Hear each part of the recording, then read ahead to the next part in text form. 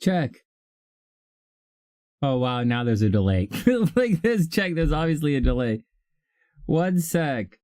Oh, my goodness. You know, I was going to adjust the latency as well to no latency, but you can't really do no latency because I think it affects the sound quality.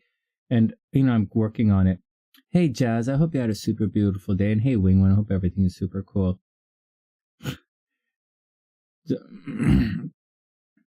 I think it sounds okay. I did a saxophone thing earlier. So with the saxophone thing, I adjusted the settings because on the first video, I thought the tenor was a little too deep. And I'm using a rubber mouthpiece these days because I'm not playing, right? So I'm just using a rubber mouthpiece. It's not too big. It's not too aggressive. It's very warm. It sounds nice to me, but it's like not really, so, you know, it doesn't really, it's too deep. So I was adjusting the sound. But I accidentally, as I was adjusting the sound, I recorded the thing. And what I didn't realize when I came back to it, just before I came online tonight, I realized I had actually deleted a bunch of my settings. Like this screen you see right now was deleted. And so I was like, where did it go? Where did everything go? And so I'm not sure if the sound is, I didn't have time to check to see what sound settings we have right now. I think I checked to see the EQ, because, you know, I don't really understand the EQ, right? So I was checking the EQ, but like, I think I can hear some compression and stuff. There is a little bit of, I know, seriously, Wigwood. And I spent so much time working on, you remember, I think it was Chris Tober who helped me with the settings. Oh, no, it wasn't. It was D-Day. It was D-Day helped me with the settings. And so, not the sound settings, but the OBS settings. Anyways, whatever. But I think it sounds okay. It's all kind of, it's fun for me. But I'll eventually sort all this stuff out again. Or maybe not. I don't know. You guys, anyways, I like it. I like the new microphone settings. I had to tell you guys something right now, and I'm going to try not to, don't take this as any hating, okay?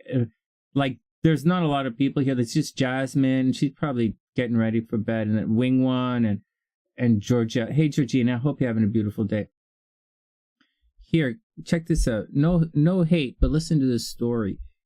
You know, oh, and this thing, the light is bad over there, but I changed some stuff with my filters, so the light's a little still screwy. We have a lighting kit in storage in Chicago, but I didn't bring it because SLC's is not mine. I didn't want to bring her stuff to Canada, so I left it. But anyways, neither here nor there. Let me turn these headphones off. I think it's okay.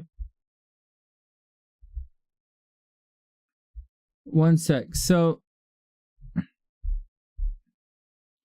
I have a story for you guys. Just take it easy and hold in this story and ingest this action for a bit. I know it's a difficult one. Where the hell did I put the thing? So not everybody, like, how do I say that? Not everybody is a super family pictures. You're so lucky. You really do family pictures? That's so cool. I know it's kind of like, some people think it's gay ass, but like, I like it. I like that kind of stuff. I do. Families. I didn't like it when I was a kid, but as a dad, I like it. I also like it because I don't have any pictures of me with my kid. So like, but that's okay. That's okay.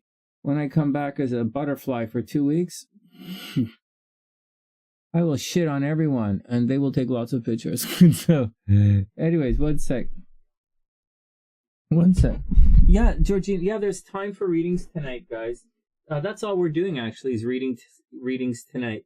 There's no stressing out. There's no venting. I do want to tell you guys, share with you guys a story, though. So, yeah, Georgina, there's time. We're going to guess the cards at 9:30. In half an hour, we'll guess the cards, and there'll be readings for the rest of the night. Jazz is already set up. I was going to pull something up before I forget on Jasmine's chart. Let me just pull it up so I don't forget. I think this is something she's kind of interested in. I don't know if she knows about, but she's going to be interested in it. Okay. Hey, here's my story that just came to me. You know, I've been practicing my sax again, right? But Georgina, just to let you know, you have to get it in early because if it's at the last minute, I just might take off. Okay, so here's the story. So I've been practicing my sax again. Excuse me. For the last year, I couldn't really practice, right? Because they don't, you know, so, but now that I'm here and I brought my gear here, my sax back last week, I've been started practicing again a little bit. It's hard on my mouth and hard on my back and stomach, but like, so what? It's not like I have cancer, you know. Mama Sunshine's in constant pain these days, and Papa Sunshine was in a lot of, even more than constant pain. It was beyond constant pain for him. And so anyways, neither here nor there. But I remember oftentimes, many times in my life, I didn't understand what was going on. And guys said, don't worry, Sonny, you're going to figure it out. You'll understand it. And I was like, okay, man, whatever. Can't you just tell me? Could you just, seeing as that, like, it's the point of our conversation. Can't you just tell me? So, but I don't know that the people I was talking to all of those years actually knew. Like, they knew something, but maybe they didn't know. Just like, so me at my age right now, like, I'll tell you something. In my mid-20s, I thought I was a pretty good musician, you know, even though I'm maybe not so good, you know. And then I was like 40. I thought I knew everything about it. And, you know, and now I'm learning new ways to approach things. And I'm not saying this isn't a story about you never stop learning. That's not what this story is about, because there are lots of things that you stop learning in. Lots. So there are a lot of things that, you know, well, I guess I've exhausted that learning curve, right? And so, okay, so neither here nor there. Now here's the next thing. Oh, thanks, Georgina. I'll put you on the list in one sec. And so what I'm trying to say is, you know, you don't always get all the answers right away. And sometimes it takes a while to figure it out. You have to keep cracking the nut. You know, Paganini said, each day I relearn my technique anew. And Paganini was the guy they called the devil, who's a violin player they called the devil because he was so insanely good, or he was so intense. Anyways, he said, each day I relearn my technique anew.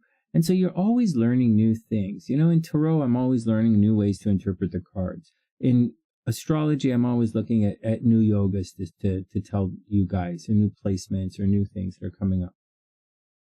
And so the same thing in music, you know, but it also goes to it also follows along the same path for music and for anything in that, like for physical fitness.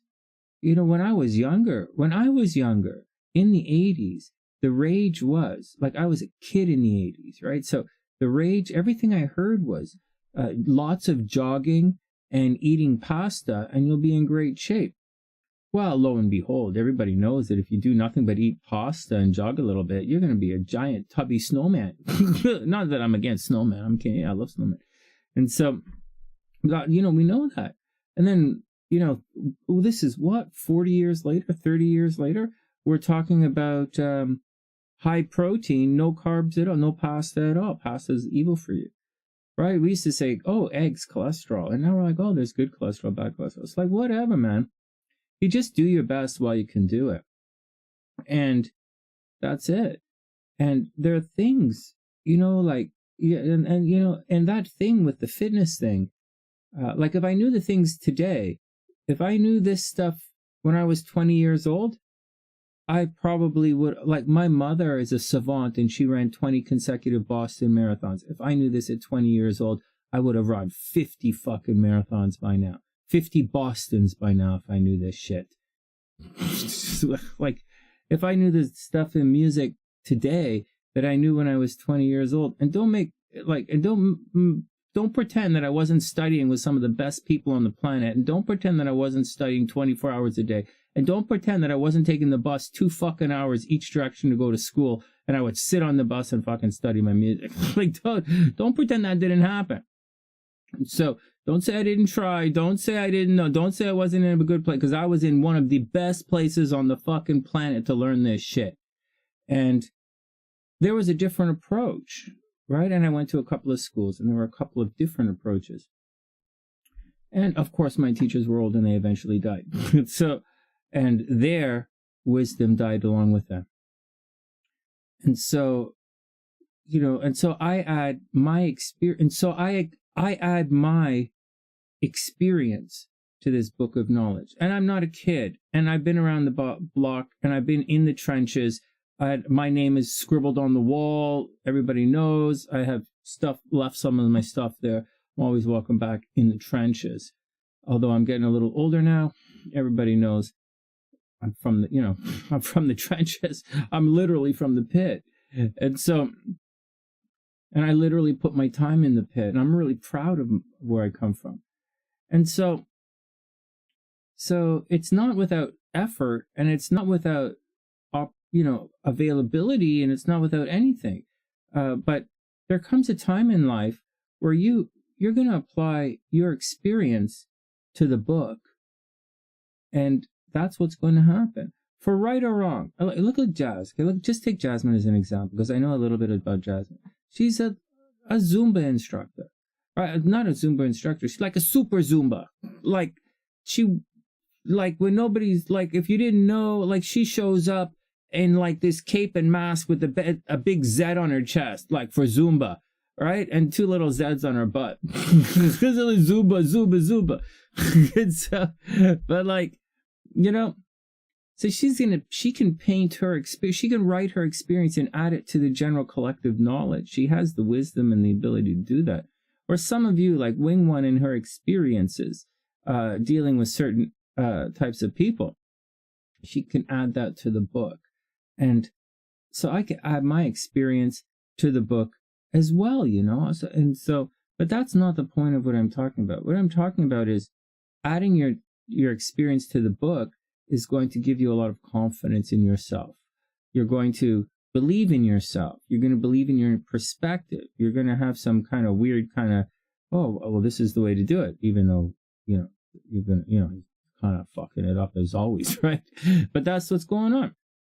And so that's what's going on. But along the way, as we apply our experience to the book, and we thumb through the pages, because it's our thing, so that's our interest, you're going to thumb through the book anyways, you're going to come in time. One of the sayings I used to say was, I left you in time, and in time, I'll find you again. And I believe in that. And I will. And it's already happened. And I know it's going to happen again. I left you in time, and in time, I will find you.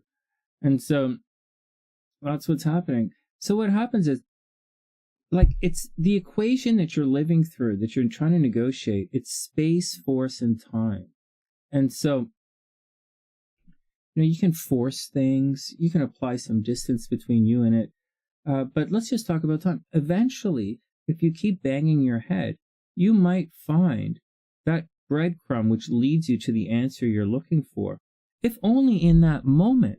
Because in this thing I've been speaking about, I've had like 4 or 5 serendipitous moments in my lifetime.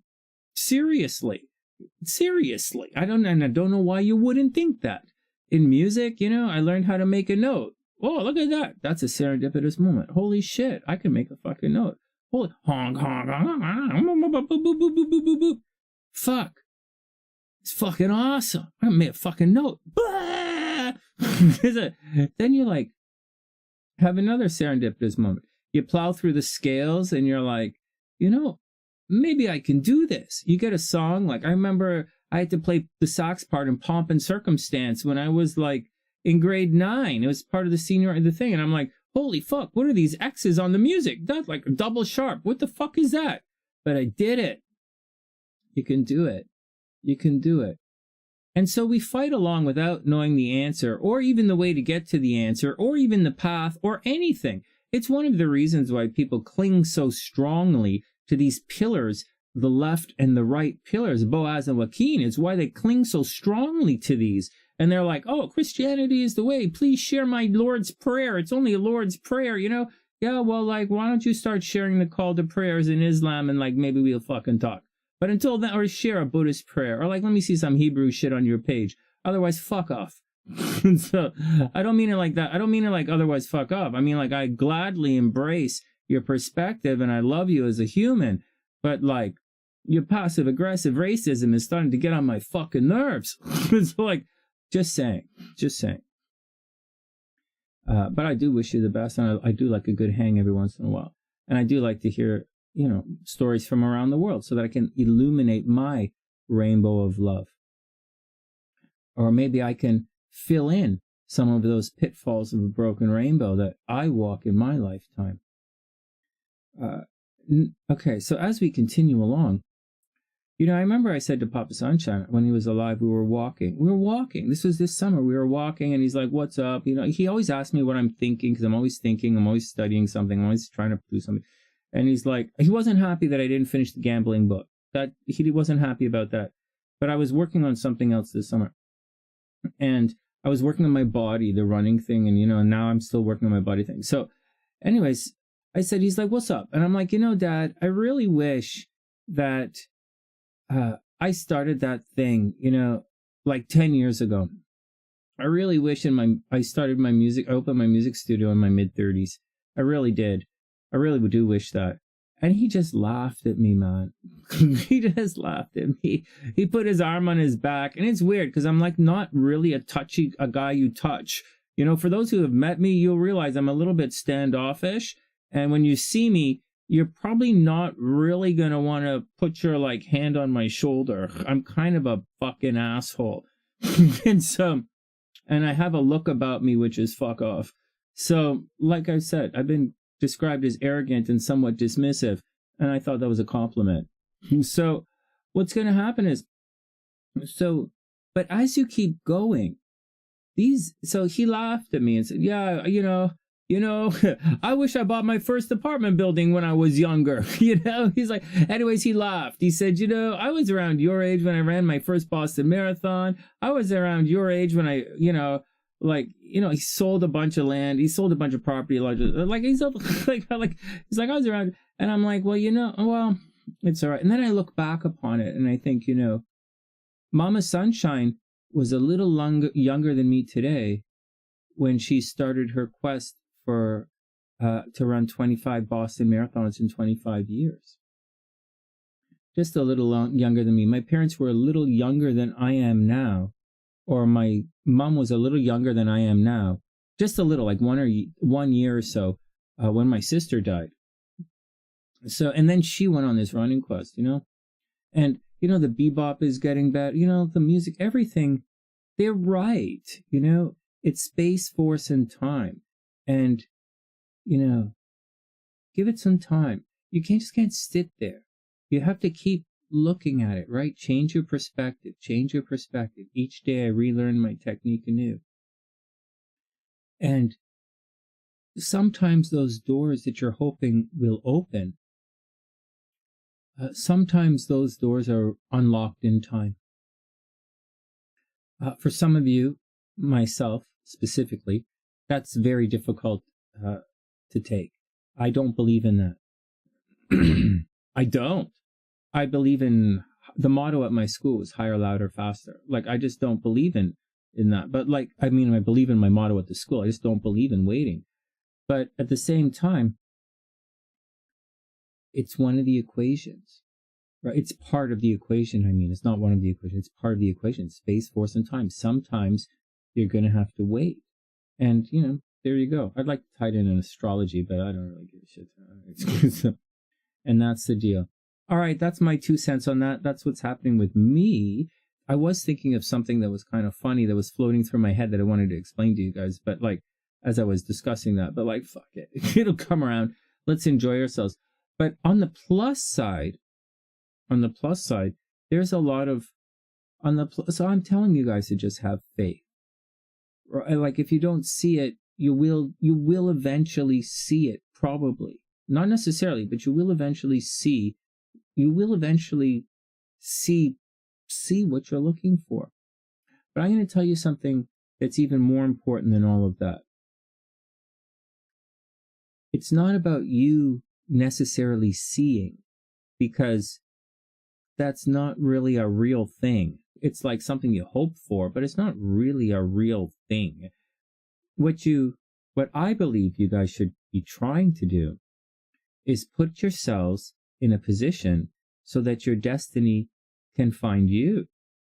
That's what I believe in. I believe in the path of progress. That's my 2 cents. I believe you get really good, you work on yourself, you work on your craft, you practice, you get really good, you shine very brightly, and then you simply put yourself in the path of progress, and you let your destiny find you. And it's really that simple. Like, there are so many other ways to do it, but that's what I believe in. Anyways, the story for today is certain information is only revealed to you in time for whatever fucked up reason that I totally don't believe in, and I really don't think that's the way it should be, but for some of us, that is just the way it is. And that's the deal, man. That's the deal. That's the deal. So be patient, keep your feet moving, believe in yourself, get a little bit better every day, and you guys will achieve that dream that you've been waiting for. You really will. You really will.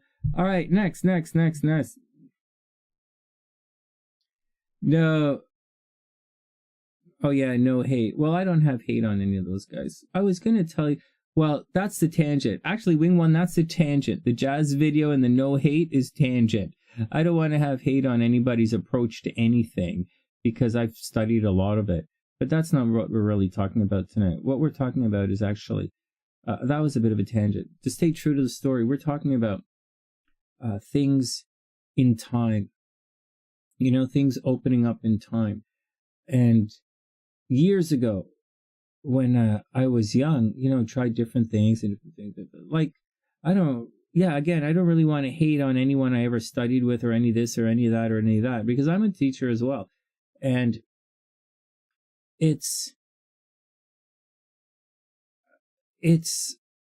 there are so many subtle things in life that are so, I hear so much about conspiracy theories and so much about like hidden secrets and secret society. And I belong to 2 very popular secret societies that are fucking impossible to get into. So like, I know a little bit about secret society, but I'm wearing my jewelry right now. I'm wearing my rings right now. And so, but what I want to say is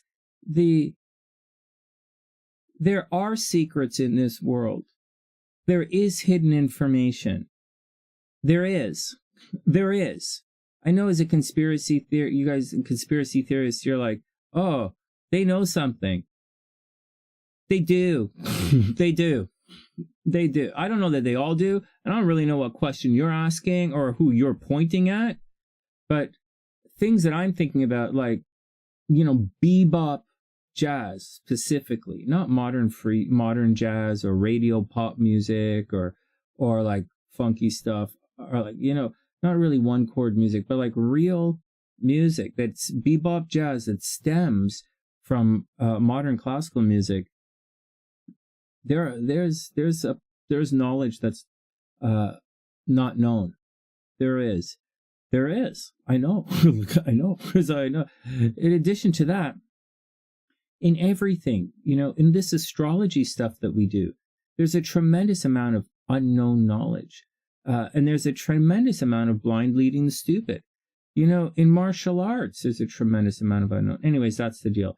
But if you get to a certain level, like if you're a master of your craft, then you're going to find some answers. And that's all I want to say. So don't be discouraged, guys. Just keep going, and things will you'll figure it out. You will. They said to me, Sonny, don't worry, you'll figure it out. And I'm like, dude, I really don't want to figure this out. I don't think I'm going to. And they were like, don't worry, you're gonna. And I was like, no. All right, one sec. Oh, way to go, Tien. Right on. We'll start. Hey, Sue, what's up? We're gonna pick the cards in about 5 minutes. Let me just add. Hey, Elizabeth, what's up? I hope you're having a beautiful day. So, hey, guys, what's up? And Georgina, I'm just gonna add you right here. Oh shit, I have this screen for Jasmine up. Okay, hold on a sec. Let's see if I can add you in right here.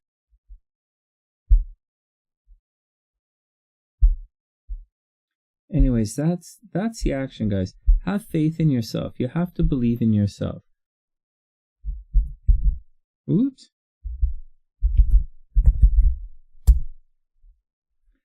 I was just, and I'm telling you that because I found a I got you, Georgina, because so I have to put Georgina in the description box, because I found a really simple exercise. Right, I was reading, because I read a lot of books, right? Like I haven't, like I said, I've been practicing music again, and I absolutely love studying. Oops, crap. Georgina, there we go, GeorginaM. Anyways, neither here nor there. I'll explain it all to you another day. There are a lot of thoughts running through my head. Okay, are you guys ready? Hey, Sue, I don't have your picks. Sue, I don't have your picks. I thought I had your picks. I don't have. I'm looking at the screen. The screen is empty except for Lisa and Daniela. Lisa and Daniela are the only ones I have picks for. What the frig? All right, guys, let's do it. Let's get some picks happening. Hold on. I saw Tien put her picks in. Oh, shit. Hey, Paula, what's up? Hold on. Oh, there we go. Tien, the Sun, the High Priestess, the Star, and the Seven of Pentacles. Good picks. Hey, guys, I haven't got any cards correct in a little bit, so in a couple of days, so it would be nice to get... Oh, man, Tien has 1 point for the month as well. Oh, my God. Okay, it's getting tight. All right, who else is in the house here? Who else is picking? Come on, guys, let's pick the cards so we can get on to the readings. Oh, wait. It still says the Star, Three of Cups, High Priestess, and Page of Wands. You got it. Hold on.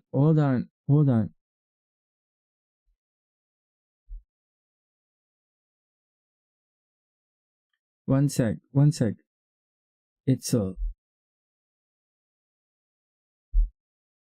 I started trying to organize this to make it easier, but it doesn't really make it that easier. Okay, so Itzel, Sue, oops, Queen of Pentacles, 10 of Pentacles, Wands, and the Chariot. All right. You got it, guys. All right, Sue. All right, guys, let's get the cards. Come on, Wing One. Hold on a sec. Sue. Okay, hold on. Sue, Lisa, Tien, Daniela, Itzel.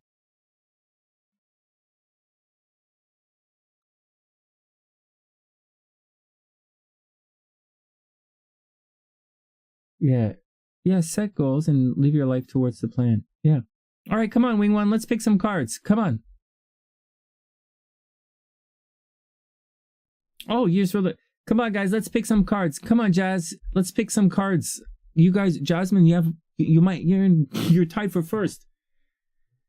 All right, I'm gonna pick my cards and then we'll get going. But Tien is in. Danielle is in.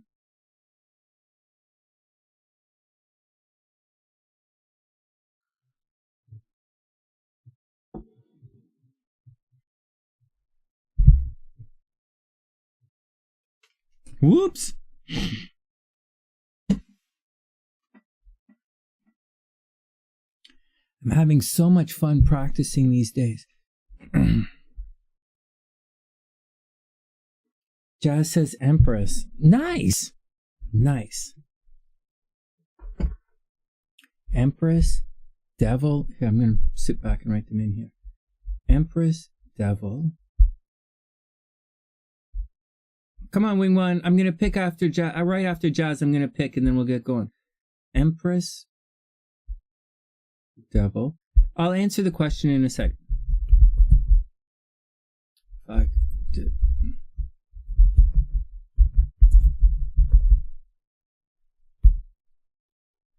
The world and the hangman. You got it. World?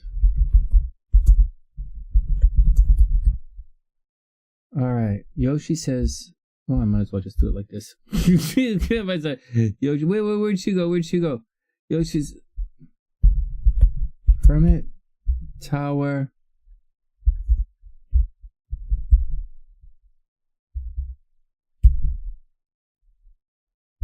Ooh, Six of Wands, victory. Yosh.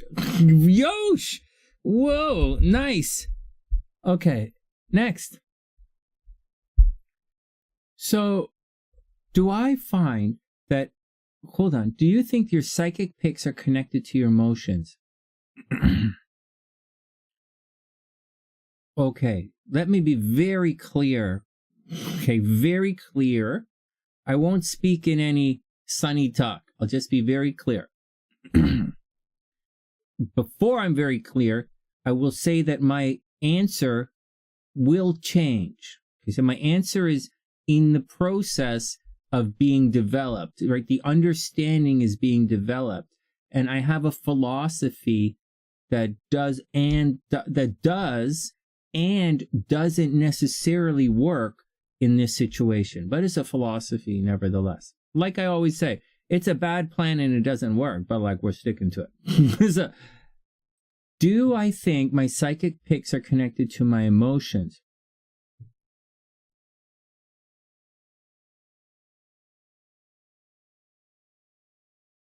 No.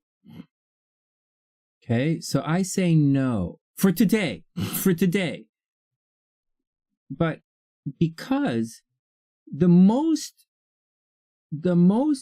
bang on, like I say no because whether I'm in a good mood or a bad mood, or I feel psychic or I don't feel psychic, or I can quiet the mind or I can't quiet the mind, in spite of any kind of internal or external noise or emotional barometer, like I will have a streak of getting the cards. Like I'll go 5 days and get them all right 5 days in a row. And you guys know that I don't go 5 days without arguing with you-know-who. You guys know I don't go 5 days without freaking out. I don't go 5 days without shitting on somebody. And I don't go 5 days without getting pissed off. And like, you guys know that. And so like, I might not go 5 hours without getting pissed off at something. So like, right, we know that when you know that I don't go 5 days without, some kind of drama coming at me from a number of people at the same time. So it's, but I've still got the cards right. And there are other times when I get the cards wrong, but like, whatever.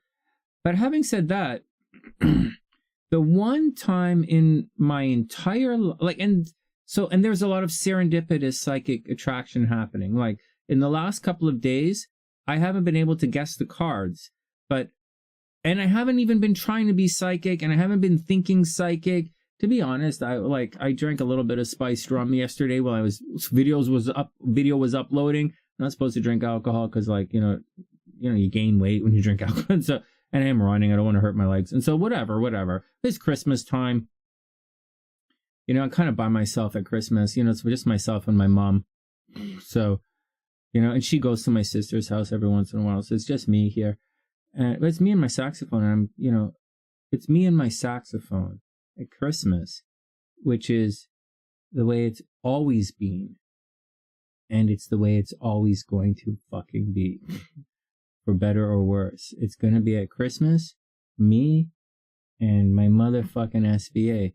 And that's the way it's been for the last 30 fucking years. And that's the way it's going to be for the next 30 fucking years. And I'm waiting for something to come and change that, but it ain't happening. Which is fine, because I like working at Christmas. So here we go next. So the answer is, the answer is the most psychic I ever was. Like really, so this week I've been very psychic, very serendipitous, without trying to be psychic. I've been watching stuff on this computer, and then the very next day I'm like, whoa, that's a weird coincidence. And that's happened about 5-6 times. But I'll say something else about that in a sec. But the most I was really psychic, really turned it on, was when I was in Las Vegas. When I was in Arizona, I tried and I couldn't do anything. But when I was in Vegas, I stood there. I stood staring at the machine, the roulette machine. I didn't know how to bet. I didn't know. No, the girl was spinning the dice, right? It was daytime, or like afternoon, whatever. Not a lot of people there. At this table, there was nobody there. I'm in the Flamingo, and I'm like, okay, son. And I'm not betting because I don't know how it works or anything. And I'm like, but I know roulette. And I'm like, okay, I'm just going to stand here and I'm just going to stare at the cards. And it's slow, right? And you know, like when it's slow, I can do my thing. And so like it's slow and I'm like, all right, Sonny, do your thing. And I stood there. It was quiet. No one was bugging me. And I absolutely guessed the number. I really did. And I was like so surprised, so taken aback. I was so stoked. I was like, whoa. I could not do it again. So I could not do it again. So like not even close. Like not even close. And so it was really funny, but like not even close. Like talk about self-sabotage. But that's, so I don't really know. So that's what I think, guys, you know, is being psychic tied into your emotions? I would like to say yes. I would like to say you're supposed to quiet your mind. I'd like to say this. I'd like to say that. I'd like to say all of this stuff. But like sincerely, the practical, it hasn't really been like that. It's been like, and you guys have said, you know, hey, Sonny, I don't feel it tonight. I don't feel psychic. I don't feel in the game. I don't feel this. And I'm like, you know, pick the cards anyways, because that's my experience. Like the answer is for today. The answer is, I would like to say, yeah, obviously, but the answer is actually no. No, no. And you'll see right now, you know, I feel okay. So I'm a little spaced out, a little bit tired, but like, I'm okay. So I don't know, you know, that's my answer on it. I wish it was different, but it's, you know, TN, I'm just being honest in today, right? And that thing about working, so there's another thing. I learned in hypnosis, like, you know, my approach is like, we don't want to guess it. Like, we want to like get it right. And I believe that if you zone in, you can do it, right? Like, I believe that. It's my belief that if you guess here and you figure it out, I believe you can fine tune your psychic ability.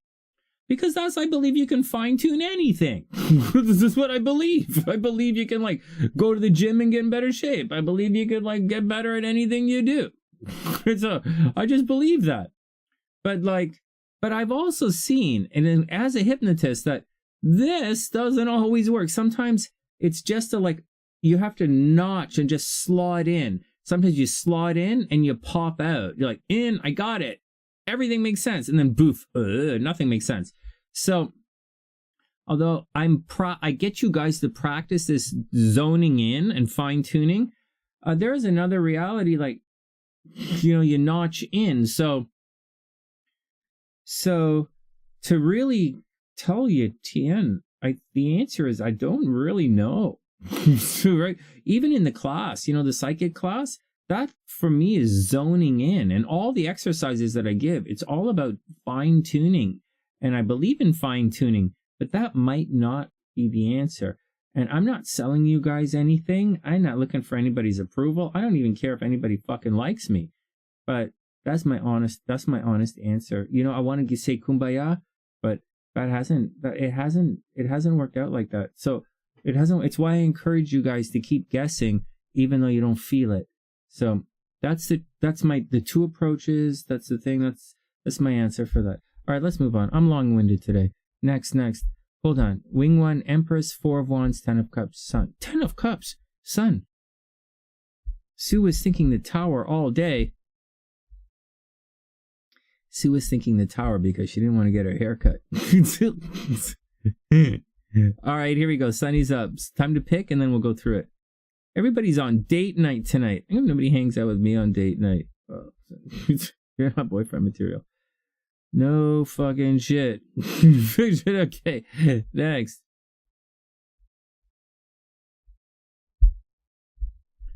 You make a pretty good fucking guru, though, Sonny. I know. It's okay. All right. Next, there'll be a... Anyways, here we go. So Sue says the Queen of Pentacles, 10 of Pentacles, 3 of Wands, and the Chariot. 10 of Pentacles, huh? Lisa says the Ace of Wands, 10 of Pentacles. Whoa! Okay, we have a fight today. Lisa says Ace of Wands, 10 of Pentacles, Hangman, 2 of Cups. TN says the Sun, High Priestess, the Star, 7 of Pentacles. Wing, you guys into the money tonight. Wing 1 says Empress, Ace of Wands, 10 of Cups, and the Sun. Daniela said the Chariot, the Lovers, the Fool, and the Magician. I kind of vibing on the Daniela thing. The Chariot, don't get pushed around. The Lovers, someone's gonna screw your mind around. I haven't really talked to anybody in days, so I don't know. Jazz says Empress, Devil, World, Hanging Man, Faith. Jasmine's guesses mean you have to have faith. Hanging Man, have faith. Let it go. It's not the card of faith, but it means you should have some faith. Give in to, it means surrender. Yoshi, Hermit. Ooh, but that Yoshi just mean like the...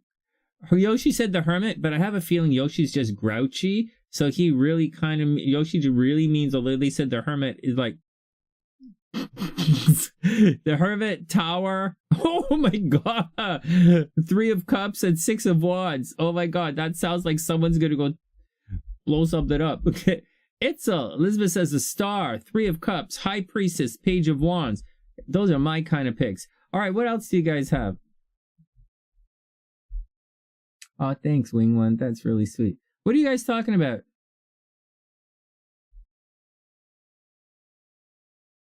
You are psychic. You're absolutely psychic, Tian. Hey, so you get what I'm saying, right? You get that on switch. So you know what I preach. I preach fine tuning because it's what I believe in that. But like, I don't know that that's the answer. I know it's a switch. Like, to say people in Mensa are really smart isn't really kind of like how it works. They're not like, they'd like do some stupid fucking shit, right? And they can have like real solid fucked up emotional problems. But these are the smartest people around.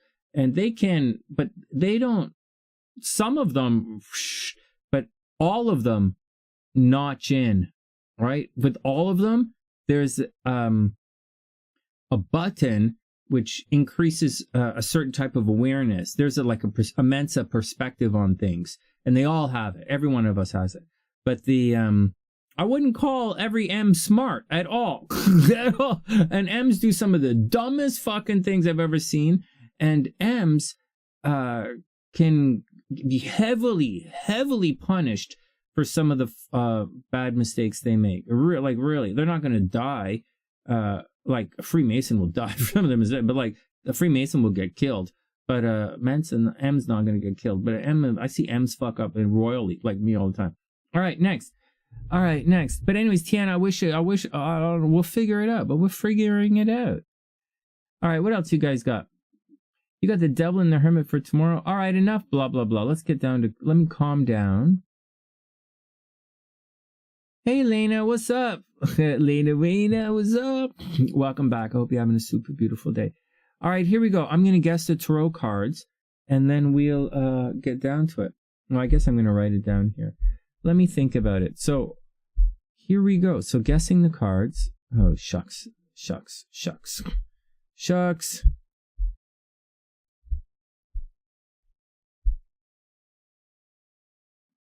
All right. Well, I started a little late. It's okay. Hold on one sec, guys. I kind of deleted my monitor. One sec.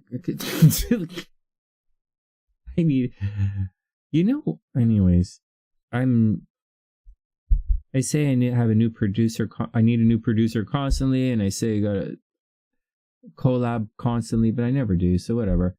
All right, here we go. Sunny says, I'm going to say,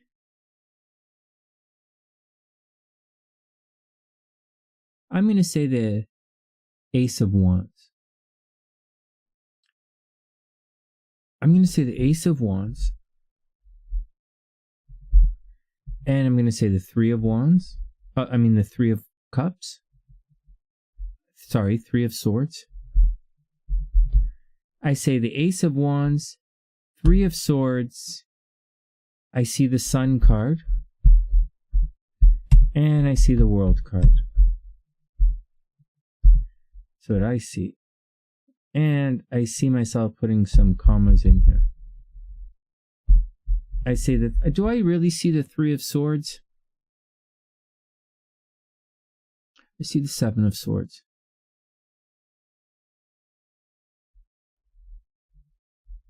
The Sun and the World. You're really pessimistic, aren't you, Sonny? I'm not pessimistic. I just been around the block. Ace of Wands, Seven of Swords, the Sun and the World. I'm hoping for the Ace of Wands. I can't guarantee it, but that's what I'm hoping for. Although we have the Three of Cups. Three of Cups is getting together with family. My sister's coming tomorrow. All right, Three of Cups, Seven of Swords. Three of Cups, Seven of Swords, the Sun and the World. There we go. Next. Here we go. Those are my guesses. Ace, Three of Swords. What? Ace? No, wait. I said, hold on. I said Three of Cups, Seven of Swords, Sun and the World. All right, everybody cool? Yeah, I changed it. I don't know if that's a good idea, but I changed it. Hey, Leon, what's up? Leon says the Moon, a card that gets messed up. You mean like drunk? Listen, here Virgo don't get drunk. Like Virgos get drunk, but not like Scorpio get messy, right? Hold on, Leon, you are... All right, here we go. You guys ready? Cleaning the house. Ace of Wands, cleaning the house. Ace of Wands, cleaning the house. Getting messed up. Yeah. Oh, I guess, yeah, you are. Yeah, you are. You do have all that water stuff. Oh, no wonder. You're the Pisces. You have Pisces moon, Leon? No way. Gabrielle I think she has a Taurus energy or something. And you have or a Capricorn moon. You have a Taurus. Wow. A Cancer. No, Pisces moon. No wonder you like all the artsy fartsy stuff. No wonder you do all that music stuff. No wonder you do all that. I thought you just had all your shit together. You're like a Virgo who has their shit together. Like, so I thought you like had your shit together and you're like music. You like hanging out down at the club. It's like not like the disco club. They're like club by the beach, you know, like with the band. That's really cute. You're not a mess, man. It's really cute. You're probably super romantic. All right, next.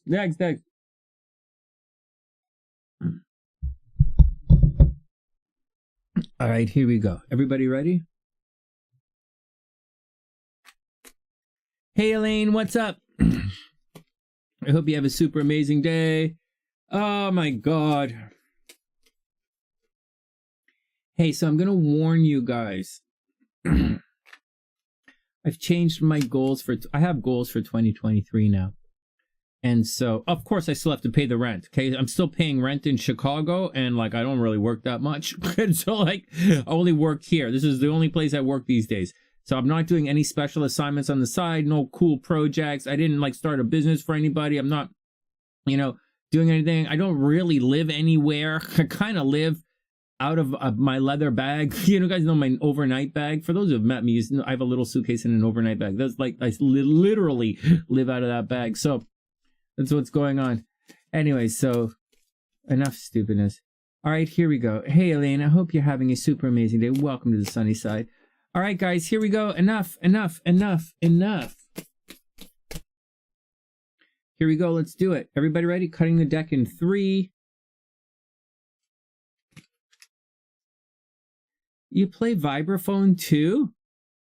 Oh my God, you're a Virgo that plays vibraphone? Maybe that's like a thing. Like a vibe is a really precision instrument, whereas like sax is not really. That's no whoa. Or like vibe is a precision instrument. Well, maybe that is a very interesting. It's interesting. The Virgos got attracted to the vibe.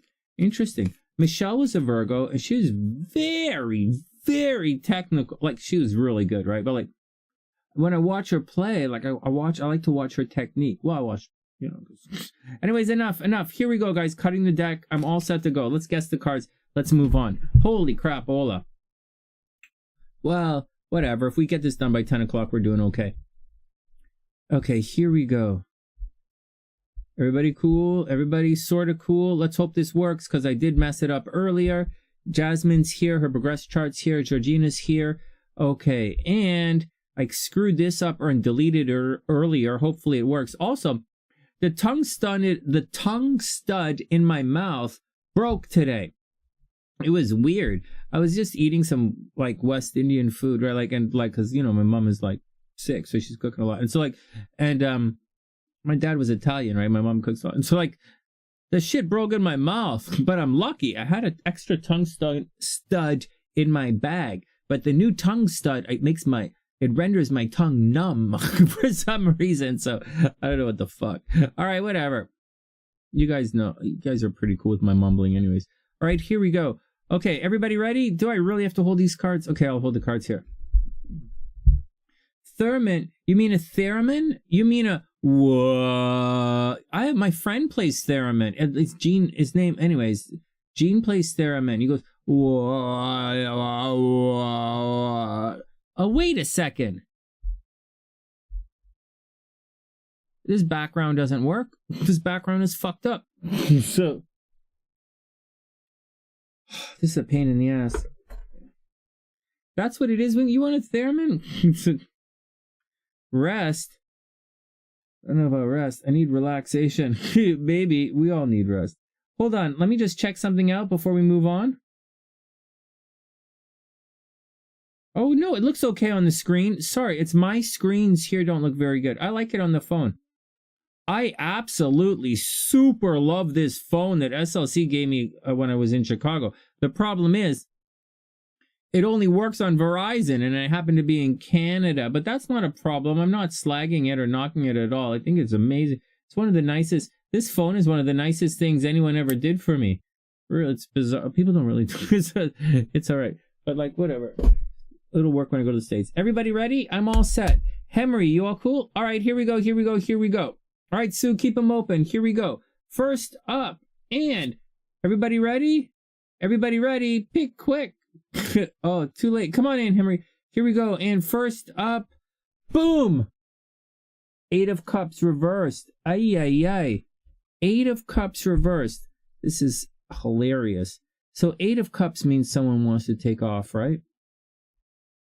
8 of Cups, someone is looking for another muse. Someone is looking for a way out. Oh my God, this is big. Like, what the hell happening here? All right, 8 of Cups reversed. It's someone is looking to leave, guys. 8 of Cups reversed. Someone is not entirely happy with the situation, and they're turning their backs on all of these cups here. Whoops. And they're looking for the next cup. There you go. There you go. Whoops. Oh, crap. Oops. Uh-oh. Oh. Okay, everybody be cool.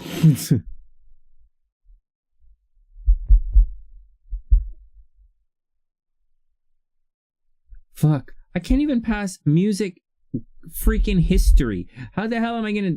Sorry. I can't pass music history. I took like 6... I took it at every school I went to. They make you study different type of history.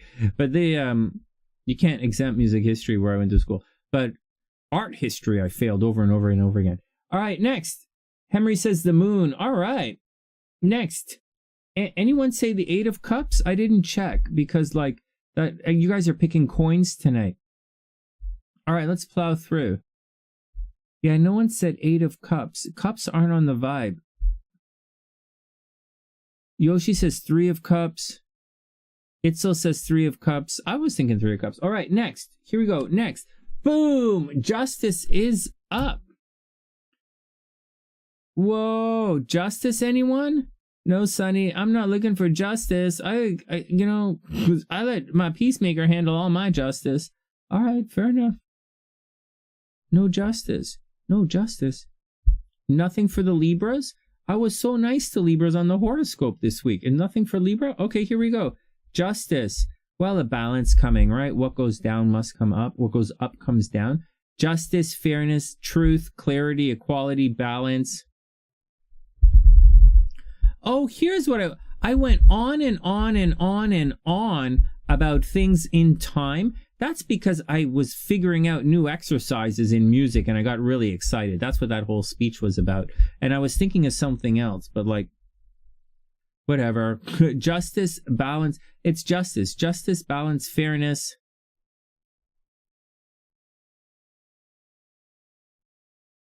Something keeps popping in and out of my mind, guys. Seriously. There's something I do want to share with you guys, but it keeps coming in and then it keeps leaving. One sec. I'm cleaning this. I'm putting, you can see it right here. I'm trying to get my monitor back. All right. That'll sort up. We have our monitor. Okay, here we go. Next. No one's into justice. All right, whatever, man. Next. Boom. Whoa! 6 of Cups. 6 of Cups. Winner, winner, chicken dinner. Hold on. We do have some 6 of Cups people in the house, I believe.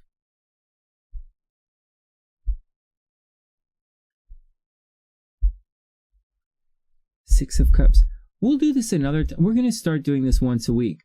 We're going to spend like an hour once a week, and I won't hold the cards in my hand, right? This is so that you guys see that I'm not cheating, but soon I won't do, and then when we play the game, I won't do this. Like, I mean, when we spend like a half an hour, it'll go by faster, but like right now, it's a little drag ass. Oh, shucks. All right, 6 of Cups, guys. Keep things simple. Simple, innocent, honest. You know, working with a sense of familiarity. You've been here before. You know, it's kind of like the world, except the world is karma. 6 of Cups. So who said 6 of Cups? Sunny said 3 of Cups. Oh, way to go, Sunny. Danielle of the world. Yosh, 6 of Wands. No 6 of Cups, guys. No 6 of Cups. Lucky on December 14th. Why would you say that? Why would you say, out of curiosity, what's your, out of curiosity, Elaine, what are you, what's lending, why are you saying lucky for December 14th? Hold on. Did Wing One get it? Hold on. Wing One is, oh, shit. Sorry. Everybody give me a second. I didn't type in Wing One's picks. I thought I did, but I didn't. Hold on a sec. Sorry, Wing One. I like said your picks. I thought I said your out loud. Leon is the moon. Oh crap. Lane is there. Hold on, I'm going back in the chat. We're gonna put Wing One's picks in the chat.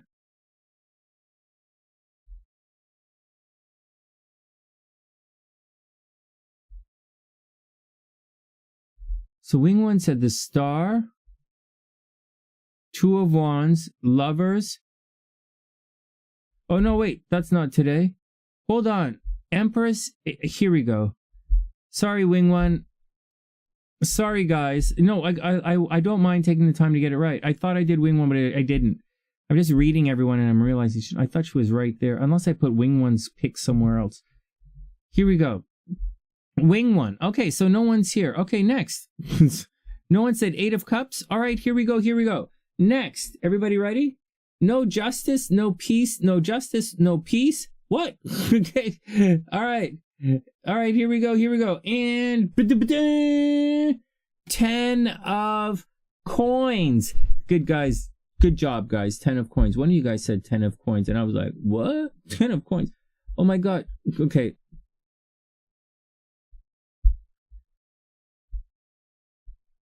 10 of Pentacles, everyone. It looks like a financial situation is coming through, right? Wealth, financial security. This is long-term wealth, generational wealth, and inheritance. It's, you know, government money. It's, what the fuck?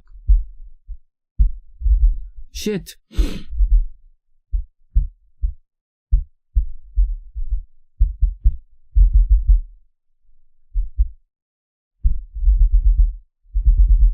Sue, you got it? Right on. Uh-oh. Well, this is going to get tense. Sue. Oh, did Lisa get this one as well? Oh, frig. Oh, no. Don't hate, Sonny. I'm not hating. I'm just... Oh, Sue. Lisa. Oh, Sue and Lisa. Oh, we could get tough. Fuck. Okay, here we go. SueJ, Lisa, and fuck. Well, we're gonna. I just fuck Sue and Lisa. 10 of Pentacles. Okay, here we go. Here we go. Oh my God, you guys. Oh my God. All right, next. Everybody, calm down. Next, come on, Sonny. You got 2 cards to go. This is gonna be a tough month if you don't start getting some cards right. Boom. 8 of Wands. Shit. Shit. Shit.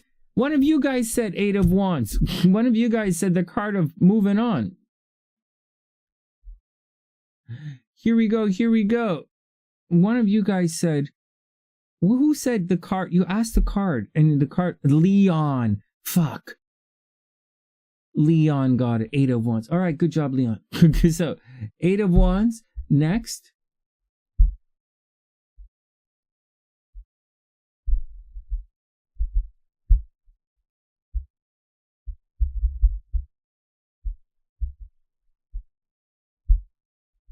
Eight of Wands. I just want to remind you guys that if anyone comes on this channel saying they have a psychic channel, I'm just going to warn you guys. If anyone comes on this channel and says they're a psychic or a medium or a tarot reader or an astrologer, or you read fucking cum stains on a fucking blanket or wall, you have to pick the cards. You have to at least play this game, guess the cards with us, or you will be booted off the channel. Right? That goes. All of the moderators know that. Everybody knows it. So I'm just warning you. If you come on this channel in my chat and walk around saying you're psychic, you have to guess the cards. Period. All right, next. All right, next. 8 of Wands. Here we go.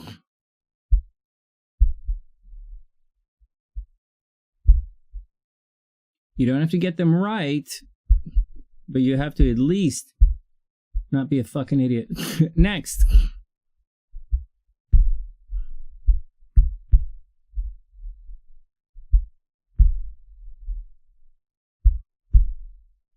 Shit. Sorry, guys. I think I'm trying to, like, my keyboard is, my pad is a little sticky. So I don't want to use my other hand. I have one more card to go, and okay, fuck it. The Ace of Wands stays there. Hold on. Anyone get the Ace of Wands? Hold on. 8 of Wands. I don't think that's something that would have come into the thinking. Right? 8 of Wands, maybe. All right, here we go. One more. Oh. All right, TN, here we go. Fuck. All right, TN, here we go. Let's get some cards. One more, or those guys are gonna boost out into the future. Hey, Wing One, did you say 8 of Wands? No way. Hold on.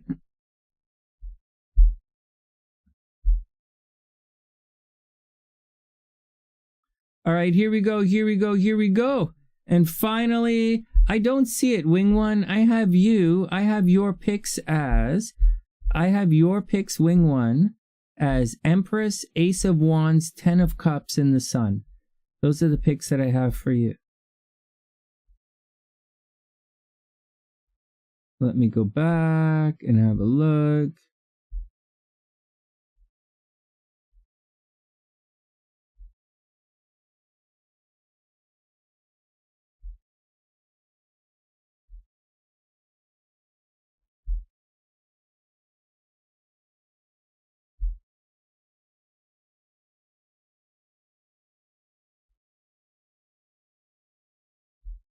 Yeah, Wing One. Empress, Ace of Wands, 10 of Cups, and the Sun. I have you right here.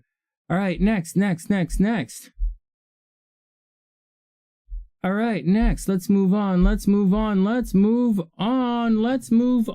Next. And finally, boom! I'm being awfully confident and arrogant, because I think I picked this card, but I'm not actually sure that I actually picked it. I might have said something else, because I always say the sort of thing. But here we go. Please cross your fingers. Anyone want to check the description box? Please. I gotta keep track. Sue and Wing One are gonna go and leave me in the dust. I said, world, motherfucker, world, whoop whoop. Now I'm going to go back and see what Sonny said, because like I'm a little nervous that I didn't say that. Come on, Sonny. Did you say world, the card of karma? Yeah, I did. Woo! Go Sonny. Oh my God, I made it. Okay, everybody calm down. Oh my God. Everybody calm down. The world is okay. Sonny made it. Everybody calm down. Who else made it in the list? Who else peeked out with the world? Sonny said the world. Wing One, Empress would have been a nice pick. Wing One, Empress. No, you got the 10 of Cups? Oh, it's the 10 of Coins. 10 of Coins, okay. Then, Daniela, no. Jasmine! Whoa! Jasmine's, oh my God, Jasmine sneaks in with the world. Okay, hold on. Jasmine gets the world as well. Jasmine's in first. All right, whatever. One of those, whatever. She's getting her life going. All right, so Jasmine's got the world. Sonny says the world. Jasmine says the world. Who else is in the house here? That's all we have. That Yosh, Hermit Tower 3/6, Itzel Star 3, Priestess Wands. Page of Wands was a good pick. I thought we were going to get Page of Wands. Wow. Okay, everybody calm down. You knew I got it before I turned it over? Hold, let me put it up here. Guys, I really don't, I don't have big hands. So, so hold on a sec. I get so stoked. Hold on. I'm just excited. I like to, hey, let me go back a sec. But to answer your question,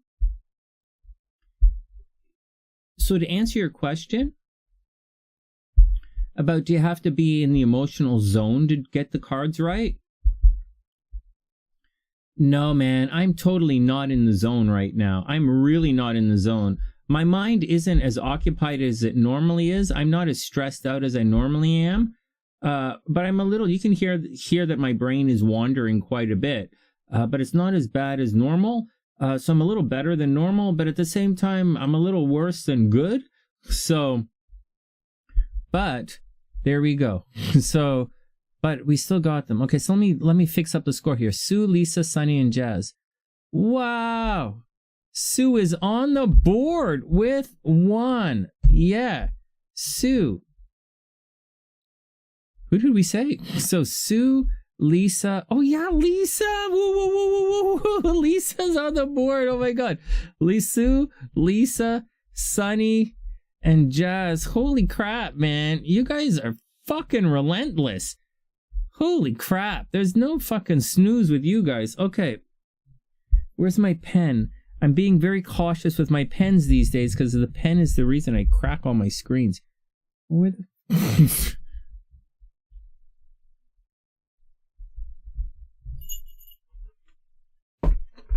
We're going to read the cards in a sec. I have something to say to you guys about the full moon. If I forget in the next minute or so, please remind me about the full moon. Let me just find my pen so I can write everything down. I have it right here, but I moved it. I changed this, right? My pen usually sits right here, but I moved it because I put a bunch of rags here to mute the sound. But I'm also extra cautious because I broke my computer with the pen. So let me just put the cards away, and then I'll tell you guys some stuff that's going on. All right, see, sweet dreams. I hope you had a wonderful, wonderful, wonderful night. Congratulations. You're making me roll my eyeballs. Oh my God, I'm such a slack ass. You know, the deal is... Give me a second while I find this pen. Oh, it's right here under this phone. Okay, so I don't necessarily... I kind of like being a little bit of a slack ass. You know, I like working, I like studying. I don't necessarily like being put on the spot constantly. When you perform, you put on the spot constantly. But, you guys really pushing me, you know, like wing, like you guys, like Sue, these guys getting so many correct all the time. It's really pushing me, man. And I don't know if you guys understand this or not. It's not exactly easy being psychic. It's like pretty fucking mental. And so most of the time being psychic is like, wow, I can't believe that happened. That's so cool. But like,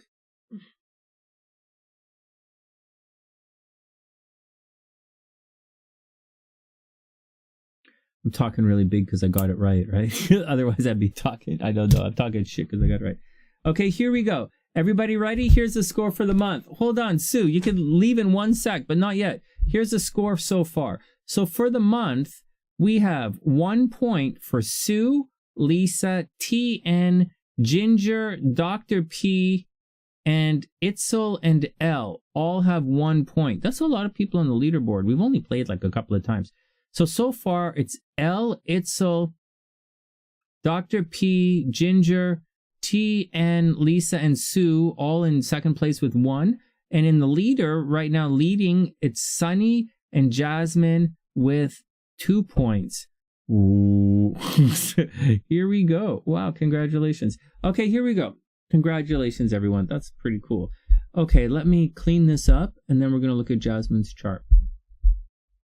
Jasmine and then Georgina's chart.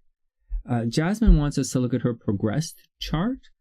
I'm not sure that her progressed chart would have changed much since the last time we looked at it, but we'll have a look. I don't actually remember the last time we looked at it, but I do have a bunch of her progressed charts here, so I'm sure I looked at it. I'm sure we did look at it. All right, next. Okay, next. That scene's deleted. Let's see what's next. Okay. How do I get to the next thing? No. Yeah. No. Yeah. Okay, here we go. All right, sweet dreams, Sue. Oh, Yoshi, here we go. The full moon. You're right. Thanks. Okay, so check this out. We'll look at Jasmine's chart in a sec. Hey, you know what, guys? So part of this SunnySide astrology is to find very practical, manifestations of what's been happening. And in the full moon, you uncover secrets. You find out what someone's been doing. Sometimes in full moons, like things come to the light, right? What's been going on? So things that are hidden come to light during the full moon. You find your car keys during a full moon. You lose your car keys during an eclipse. You find them during the full moon. You lose things during an eclipse. You find things during the full moon. Your subconscious is on display. You're going to go places and see what your subconscious is doing. Like, you want to check yourself first. Well, I don't know what you want to do, but I like to check myself first. I really don't give a shit what other people do. So that's the thing. And so on this full moon, I found Robbie. Right? I found Robbie. I was looking all over Chicago for Robbie, and I found him. Sure, he's on the astral plane right now. Hey, Sonny, I got looking everywhere for some brains. There's no brains here, Sonny. I thought you said there were lots of brains in Toronto. Oh my God. Okay, I'll take you to one of the M's. There's lots of brains there. They don't use any of them. All right, thanks, Sonny. We'll go. Sonny, can you take me to the gym? I want to get some fresh brains. I know that gym, like, they don't use no brains at the gym. Can you, I want to go. I'm hungry, Sonny. All right, I'll take you to the gym. It's like, all right, next. Actually, what we'll do, we go hang out at the mall. There's no brains at the mall. So, anyways, so I found Robbie. I found that I uncovered on some of the stuff I was reading, some musical things that I've been looking for a long time. I found some of those, very excited about them. Some of the videos and stuff that I've been working on in the background, I'm publishing them now. You guys can see what I'm doing on that music education channel. You'll see what I do on my on my podcast channel. You'll see that. And so you'll see, you guys are going to see these things. In addition to that, tonight, right before I came online, we were looking for a power cable, a power cord for an electric blanket. Mama Sunshine's sick, right? And she's looking for an electric blanket. And so and she looked all over everywhere it could be. And then she went to sit down upstairs, and it was hidden in plain sight right in front of her eyes, right? Because it was a thing my dad used to use, right? So like, he left the cable lying out. So it was right there. Unbelievable. Hidden in plain sight. So these are some of the things that you'll find under the full moon. You will find secrets being revealed. You will find things that are hidden coming to light. Although I don't want to see it. Okay, I don't want to find out that people have been lying to me. I don't want to find out that people are screwing around behind my back. I don't want to find out that my trust has been taken advantage of yet again. I don't want to find out that there's some kind of stupidness and fuckery. I don't want to find all that. I want to have my trust repaid. I want to, all this hidden stuff, the stupid shit in the background, I want to find out that someone has been doing something and in secret, and it turns out to be spectacular. Like they opened a fucking business and they said, here, Sonny, here's a fucking casino. You now own a casino. That would be really fucking nice. Instead of, oh, Sonny, I went and tried to jerk you off I tried to fuck you over because I'm a loser. I didn't really want that this time. It would be really nice to see all of these hidden things that are hidden from us that we find during the full moon. It would be really nice if one day some jackass motherfucker comes at me with some good news. But in the meantime, expect things that are hidden to come to the light. All right, next. Next.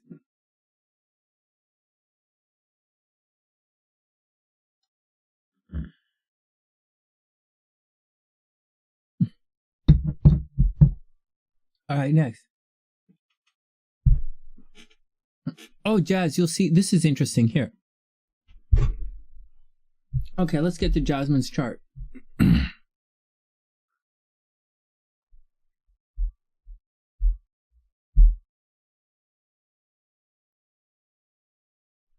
Timestamp, right? Timestamp, hold on.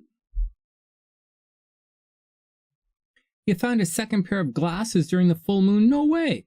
That's pretty cool. It's like, hold on. I'm trying to get the timestamp for Jazz.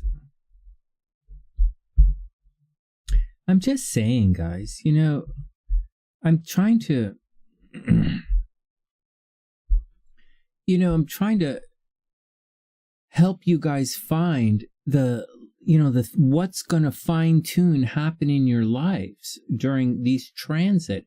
Not every transit is, you're not going to find Prince Charming every time this happens. It doesn't work. It's not like that. You're not going to go bankrupt every time certain things happen, you know? But on the other hand, every time you see one particular person, that person might fuck you over. Like there isn't and there isn't. So you have to take it all with a grain of salt. And you have to take it all with a grain of salt. I really don't know what to say. I don't know. Let's just move on. All right, Jasmine's up. Okay, I'm staring at this screen, but Jazz is over here, actually. Timestamps in the description box.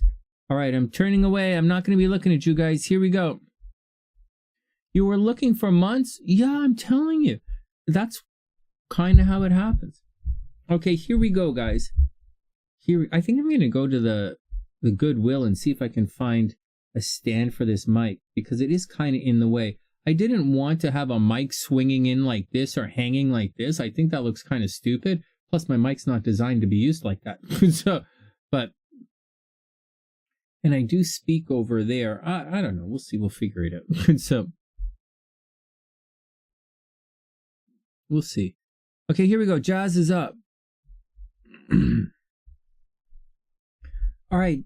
Okay, here we go, Jazz. So the first thing, it's right here. So, shit, how do I get this so we can see the bottom? Whoa, whoops. When I was doing readings today, I had this problem as well. Such a son of a gun. Hold on a sec.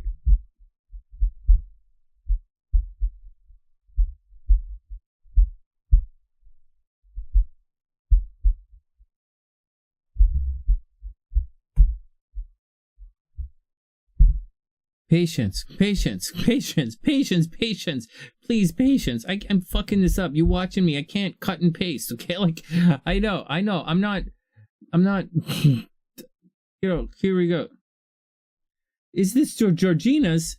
What the fuck? Don't make me delete this. This is. Oh shit! This is Georgina's. All right, next. Let's go. Sorry, Jazz.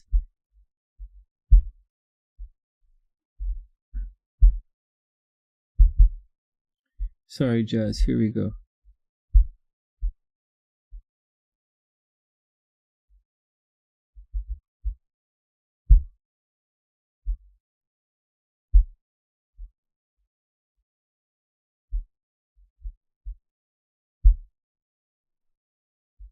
Okay, everybody calm down for a sec, because I don't take the picture so good, because like I'm not. So okay, here we go.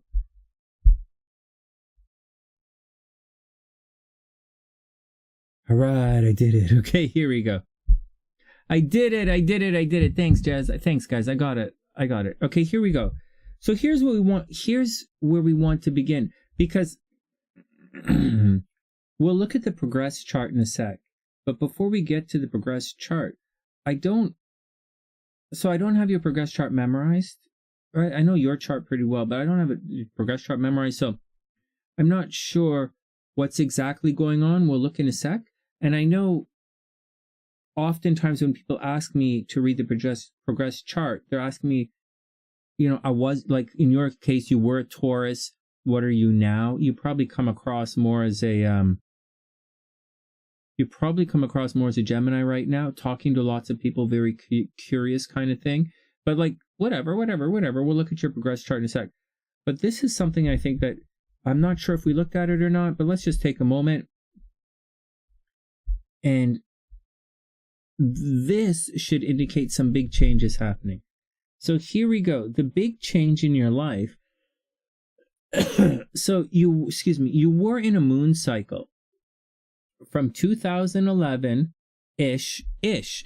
Okay, ish, right? Because this, although I'm doing my best, this is whatever. Forget it, whatever. These are like, this is a different zodiac, right? This is a bit on the sidereal side of things, but not necessarily, but kind of. So take it all, the dates with a loose grain of salt, but you'll see the dates range over a couple of years. So like, whatever. Okay, here we go.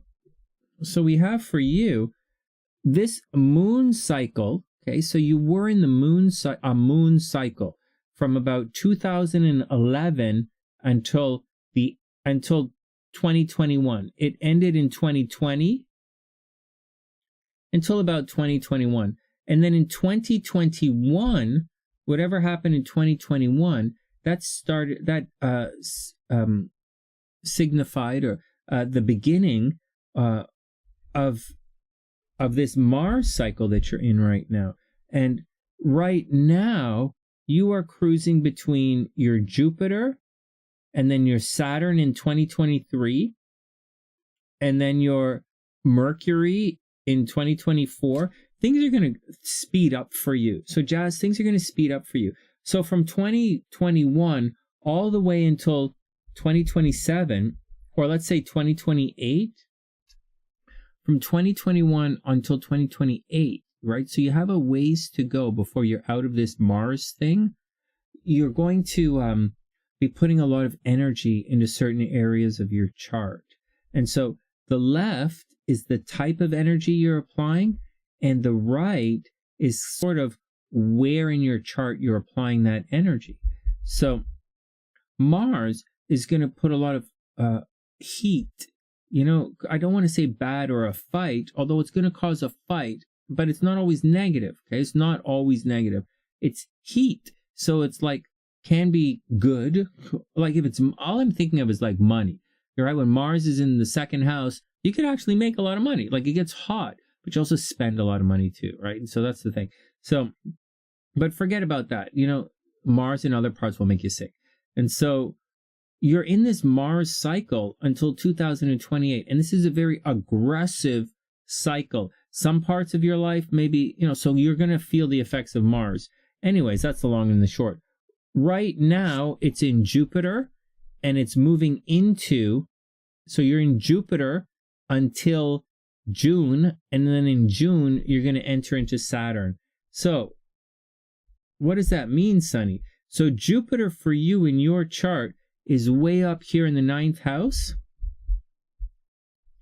Okay, so you're going to move. So right now until next June, the emphasis in your life is going to be on the 9th house. Okay, you know what that means, but I'll tell everybody in a sec. The 9th house, I'm doing it like this so I don't forget. And then starting in June, okay, so right now the emphasis is on learning and traveling and your spirituality and finding your place in this world and working on your craft and studying and your philosophy and your values and maybe your past life and your father and, you know, your influences in a very positive way.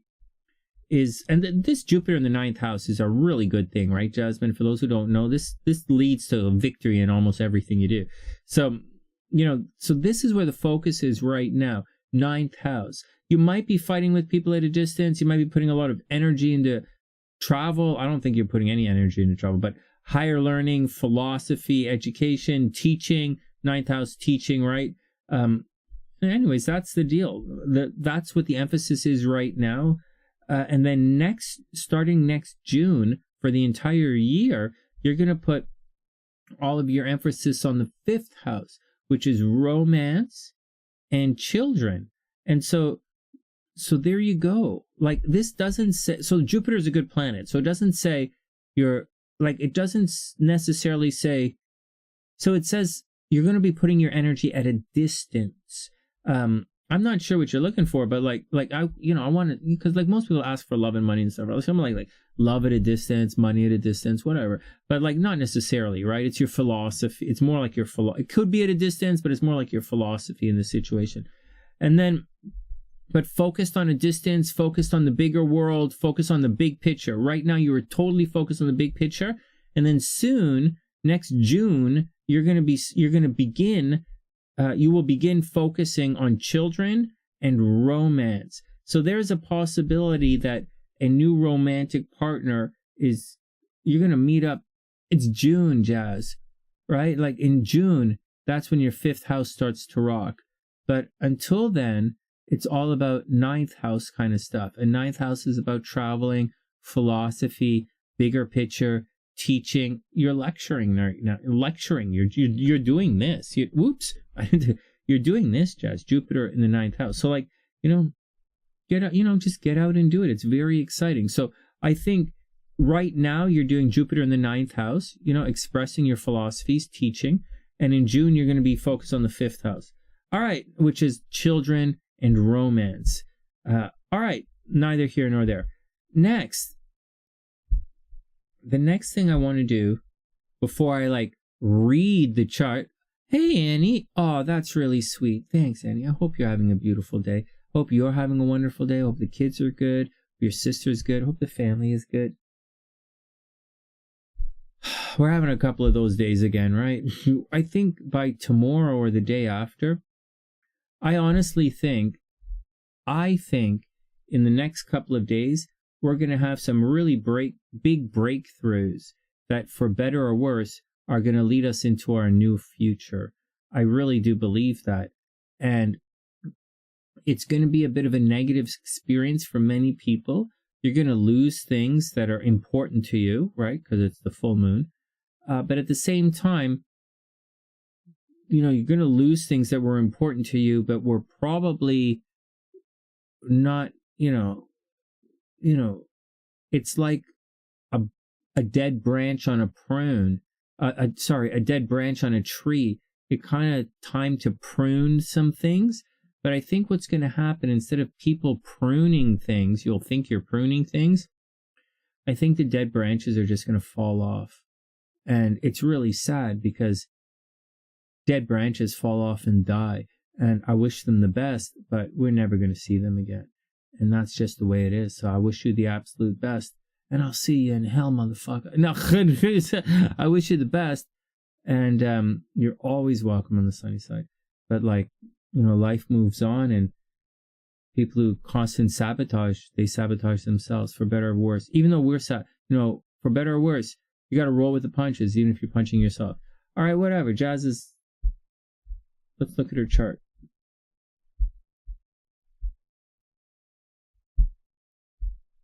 My God, guys, I've gone from rambling.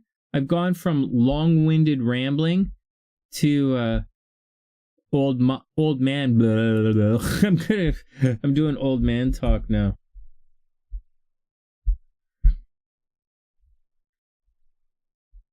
All right. Oh my God! Look at Jasmine's chart. Okay, so that's the first one. Look at this. This is the progress chart. So, hey Jazz, so this is how we're going to work the progress chart first, and then I'm going to just read the chart and tell you what's going on. The first anniversary of your dad's passing away. Oh my goodness. This is definitely a rough day, Annie. This is definitely, I hope everything is as beautiful as it can be. Okay, here we go. So Jazz, so everybody, when we're looking at a progress chart, we're measuring the progressions against the personal planets first. And you can see that for Jasmine, she is coming out of the Sun conjunct Chiron. That's the Sun focusing on a wound in her life. Now, the deal is the Sun is separating. It's a separating aspect. Last year the Sun was actually highlighting the wound, right? Last year the Sun was at 26 degrees. Last year was the big wound.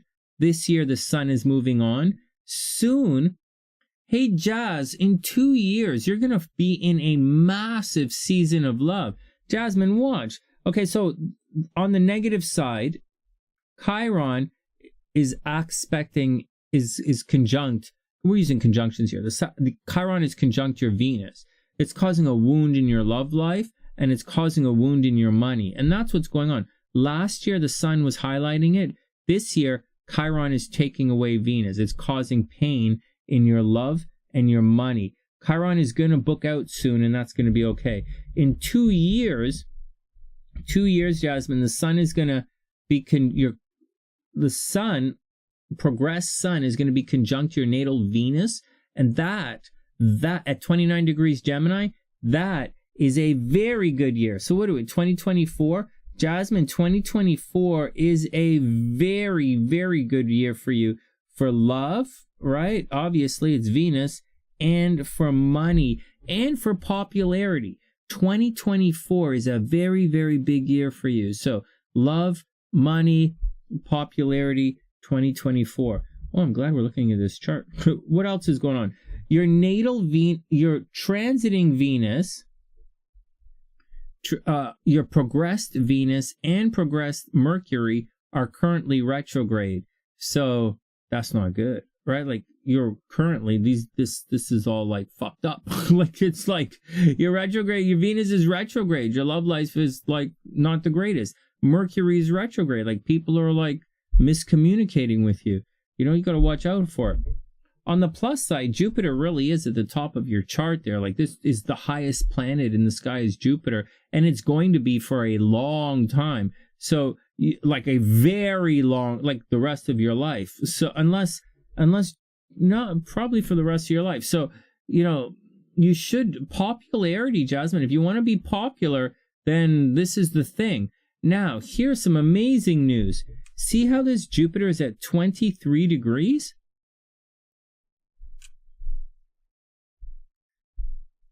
Next year, Jupiter at the top of your chart should be conjunct your Sun. I would give it 2 years. So I would give it 2 years, 23 and 24. I think you're going to be you have the opportunity to be super, super popular, like the most popular for your entire life. So the next 2 years, you can be more popular than ever. Money will be a little bit of problem. Communication will be a little bit of problem. Whatever, right? Just try not to have like a wardrobe malfunction. You'll be fine, right? Venus retrograde out in the public. Watch out for a wardrobe malfunction.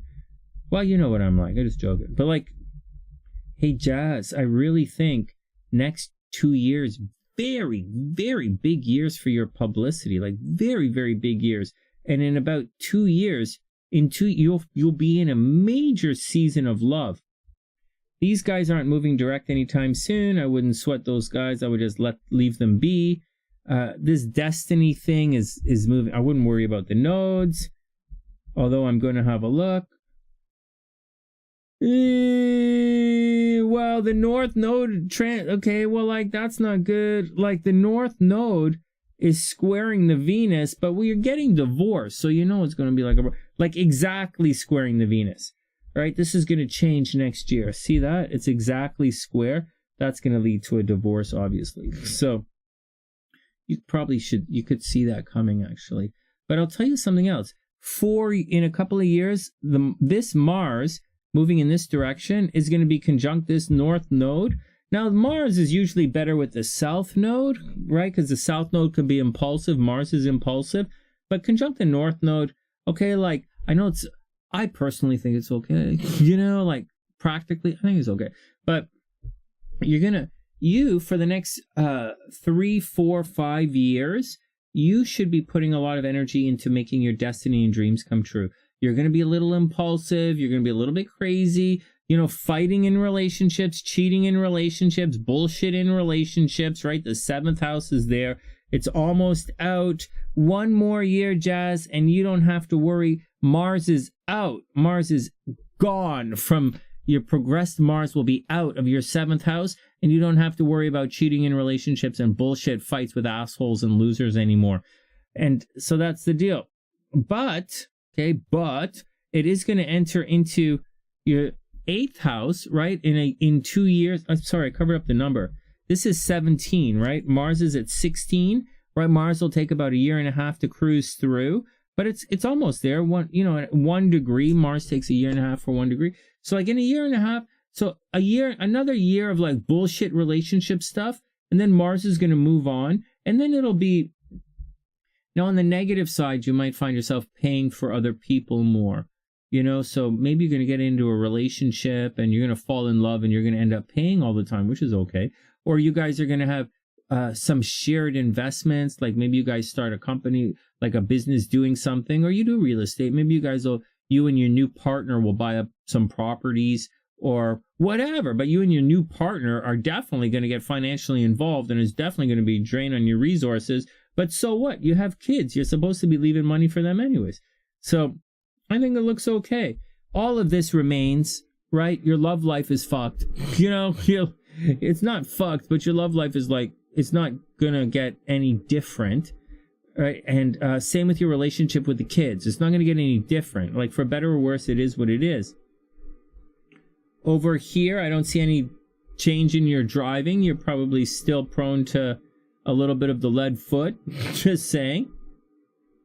Your finances are still whatever is whatever. Soon, the South Node is going to enter into the 1st house, though, and when that happens, your money's probably going to get change, right? It's because I want to say it gets better, but Mars is going into their 8th house, so the money's going to heat up. So just watch out. Also watch out for getting sick next year, right? When Mars enters your 8th house, watch out for getting sick, like you're hot all the time or sweating all the time or something. But I like looking at your chart, like except for the retrograde Venus and retrograde Mercury, I think this right here indicates that you're leaving a time of emotional pain, right? Sun hitting Chiron. And then I see in 2 years, I see you really entering a major season of love in spite of everything else in the chart. And I think starting next year, very, very popular. So whatever you're doing, Jazz, just keep going. I see great things for you. I really do see great things. Like great things. In 5 years, I don't know.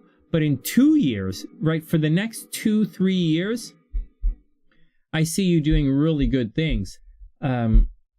And I also see things peaking. So, you know what I'm like, right? I see things peaking, so I tend to panic when I see things peaking. All right, I don't know. You guys don't have to panic. Like, we're in this together, right? Because I panic, you guys stay calm, right? Or you guys are calm, I'll, when you guys panic, I'll be calm. But right now, that's something that, so. All right, as far as your transits are concerned, let's see what's going on. Oh, wow, money. Oh, my God. Oh, well, you know what? I think, okay, so look at this. Okay, so where do you want to, so, okay, there's a lot. Okay, there's a lot. There's, so here we go. So, like, we were talking about money, so I'll continue on with money. Jupiter is cruising through your 7th house of shared resources. This is Jupiter. So money, and Jupiter was retrograde. It gets better. You're probably going to be okay. Like, you're probably going to inherit some money soon. It's here for a while, right? So you don't have to worry about it. And Saturn, although Saturn's coming in, Saturn's not going to be there for 2.5 years. So, like, it's okay. Jupiter is here for 1 year. Saturn's going to get there in 2.5 years. And so shared resources might seem like they suck, but they're probably better than you may realize at the same time. You do have opportunities, renegotiate the mortgage, get into business with someone. Like, if you get into business with someone, you are going to do a lot of the publicity work, right? Mars at the top of the chart. You're going to do a lot of the publicity work, but shared resources is the best it's going to be for 12 years. So like really, team up and really go for it. There you go. Now, right now, Mars is retrograde at the top of the chart. Yeah, it's going across your Mercury. You might be arguing with people. People might be arguing with you for no particular reason. But whatever, that's life sometimes, right? You got to deal with that. All this Gemini. So, Jazz, I'm going to tell you something you might not want to hear. All right, okay, so here's something that, just as an aside, Uranus is making a conjunction, retrograde Uranus making a conjunction in the 9th house with Jupiter. Unexpected opportunities to travel. You're going to have unexpected opportunities to teach. There's a lot of energy right now in teaching, Jazz, and a lot of energy in shared resources. A lot of energy in teaching, a lot of energy in travel, a lot of energy in shared resources, and you should still watch your health. Okay, next. Next. So that's the deal with that. All right, I'm just getting that out of the way because that's just getting it out of the way. All right, so what's next? So what's really going on? So what do you have to watch out for? So that's all fine. La, la, la, la, la, la. Down here, you're still super lucky in love right now, right? Venus is cruising through. Mercury is cruising through. This is your time for love. You might unexpectedly, believe it or not, you might unexpectedly meet someone this week. Not joking. Very seriously. You might unexpectedly meet someone this week. Or something unexpected, really nice, because it's Venus, really nice. What the fuck am I talking like this for? It's like I'm doing some kind of weird puppetry stuff. All right. So unexpected good things might happen with the kids right now, or you might receive a present from the kids. But this is, you're going through a lucky in love transit. Shortly, the sun is going to pop into your 5th house, and you're going to be really lucky in love. Whether you recognize the guy, or you see the guy, or you don't see the guy, or whatever, that's what's going on that is what's going on right now. And that's the cycle you're into. Could be very creative if you want, very romantic, very creative. Maybe you're going to do some stuff with the kids. All right, one sec. Hey, Hades. Hey, Scorpio, that's cute. You can pay either through Super Chat or through the PayPal link if you like. Either way to pay is fine. Welcome to the SunnySider. I hope you're having a wonderful day. If you want an astrology reading, make sure you type in your birth information, right? Birth date, time, city, and we'll hook you up. After there's one more reading after Jasmine. This is a little longer than usual because, like, I'm taking it easy tonight. And so, anyways, there we go. Next. So, okay. So, Jazz, what's coming up? Shortly, hey, Arron, what's up, playa? Very shortly, Saturn is going to leave your 6th house of work. Saturn's actually okay in the 6th house. Hey, K1, 6th house is work, right? Your day-to-day life. And Saturn in the 6th house is like, you go to work, it's boring. Your day-to-day life is boring, But Saturn is about to enter into the over here. Oh, you're enjoying the kids? Right on. Right on. That's really cute. So it's Christmas time, right? Enjoy the kids. So this Saturn is going to be over. Saturn is going to enter into your. You can feel the Jupiter, right? Yeah, you can feel the Jupiter. Yeah, you should be able to feel the Jupiter. So here's a tricky thing. Saturn's going to enter into your 7th house in about a month, a couple of weeks. Let's say before Christmas, and it's going to put a little pooper on the relationship game. It's going to start taking away relationship stuff. You're going to feel a little alone and isolated. Forget the divorce. Forget guys. Let's just think of actual people in your life. Your friends might get busy and they're going to go away. Or you're like, people you work with might get busy and they might go away. Or your kids, Jazz, your kids might get busy and they might go away. Or your friends might get busy and they might go away. So Saturn is going to enter into your 7th house. Now, Saturn in the 7th house is not the worst thing in the world. It just means responsible in relationships. But it also means you might meet someone older or younger. There might be control issues in the relationships. And it might not be as fun and romantic as you're used to. Or it might, but it might not, But anyways, Saturn, old man Saturn is coming to your 7th house. And you just got to deal with it. Libras have been dealing with it. So and soon Scorpios are going to deal with it. So, that's the situation that's happening. Now, before we finish Jasmine's reading, I don't really want to talk doom and gloom, but there's a little bit of doom coming. So I've been watching this for a long time because my sun is kind of opposite Jasmine's sun. I kind of get what's going on from an opposite side. But Saturn is coming in, Jazz. Saturn is crossing this way. It's finally... So you're going to have... Saturn is going to square your sun. And it's going to cause some tensions there. Then it's going to square your sun, and then it's going to conjunct Mars. Saturn conjunct Mars is going to cause problems in the relationship. Cheating in relationships, people lying to you, people letting you down, that kind of stuff. They taking things away from you.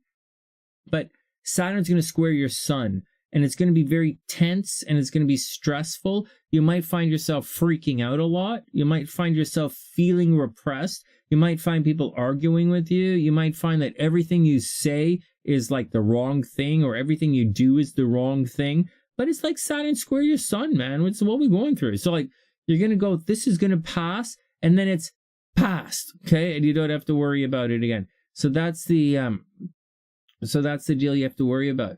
Hey, thanks, Hades. I'll check it out in a sec. I'll load you up in 1 sec. You'll be after. We have another reading first. All right. So there you go, Jazz. So you're out of a lot of problems, but before you can really turn the corner astrologically anyways, you're going to have to, we have this square you got to go through. Saturn is still going to square everything. So people are still going to look at you in a negative light, but it's going to pass. And when it passes, then you're probably going to tell everybody to fuck off. But super warning, and let's not forget this, when transiting Saturn gets to 29 degrees Pisces, and this is not going to happen until, as far as I know, 2024. Jasmine, in 2020, when Saturn makes that square to Chiron and then Venus, it's going to be a difficult time for you. But in the meantime, but that's a year and a half away, well away. That's like a full sign and a half away. But until then, you should really work your ass off, because you have this new life that's literally sitting there waiting for you, and you're about to be super awesome in it. So I believe in you, Jazz. I believe in you. It's teaching, right? So anyways, the energy right now is Jupiter energy teaching. And then in June, it's going to be down in Saturn energy, 5th house, creative projects and love life next summer.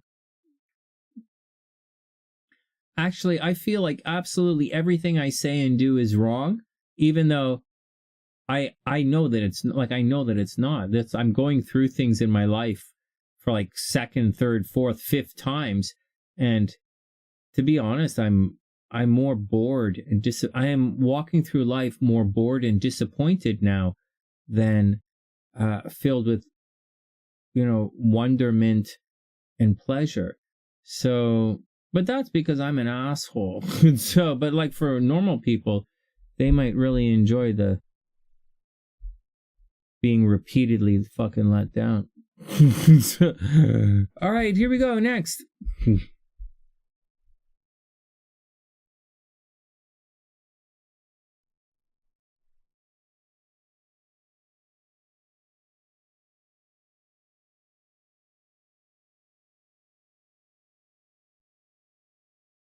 Hey, Jazz, one more thing. Watch your driving, right? Watch in the next month, like 2 weeks, while you're driving. Make sure no car problems. Make sure no driving problems.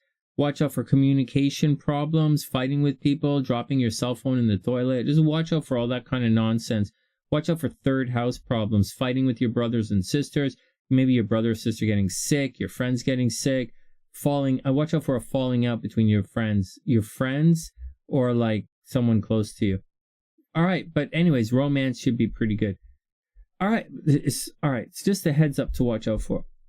All right, but it's unexpected opportunity to travel and teach. All right, next.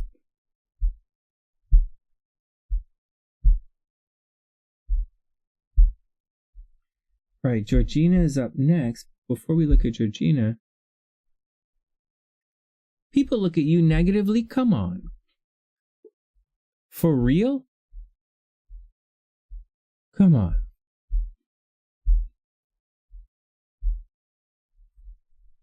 Oh, Hade's in Syracuse. Oh, that's very cool. I'm used to people looking at me.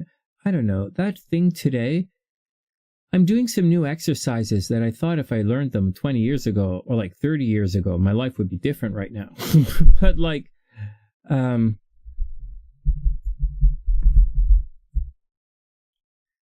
also don't know that any of it's...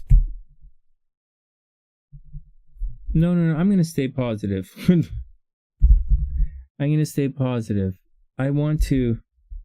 Is it 11/11 yet? Time to make our wish? I'm just typing in Hade's chart. November 1985. November 19th, 1985. 7:55 p.m. This chart looks familiar. In Syracuse. Does this chart look familiar, guys? November 19th, 85, 7:55 p.m. in Syracuse? I'll tell you in one sec. Maybe. So what's going on? Oh, because your ex is spreading stuff about you? Oh, Monkeys is here? Hey, Monkeys, what's up? Hope you're having an amazing day. Because your ex is spreading stuff about you. Yeah, I just don't care about, I think that there's a lot of people doing the same old shit.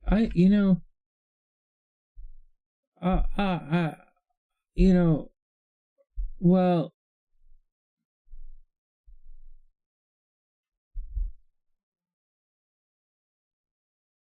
it seems like a cop-out, okay? Like, it seems like a stupid thing to say, but I'm gonna say it anyways. I think the best revenge is to be really successful. And I know that's cliche and it's so lame-ass. Like, the best revenge is to fuck someone up. That's the best revenge.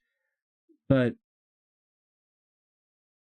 the best revenge is to be super successful and to just forget the other person. Just forget them. Just leave them in the dust. That's the best revenge. That's just it. That is the best revenge. And but it's the worst kind of revenge. It's the worst thing to have to do at the same time. You want to punish people, I know, or I do. But anyways, let's move on. Let's just leave it for a sec. I know they're gonna still stressing you out. He got a DUI in May. That's funny. Well, I guess he doesn't want to leave the country because he doesn't want to come to Canada. All right, next. Hey, Monkeys, what's up? Jazz, we're going to be okay. Monkeys, you had a rough 2 weeks, but you're still alive, so you did it. What? Ayahuasca? Sonny, I don't know what to say. I thought you sprinkled it on your breakfast cereal, and the next thing you knew, I don't know, Sonny. I don't know. Like, I thought I would put it like, who doesn't like a Jeffrey? So, like, whatever. How can you think anything is wrong with a Jeffrey, man? So, like, all right, everybody calm down. All right, so Hades is here. Let me put Hades in the description box. Georgina is up, but I don't really want to miss our 11/11 wish, but Georgina's up, and we actually have time, so... All right, Georgina is up. Let's look at Georgina's chart, and hopefully we end in time to make our 11/11 wish.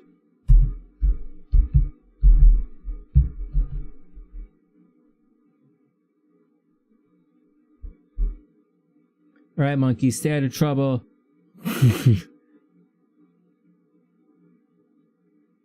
The best revenge.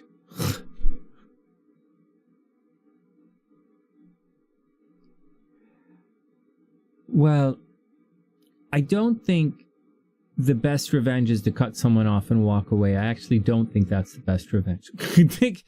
I think the best revenge, it depends how you do it. It really depends on how you proceed. You want to proceed in such a way that, you're right, cut people off, walk away. You're right. That's the best way to do it, is to just remove them from your life. But there's, you want to do it in a sometimes that's the only way to do it. I don't want to be mean or anything, but that's the way to do it. And sometimes these negative things that are happening are the way to go. I'm not going to agree to that one, but I kind of agree with it. Okay, next. You're welcome, Jess. All right, here we go. All right, enough nonsense. Georgina's up. Timestamps in the box. Georgina's up. Let's look at her chart and move on, because I want to make an 11/11 wish. Excuse me. I'm not doing anything sneaky or fun here, but we are definitely going to get to the 11/11 wish. So, guys, keep your ears open for me. Ears.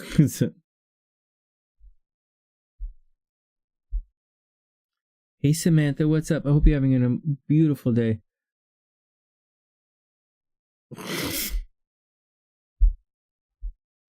Wing one, 9 times out of 10, that is the only answer. That is the answer. Rochambeau is the only answer. Sometimes it is the only answer. Sometimes that's all you need. That's a, hey man, those dishes weren't going to clean themselves. Do you really think you had to do that? The dish is clean now, right? Yeah. No, I don't know. All right, here we go. Here we go, Georgina, you are up. Let me get my timestamp. Timestamp is going. Let me get the stopwatch going again. All right, so Georgina, here we go. So what's going on in your chart? Whoa, okay, so Georgina. Hey, Georgina. Georgina, you have problems coming to your house, right? Oh, not yet. Okay, not yet. In this soon, you have problems returning to your home. Maybe you're going to sell your house. Maybe, like, Mars is retrograde, right? Mars is moving in this direction, but soon Mars will be coming back. Right now, you have communication problems. You might be arguing with people from the past. You might be getting into car accidents, right? Georgina, you have to watch out for car accidents, cell phone problems, computer glitches, arguing with people, phone problems, people trying to restrict your movement, arguing with everybody. You have to watch out for that. People messing you up. Being in a rush to go places, a lot of little errands. You have to be careful because Saturn is in the 12th house, and that indicates people are going to be trying to hold you back. They're going to be trying to, where the fuck did I learn how to speak the English? People will be attempting to restrict your movement. People will be reaching out to hold you back. People will be blaming you for things you didn't do. and it's going to be very problematic. On top of that, you're going to be very argumentative and you're going to be rushing around a lot. It's going to cause problems. It is definitely going to cause friction. Watch your driving. Watch for getting into accidents, not necessarily driving, but getting into accidents. Watch out for arguing with people. Watch out for sickness or something happening to your brothers and sisters. Now, we're going to switch charts and we're going to go to the calendar for a second. Not the calendar, but we're going to check this out for a short bit because Mars is coming forward. Mars is going to move forward. It's going to move forward right here in January. So in January, right around the second week or so, right around the middle of January, Mars at the bottom of the chart is going to move forward. And then I'm going to tell you exactly when there's going to be a problem. So right around March, so Georgina, right around March, just after Valentine's Day, so the third week of February, right? You guys can't see this, right? Because it's like way up here. But the third week of March, February 25th or so, around that time, around that time, Mars is going to conjunct Saturn in your 4th house. You might have a problem at home, like the pipes might burst. You might get a rent increase. You might have to renegotiate things. I'm not going to say you're going to move or anything. You might think about moving, but more than likely, there might be a problem at the home, like pipes bursting or something. So be very, very careful in the end of February, beginning of March with regards to the health of your parents and with regards to your physical health. Your physical house, not health. Your physical health should actually be okay. Your money should be pretty good and your health should be pretty good. There you go.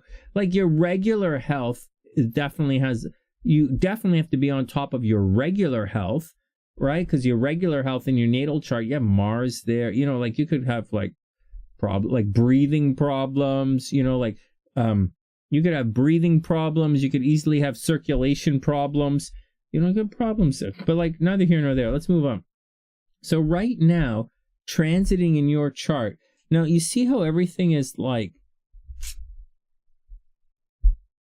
So everything in your chart is kind of like right here. Well, there's that going on at the top of your chart as well. But like, we want to see where these aspects are really happening in your chart. So right now, Venus is taking its yearly pass over Jupiter. So right now, you should be very popular. Like you should be popular right now. Like if you go outside, people are going to walk up to you.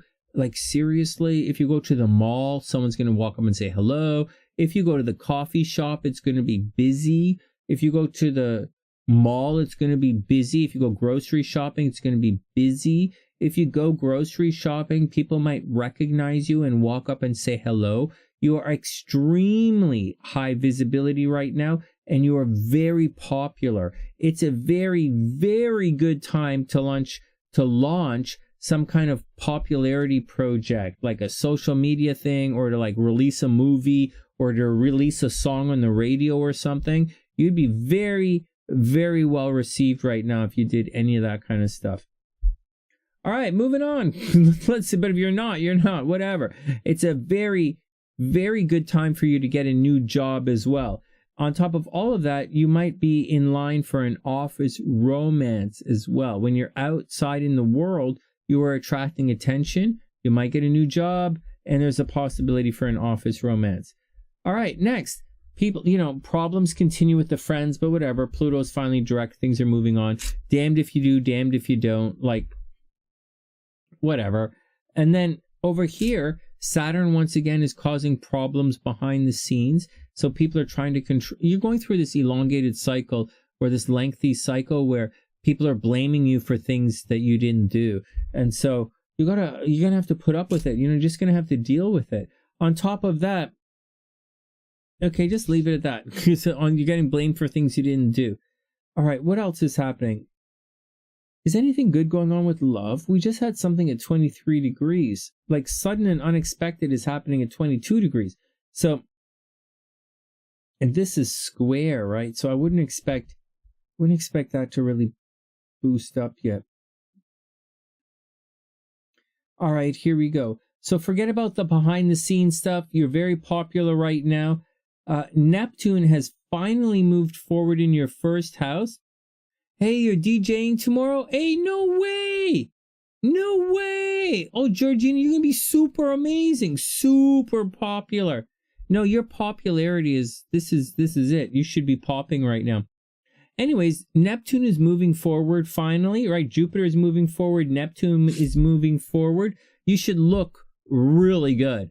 Like really, really good. Obviously, with Jupiter there, watch out for gaining weight, right? Jupiter and Pisces legs could get thick. But like for the most part, with Neptune moving forward, you are looking really good. So if you wanted any kind of action in your love life, like your love life is probably going to take off right now.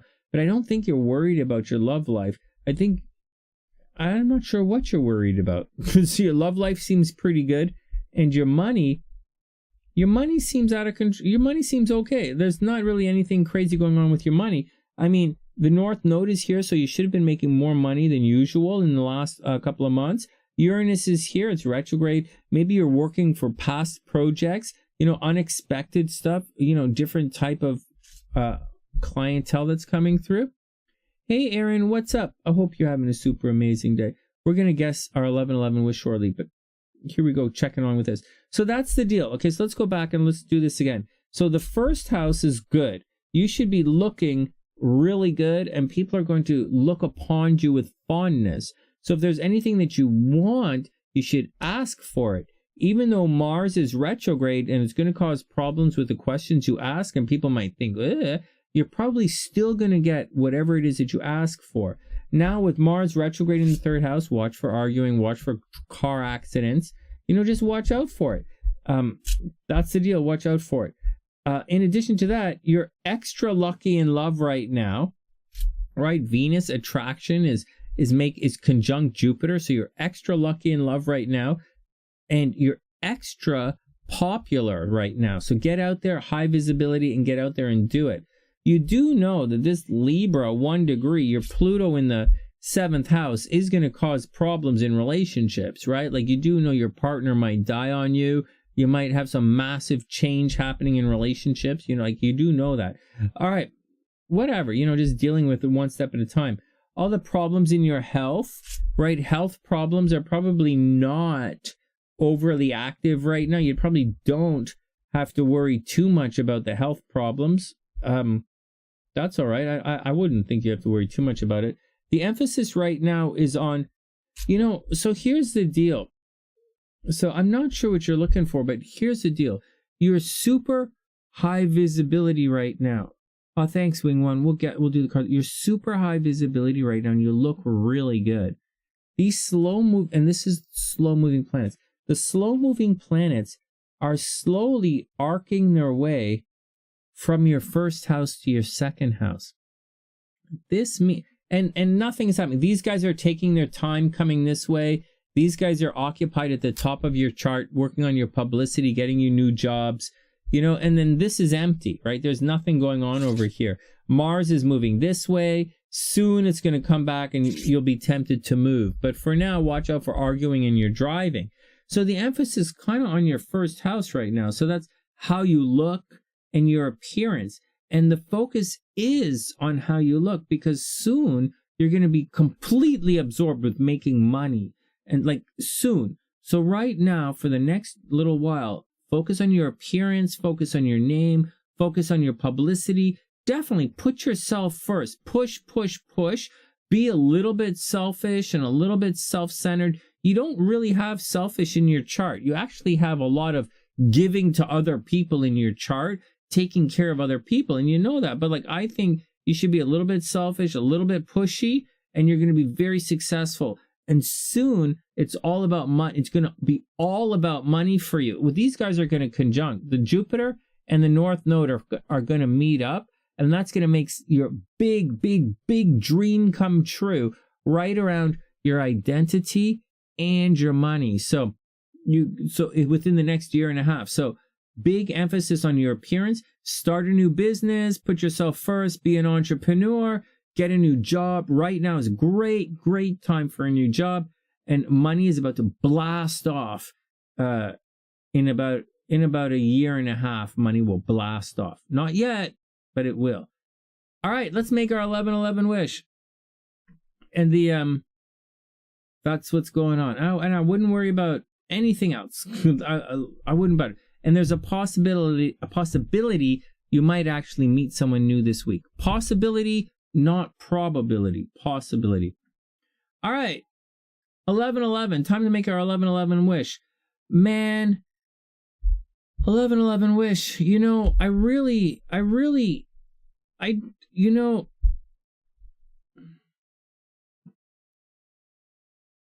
have a belief. You know, it takes time to get wherever the fuck you are. It takes time to get where you are. That's my belief. And so if you couldn't get where, you know, so like that's it. So if it took you 5 years to get where you are today, then I wouldn't expect in the next 5 years for you guys to be much farther than you are today. I would expect people to do the thing. You know, I'd expect, 60-70% of the time people do the same shit. So I really believe in that. Like, I want to see signs of progress. I want to see signs of change. You don't win every day. In fact, you lose way more often than you win. And so I just kind of want to see something different. And I'm not. I'm seeing signs of wanting to return. I see signs of people doing everything in their power to return to the very same things that didn't work 5 years ago. And I don't want to be a part of it.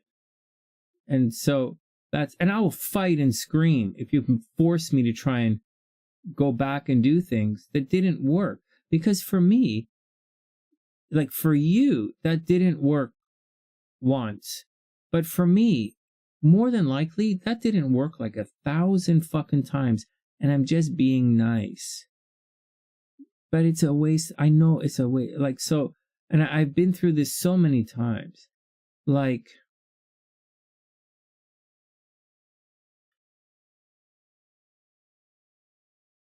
I don't really want to, like, start over again.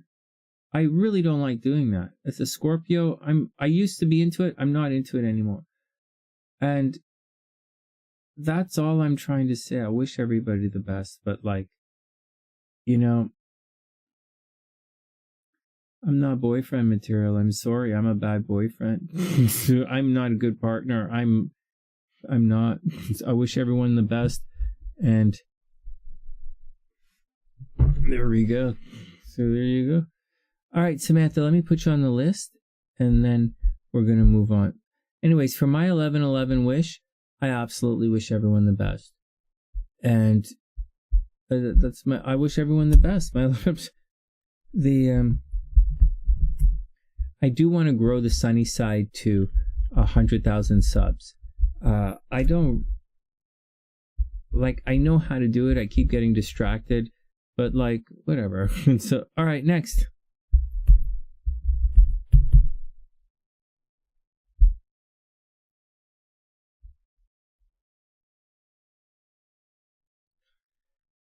Like, as much,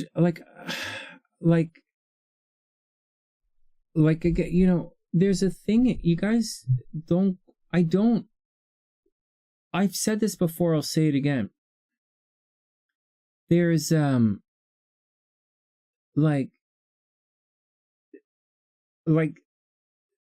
is it possible? It's very possible that someone did nothing in the last 5 years, and it's very possible that they do nothing for the next 4 years, and then in 1 year they do a million things and they really explode and do a great job. That's possible. Everybody gets off their ass at a different point in life. I do look at it like that. I believe in people's potential. I do believe in people's potential.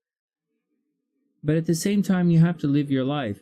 And there's something more important than potential. And it's the way. And the way is where we spend our time. And so, you know, someone has the potential for greatness, but at the same time, you know, people could fail, you know, and you got to be there for when they fail. And so I'm not sure that it's worth it. I'm just not sure that it's worth it. And that's my 2 cents. Like, I don't think, because things like getting the answer right is not really that important to me.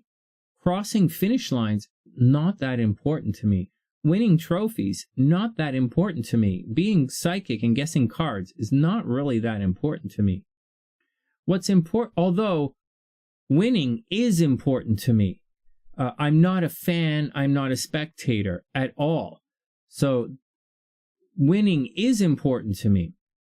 However, there are things that are more important than winning, and that's the journey. And yeah, that's the journey, you know, and sometimes winning is not worth it. And to me, there are a lot of things in life that are just not worth the effort. And there you go. And so there you go. So don't think that suddenly showing up at the end of the rainbow at the pot of gold and being like, hey, wow, check out, look at this, a pot of gold. Like, don't expect me to congratulate anybody. Don't expect me to even be there. I'd be like, hey, that's great, but I'll be drinking in the backseat. I don't give a shit. And so, I don't know. That's my 2 cents. That's my 2 cents on that. I really think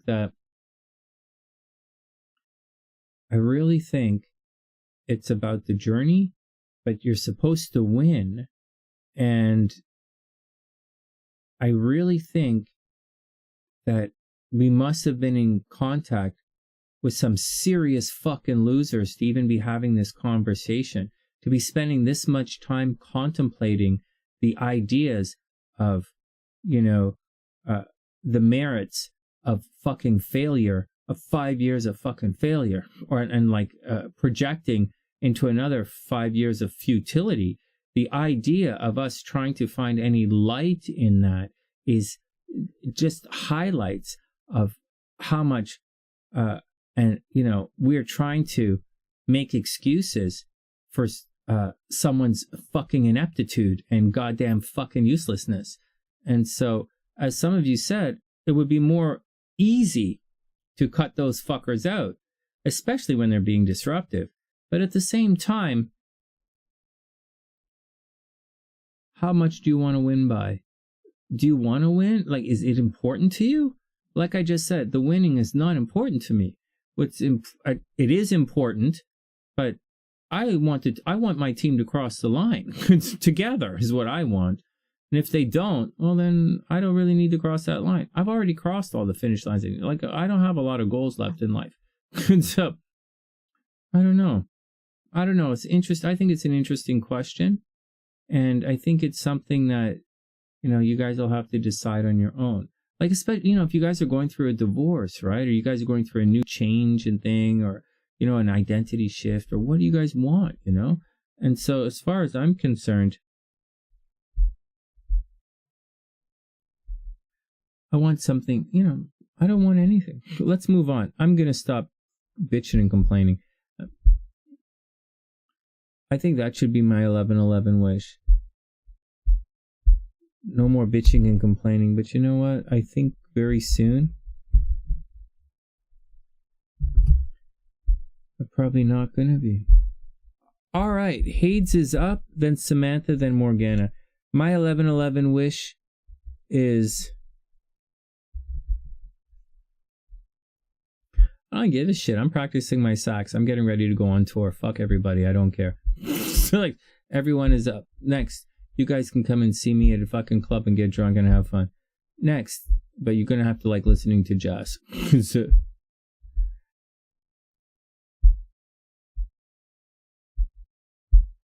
oh, I did it. There we go. Okay, we're back. I don't know, man. I'm being really negative again, but like, I just wanted to say to you guys once again, it just highlights the negative kind of situation that we're surrounded, because abused people make excuses for the abuser. And we're sitting here making excuses on, you know, should you wait for them? Should you do this? Should you do this? Should you do this?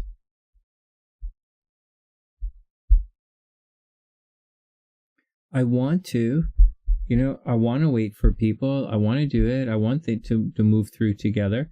But sometimes people don't want that. Sometimes people want to fucking sleep all fucking day. Sometimes people want to, like, play the ass. Sometimes people are fucking idiots. Like, what are you going to do? All right, next. Hey, Hades, you are absolutely up. Let me just double check to make sure that everyone is in the description box. And then we go Samantha. So Hades, Samantha, and then Morgana. Let me just double check. Morgana. All right, Morgana. Next. Hades is up. All right, guys, let's do it. Georgina, I want to get to the day where I can laugh again. I want to get to the day where I can smile without having to worry about something. I want to get to the day when I ask someone how they're doing, that they don't give me the cold shoulder. You know, I want to get to the day where people don't blame me for every fucking thing that happened in the life of someone who sleeps all fucking day. So, you know, I hate, it's really things, you know, I'm not perfect, but I'm a hell of a lot fucking better than guys that the alternate. Anyways, I don't really give it, and I don't really care anymore. I'm getting tired of this. Anyways, I know exactly what I'm doing. I'm planting my socks is going to save me.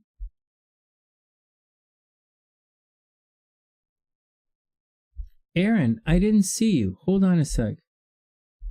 One sec, Arron. Let me just check. Hey, Arron, I got you right here. One sec. Sorry, Arron. Let me set you up for a second.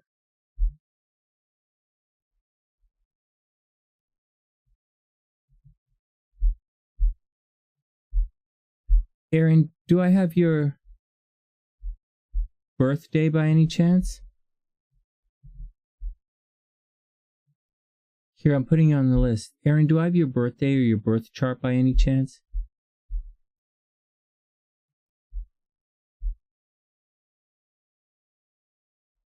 All right, Hades is up. Anyways, you're on the list. I think I have your information. I think I have your information, don't I? Oh, it's right here. All right, let me put it in the description box and then we'll plow through. It's okay. I thought I had it, Arron. Anyways, we'll do I'll set you up in a sec. I got you right here. Okay, 16/12/2000. One sec. 16/12/2000. New South Wales, Australia, 9:50 p.m. I got you right here. Sort of. You know.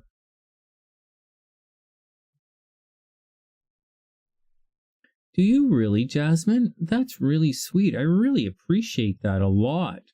That's what, like, the biggest compliment I could get. Everything else is like, oh yeah, whatever. That's a really big compliment. I plan to be making, I'm not going to promise you guys that I'm going to make more, but I have my mic set up. I finally have my mic back and my computer. I finally have everything, but like, I don't have that happy in my voice, you know. I don't have the meditations work because I had a lot of love in my voice. I don't have a lot of love in my voice right now. I have a lot of frustration and pain in my voice. I don't know if I could heal anybody like that, but hopefully we'll see. Thanks, Jazz. That's really sweet. I really do appreciate it. Okay, here we go. Here we go. Sort of. Here we go. Next. Who's up? Wait, here we go. Hades is up. Let's get back to work. Here we go. All right, Hades, you're up, playa. You are up. There's a timestamp in the description box. Stopwatch is beginning. Let's check it out. So Hades, I have Hades as Hades at November 19th, 1985. November 19th, 1985, 7:55 p.m. in Syracuse, New York. That makes Hades a Scorpio. Way to go, playa. Oh, Scorpio, 27 degrees Scorpio. Holy shit. You are about to have a really interesting life experience, man. Pluto is about to fold on top of your sun, right? So, although Pluto is not going to square or overly harmonize with your sun, Pluto's going to fold on top of your sun. You might have some kind of interesting experience that might happen soon, especially with regards to relationships, right? Pluto is right here right now, and it's going to fold on top of your sun down here. You might have a serious situation happening in relationships or with a creative situation, right? Maybe a creative project you're working on might really break through, or there might be a change in a creative project, or, you know, something in a romantic situation or something with the kids. So keep your head, your mind, your eyes open for all of that. You're about to go through a tricky situation, so watch out for that. All right, whatever, let's move on with your chart. So right in this chart, we have, so you're Cancer rising. You might come across as a little bit of a crybaby sometimes. You know, you're a Scorpio, Mars, you're a Scorpio, so you don't really have crybaby in your chart. I was just joking. And you don't have argumentative in your chart either, actually. You probably hold your feelings inside quite a bit. Your moon is up here in the 9th house. Your moon is in Pisces. You're probably very dreamy, artsy-fartsy a little bit. These kind of charts, this is the chart of someone who could be very artistic. Maybe that you play piano or guitar and sing. But as a Cancer rising, it's more likely you're a painter or you garden. You know, one of those kind of things. It's all it's all probable. There's also, you're probably super way over the top romantic, and like guys are probably constantly hitting on you. Constantly. Okay, so there's the deal. And this chart sets up for a lot of fun. You know, obviously way over the top intuitive, like way over the top. Over here, you do have to watch out for death by water, right? There might be people around you who have drowned in, like maybe a friend or so drowned in your lifetime, or actually maybe one of your parents drowned. Just saying, you know. Anyways, maybe one of your parents drowned. You're probably going to love traveling, and you're probably going to love traveling. You might end up teaching a lot. You're focused at the top of the chart, man. This is an artsy-fartsy chart. Anyways, Mars in the 4th house. Oh my God, you're a botanist. No way, that's so cute. This is so cute. All right, anyways, you're a plant doctor, man. That's exactly what you're, a plant surgeon. Scorpio, Cancer rising, you're a plant surgeon. That's so cute. Oh, anyways, Mars in the 4th house. Watch out for arguments at home. You know, you might have had a fire at home when you were young. Maybe one of your parents died, or your parents were divorced. A lot of energy, a lot of arguing perhaps at home when you were young. You personally play devil's advocate a lot. And as devil's advocate, you personally can be a little bit on the argumentative side, not because you want to be argumentative, because you're actually a very closet social justice warrior. That moon in Pisces makes you a social justice warrior. You love to stick up for the underdog, and you hate to see an injustice done to someone who doesn't deserve it. You very much like helping the underprivileged, or you like helping the downtrodden, right? Or sort of people who are down on their luck. Again, Mars in the 4th house, problems at home. It's in Libra, a little bit argumentative sometimes, very devil's advocate. Maybe you're going to end up, maybe you moved around a lot as a kid, right? As a kid, maybe you moved around a lot. Maybe your parents were in the military and you moved around a lot. Or you lived with, your parents were divorced and you moved back and forth. Anyways, your 5th house is absolutely stacked here. So Venus is in the 5th house, Sun, Saturn. So like you're always attracting attention. You're probably, we don't know what you look like. You're probably very attractive, very fun. You probably like to gamble, or you probably take chances. And now Saturn is here. So that could be a little bit on the boring side, right? Like there's a possibility you're, hey, Anne, what's up? Oh, Anne, that's so brutal. That's going on forever. Wait. Wait, pause. Everybody pause. Pause. You lived in 4 states as a kid. Yeah. Yeah, moved around. Yeah, moved around a lot. The Mars could lead to a different thing, but moving around. Scorpio, for Scorpio, and Scorpio's in the problem with shared resources, believe it or not, until March. Like, for real, until March. Like, and the shared resources problem has been, oh, this guy's a Scorpio. Hold on. Hades is a Scorpio. So so Scorpios are going through financial problems right now, meaning they're paying for other people, or the credit card is a problem, or they have to renegotiate mortgages. All Scorpios are going through this kind of credit crisis right now, or financial problems. Scorpios are also attracting a lot of death right now, more than likely death by fire. And, Anne's going through it, I'm going through it, and Hades is going through it as well. So, that's what's going on. And you guys are going to continue to go through this financial upheaval from other people draining your money. You're going to go through it until March. I know it's like, March, Sonny? Yeah, March. All right, next. Seriously, Anne, it's like forever. This transit is taking 6 months. It's brutal. All right, next. Okay, back to the love life here. Let's get back to some love game, man. So, Hades, your love life is like this. This chart says accidental pregnancies. This chart says abortions and miscarriage. It also kind of says the death of a child. So you have to watch out for all of that. It also says your children are going to be taken away from you. So you have to be very careful. Hey, Morgana. All right. That's cool. Oh my God, you're Hades Scorpio's wife? Oh, no way. Virgo goddess. You're on the list. Morgana, you're on the list. And so, anyways, accidental pregnancies, problem in, what was I saying? Hey, so Morgana, check this out. For everybody, check this out. And Hades, check it out. So this guy's it's a guy, right? Hades is a guy, probably really good looking, probably really sexy, accidental pregnancy, children being taken away. Now, here's the crazy thing. I don't actually see divorce technically per se in his chart, although I do see there's backstabbing in the chart a little bit, right? And there are enemies. Like, he gets into secret relationships, and he has some absolute haters behind the scene who are always trying to fuck him up. Not a lot. Like, it's not like it's over here, but it is back here, right? So he gets in secret relationships, but he's a very, very, very loving, very creative guy.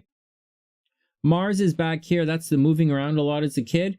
But this is more than likely going to cause arguments with groups of people as opposed to people cheating or problems in relationships, right? So I'm just trying to say that I don't necessarily see divorce per se in the chart, but I do see problems with the children.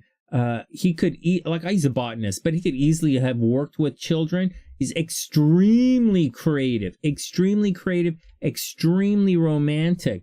Now, once again, okay, the Saturn is here, so the Saturn can put like a bit of a lockdown on, a lot of discipline towards romance, let's say, or discipline working towards creativity. Because Saturn is so close to the Sun, he's probably very,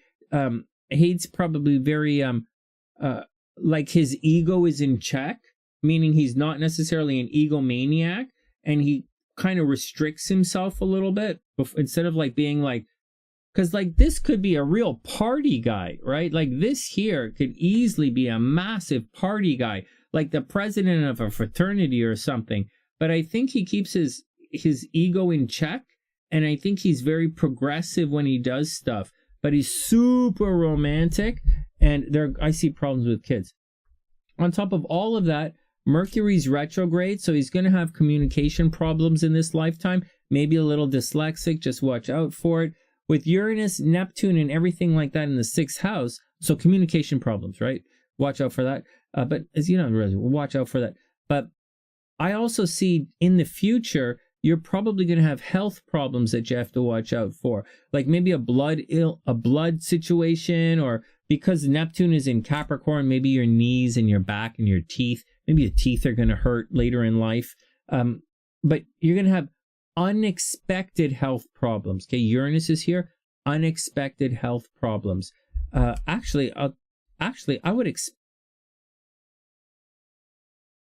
okay, so there you go. Unexpected health problems. All right, what else is going on? You're probably going to inherit a lot of money in this lifetime, or you're going to win a very big legal settlement. Now, obviously, gambling is well aspected in this chart, right? Hades might be like, love to gamble, right? Maybe he plays poker. Maybe he goes to the casino. If he does, he's quite disciplined. And I think if he goes to the casino, he's probably going to win at the casino. Over here, great things happening in shared resources. He should make a lot. He's probably going to inherit some money or win a really big legal battle sometime in his lifetime. He has a big chunk of money that he shares with other people coming to him. Big chunk. The moon's in the 9th house. Maybe he likes to travel. He's obviously has this grand trine in water, right? So he's very emotional, highly, highly, highly intuitive. And that's the gist, you know? He is definitely a super Scorpio. And he should also be very, very, very popular. Like at times, he should be very popular, right? The North Node, what the fuck? What the fuck?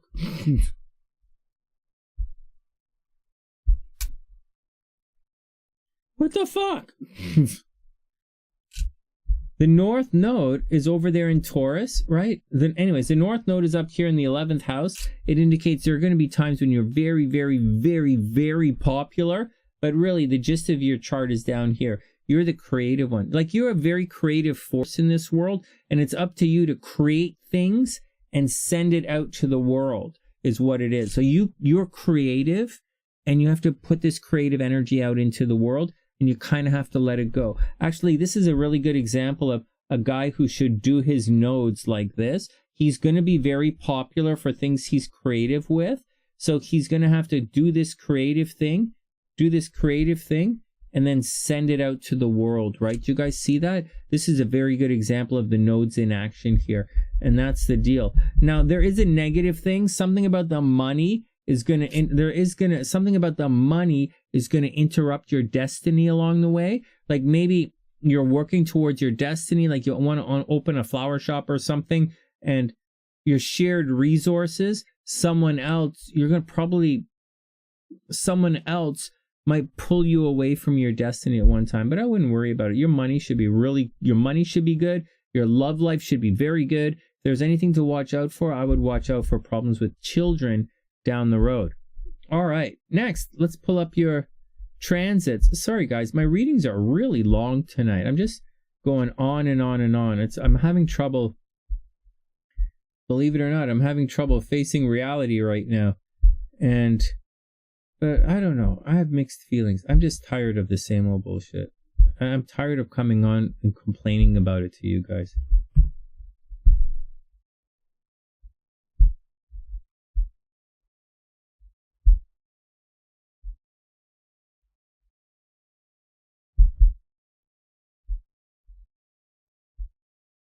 Okay, here we go. So these are the transits, Hades.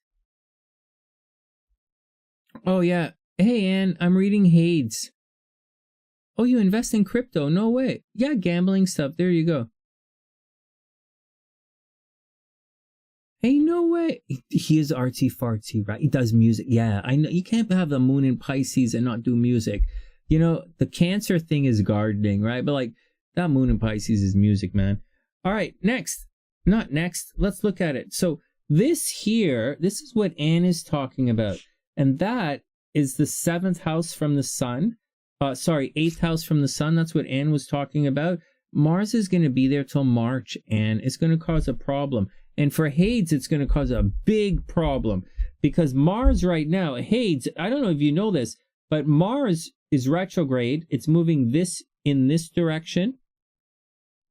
It's going to come back, but it's currently in this direction. And you were probably in a situation where Mars in this part of the chart, this means like a hidden enemy. Like there's someone who's like literally like doing legal stuff against you that you don't know about. You're like, I got another complaint. I got another complaint. I got another complaint. Who is this fucking asshole who keeps complaining about me?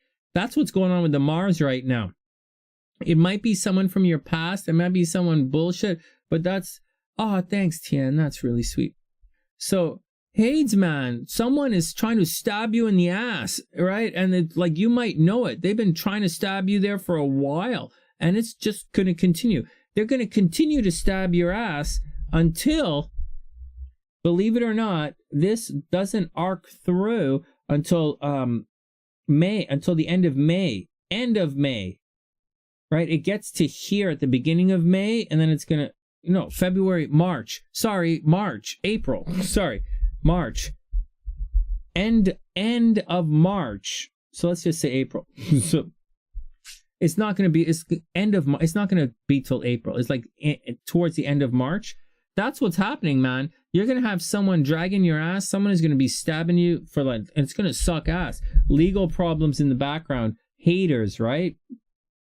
Now, on the negative side, Mars is going to creep in and like screw around here in your 11th house for the next couple of weeks before it cruises forward properly, formally. So what you can expect, watch out for haters, man. Like, just flat out, watch out for haters. Watch out for haters sneaking around behind the scenes. You might be doing a lot of stuff in private, late at night behind the scenes. Just watch out for people trying to stab your ass. Now, over here, like in Gemini, yeah, Mars is opposite all of this, but Mars in opposition to a massive stellium like that isn't the worst in the world. I'll tell you what the worst in the world is, and you will say, oh, Sonny, so that's what happened. So you've been going through Saturn, very slow, very painful. Saturn has been squaring this stellium of yours, all of that energy down there, and it's been oscillating back and forth. Saturn is about to, in the next couple of months, it will square your sun, and then it will square Saturn, your natal Saturn. So you're going to go through what's called a Saturn square and a Saturn squaring your sun. So in the next couple of months, like this ends soon. I keep checking it, but I keep forgetting when it does. So soon, you're going to find that Saturn up here, right? It moves slowly. Here we go, 24 degrees, 25, 6, 7, 8, and 9. Boom! And 0 degrees. So in March, can you see this, guys? Hades. In March, shit. Fuck. Hades right around March, right? In the beginning of March. Forget beginning of March. Let's go February. Let's say right around the second week of February. Let's say the first week of February, because it's slow and painful. February into March is going to be difficult. Your Saturn at the beginning of February is going to begin this square to your sun. And then in March, it's going to square your natal Saturn. And that's going to lead to a big change in your life. Big change. So maybe like a new job. Maybe you're going to, I'd like to say you're going to super travel, but it probably, you might have an opportunity to travel or go back to school or teach or something. Maybe. But I think something is actually going to get very expensive for you around February. So just be careful with it. You're going to have a change, right? Joint finances. Maybe you're going to get a new credit card. Maybe you guys are going to buy a house or something or renegotiate the mortgage. But it's going to be a little bit painful, and it's going to be painful for you. But after the pain, it's going to be very good for you. So it's painful to go through it, but on the other side, things are pretty good. All right. That's really, honest to God, what you really do have to watch out for. This thing right here. This square happening right here in February towards March. That's the only thing you really have to watch out for. Everything else is pretty straight ahead. You should be super popular right now. Opportunity for major advancement in your career. So keep your eyes open for major advancements in your career. You should be super popular, major advancements in your career. You are going to go through this situation shortly where you're going through your node return. There's a lot happening in this chart, man. Like, there's a lot. You're going through on top. This is what you have to watch out for. Saturn square Saturn is what you have to watch out for. You also have to watch out for this node return. The node return indicates a very big change in your life. Man, Hades, you have a big change in your life coming up. I don't know what you're doing or what's going on, but this looks to me like you're about to get very popular. You might change your job. You might change your job. You might get in a bad fight with somebody and move on. There's a possibility that you might get sick, like legitimately sick. But whatever happens, you're about to close the door on the past and move forward. Now, I know that sounds all new agey and bullshitty and stuff. Oh, wow, change, whatever. Oh, you probably should. But this is what's going on. The nodes indicate a very permanent change that you can't go back from. You're going through this right now, and Saturn is going to square Saturn. That's going to cause pain in your life.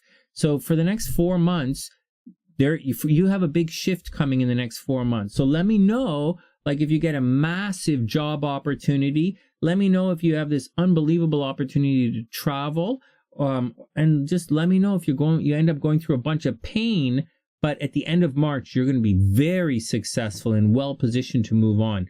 And that's the deal. You're very, very, very popular right now, and you're extremely high visibility, and I think you should work it to your best. All right, next. No way. Oh, thank God. All right, next. We have a couple of tarot readings, guys. Hades. Well, I hope it works out, man. I really, really hope it works out. For everybody. I hope it works out for everybody. All right, let me type in Arron's thing, but I think I have Arron here somewhere. I'm just going to take a minute and see if I can find it.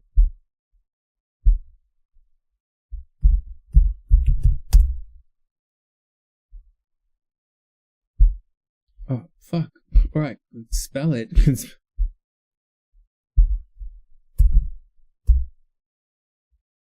Arron. All right, I could swing that.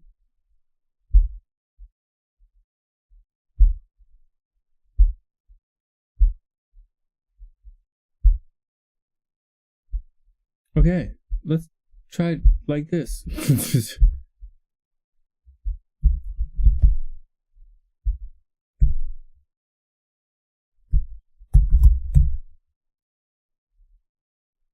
$16.12. What? Like when America was discovered? Hold on. No, Arron, I'm typing yours in right now. Hades, you're super, super welcome, man. Remember, guys, to tell all your friends. You know, super, super. Remember to tell all your friends. I super appreciate all of the support. Okay, Arron, November 16th, 2000. Oh. Sorry, December 16th.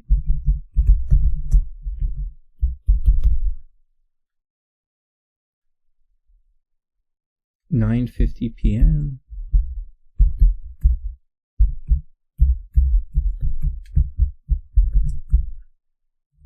Oh shit. Oh fuck. Stop.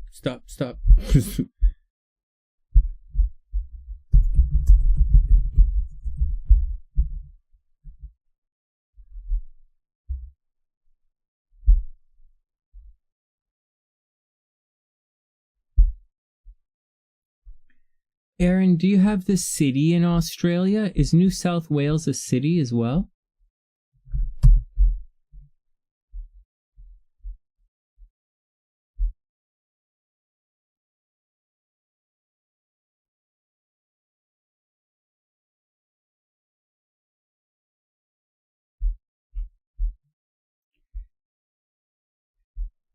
Thanks, Wing One. It's just spam. Arron, do you help? It's Maitland? Alright, one sec. Oh, Wing One. Oh, Wing One, you are on fire deleting people. Holy crap, Ola. Wing One. There you go. No way. Wing One is on fire. Getting all the spam. Alright. Thanks, Wing One. I appreciate that.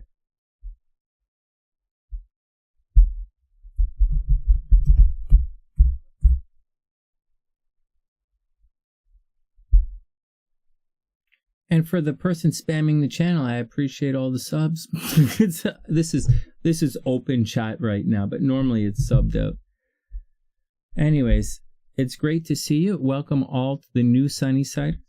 Welcome to the... Let's just move on. I don't really give a shit. My moderators are fucking hard. Wing One knows what she's doing.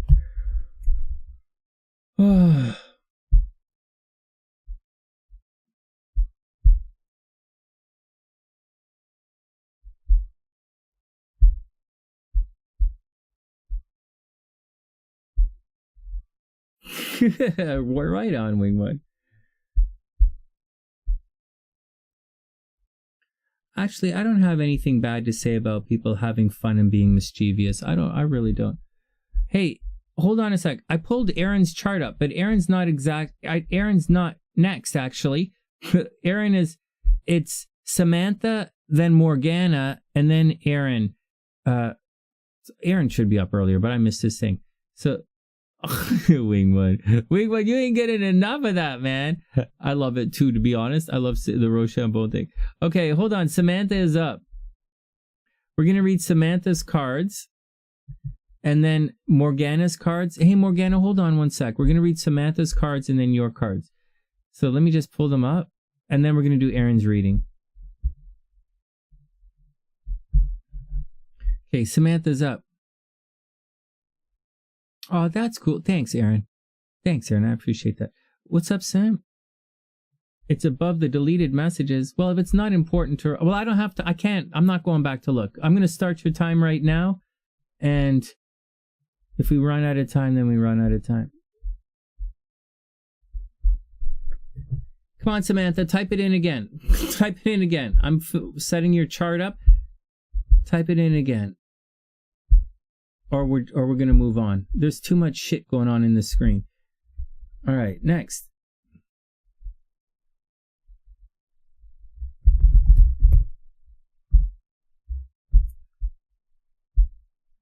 Come on, Samantha, type it in again. You typed in, my question is above the deleted messages. You could have typed in your fucking question. So...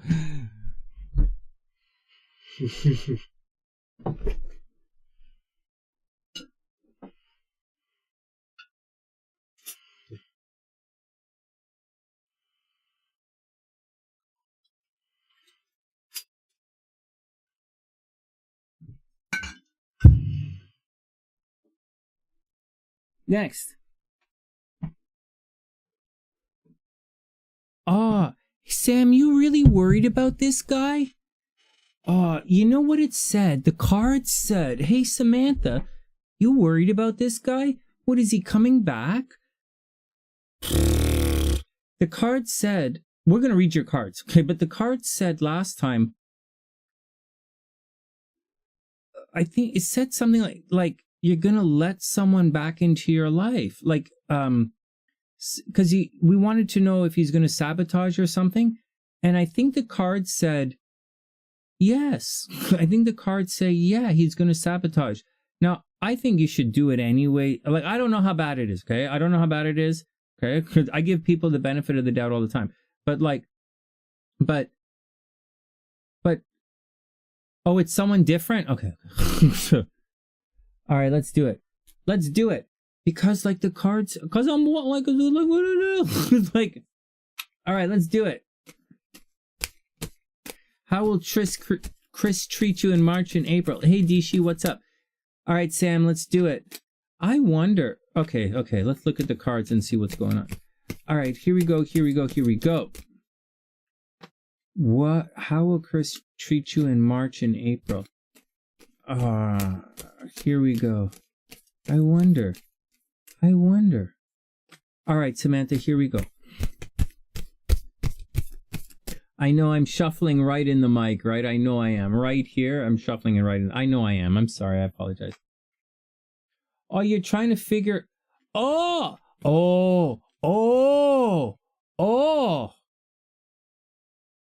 Let's do it. It's tricky, isn't it? You're the guy who's gonna... Because last day, I think the card said there was gonna be some kind of fuckery, right? Like a guy was gonna fuck around a little bit. Like, I think he was gonna come asking for money or something. I think he was gonna, like, some kind of money thing. And So, okay, let's look at the cards and see what they say. Okay. Here we go. So Chris, we're asking about Chris. Here we go. I'm curious too, actually. Okay, Samantha, here we go.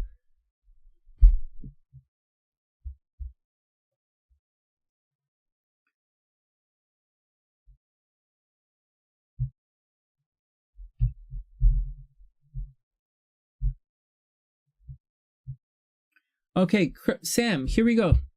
First up. Okay, well, okay, so the first card is Three of Wands, okay? Three of Wands is waiting. It's kind of a holding pattern. Maybe the guy's going to be a little slow. Maybe he's going to, it's preparation, progress, foresight. It's all of the work done. It's not pentacles, it's not practical, very much not. It's, Samantha, it means Chris is going to do, so on one hand, Chris might actually take it a little slow. He might catch you off guard, right? Preparation, progress, foresight, enterprise, overseas opportunities. What the Three of Wands is, it means everything is finished. Like he did all the work, he did all the preparation, and then it's just kind of waiting to see how everything goes along. So I think in your situation, the guy, you know, Samantha, let's just imagine, right? He might be very helpful. You know, like a guy who helps you do the dishes, or a guy who drives you everywhere, or something like that. It doesn't say he's going to buy you stuff or anything, but it says he's going to do all of the stuff to support you behind the scenes, like physically do the stuff, physically make the bed, physically take his shoes off, physically sweep the kitchen, physically take out the garbage. Like even if it's not his job, he's probably going to be very hands-on, helpful. It's kind of neat. And then we have the Six of Coins. Okay, so like this is not the card of, so Six of Coins is a financial imbalance. It's the card of borrowing and lending money. It's the card of one person having more money than the other person, and sometimes the person with more money helps out the person with less money, but there's always a financial imbalance, and sometimes this help comes with strings attached. So I don't think it's a negative situation I don't think it's a negative card in this situation, although I often look at this card as a negative card. Sixes, for the most part, tend to be, you know, getting on with things. Anyway, Six of Pentacles, here we go. You know, giving, receiving, sharing wealth, generosity, charity. You know what, Samantha? I actually see this guy right now so far. It's only 2 cards in, right? But I see this guy is actually being pretty good. I see this guy, like, I mean, Six of Wands, I mean, Six of Coins, like on the negative side, okay, like negative guys, there's a possibility maybe he's waiting for something and he's going to have to borrow money on the negative side, okay? I'll say it again. On the negative side, he might be waiting for something and has to borrow money. On the positive side, he's doing all of this work behind the scenes and really taking care of things, and he's going to be there to lend someone else money. So, but nevertheless, money's going to be involved in the situation somehow. Then we have, oh, holy crapola, 10 of Coins. So maybe it's actually a lot of money. Samantha, maybe it's a lot of money, right? The 10 of Coins, this is a big financial settlement. This is legacy money. 10 of Pentacles right here. Check this out. Right? Wealth, financial security, family, long-term success. The answer is yes. Hey, Samantha, maybe the guy's going to come in and he's going to be paying money, right? Like whatever it is, money is going to be involved. There's a financial imbalance. Maybe he really is going to come in and save the day. Like for real, like seriously, for real, Sam. And he's going to take his time. 3 of Wands, take his time. Well, he's not take his time, but like everything is going to be done. The prep work is going to be done. Holy goodness. So you still have, okay, so this is a really, so Samantha, 10 of Swords, reversed.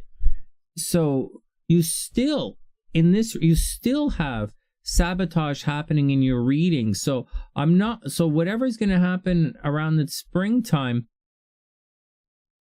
even though we're asking the cards different questions and we're talking about different guys, you're still getting massive sabotage, the Ten of Swords. So like, what the fuck? So like, you know, painful endings. Hold on, this card is actually reversed. So like painful endings. So what I want to say to you, when this card is reversed, you have to really trust your intuition and trust your premonitions, because when you go back to the 9 is all about your instincts, the 9's about your dreams, the 9's about filling in the blanks, and something about your instincts and intuition you did or you didn't follow, and it's going to lead to this sabotage. So somewhere is a sabotage saying, oh, the guy's friends with Eric. What the fuck? This was looking really good until I saw this Ten of Swords reversed. There might be, so there's no, the sabotage is not leaving. So Eric or whoever's going to sabotage you, Sam, he's not leaving. He's still, not this guy, but this Ten of Swords guy, he's still there. What the fuck? Anyways, we can keep going through. Okay, so watch out for Ten of Swords guy. Then we have the Seven of Swords guy. Hey, this is important. Ten of Swords is like, what the fuck, right? Like, you don't have to stress that out. Like, it is what it is. But the Seven of Swords is, you should stress this out. The Seven of Swords is someone bullshitting and being sneaky around you. Hey, Samantha, I don't want to say anything bad about anybody, and I really don't know what's going on, but this indicates to me, look, betrayal. Like, you want to know the words, they're right here. Betrayal, deception, getting away with something, acting strategically, trickery, and not only that, like, this could mean that someone gets their, like, nut stuck in a zipper and it's like gonna hurt, except that, like, conversationally, so intellectually, you're gonna get your intellectual nut stuck. No, I'm just joking, but like, this. Oh, you guys can't see that. There we go. So this looks like the guy looks pretty good, but you're going to have this. You see how these two cards are on the different line, right? Each line means something different. These two cards go together in this reading here. So I break it up left and right, but it's on the second level, second tier. And so on this second tier, someone is holding so Samantha, you have to watch out. Someone's going to be holding something back from you. So, right. And they are definitely, right, Seven of Wands, carrying information about you behind your back. So I think these guys are talking about you behind your back. And I think one of the guys has some very negative things to say. And I do think you still have to watch out for sabotage in this situation, but I don't think it's the same kind of situation. I think it's different. I do think the guy is good, perhaps, but there is uncertainty and there's definitely backstabbing. And finally, the Two of Cups. Look at this. But you know what, Sam? Watch this. At the end of the day, you have the Two of Cups. So here's my take on this. I think you should go for it with this guy, Chris. I don't know how many guys you have in your life or who's what, or like, you know, maybe there's a new guy coming. But this Two of Cups, this is a really good card to have for this guy, Chris. Unified love, partnership, mutual attraction, proposal, marriage, connection. This is really good. So I think with this guy, the new guy, you're really, really going to connect. Really connect. And I think you're going to have a very loving and romantic time. I think the only problem is these two cards right behind it. There is some negative stuff happening behind the scenes, and there is some bad talk happening about you. But I think this Two of Cups, is the Two of Cups enough to overcome like the worst card and like someone cheating on you? Yeah, it is. I think they're going to do this backstabbing stuff and this gossipy stuff behind the back. to sort everything out. But I think at the end of the day, there's a possibility for real success with this guy, because you have the Two of Cups, and it doesn't really get much better than the Two of Cups with regards to relationships. So Sam, you know, Sam, like Christmas, like I would see where it goes with this guy. I would give him a shot. With this reading right here, I would give him a shot and not worry about it, because I think what happens is, if the stuff the other guy is saying about you is not true, then this guy is going to figure it out pretty quick. And it all depends, but I think there's a possibility for real love and success with the new guy, because you had the Two of Cups, man. You had the Two of Cups. It doesn't get better in relationships than that. So look, imbalance, money, you know, generational wealth, you know, Three of Wands, taking it a little bit slow. Samantha, I think you should give it a shot, but stay on your toes, because that sabotage is still there, right? It's still lurking. It's still there. It's still a little sketchy. All right, that's it. And I'm excited. You're going to be here in the spring. I'm going to be here in the spring. I'll hear what you'll tell us what's going on. And we'll, you know, if it's really bad, you know, we're going to be here for you. But I think there's a possibility for some good as well.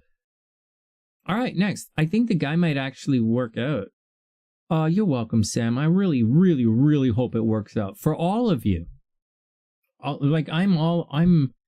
want you guys to find love. That's what I want you guys to do.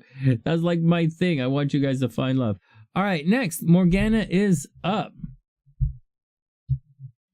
Morgana, and then we'll read Arron's chart. We'll settle in and read Arron's chart. How do you spell Morgana? Right. Hey, Sam, I hope it all works out. Hey, and leave some pics in the description box for tomorrow.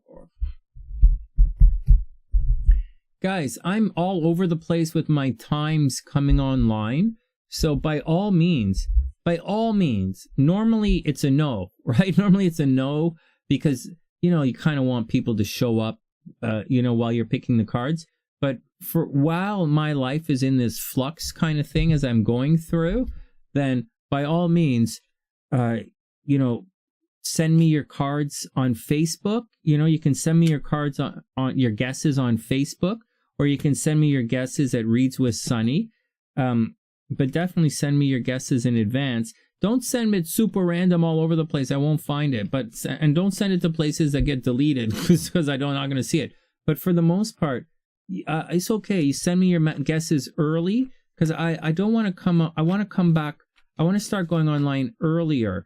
10 o'clock is perfect when I lived my old lifestyle.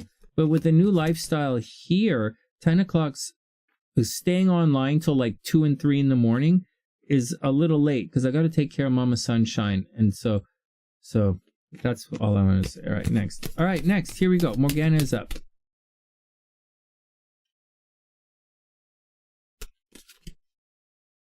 All right, Morgana, here we go. First up. All right, next.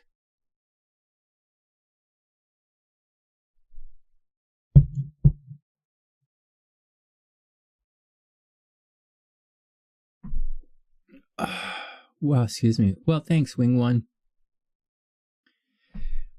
I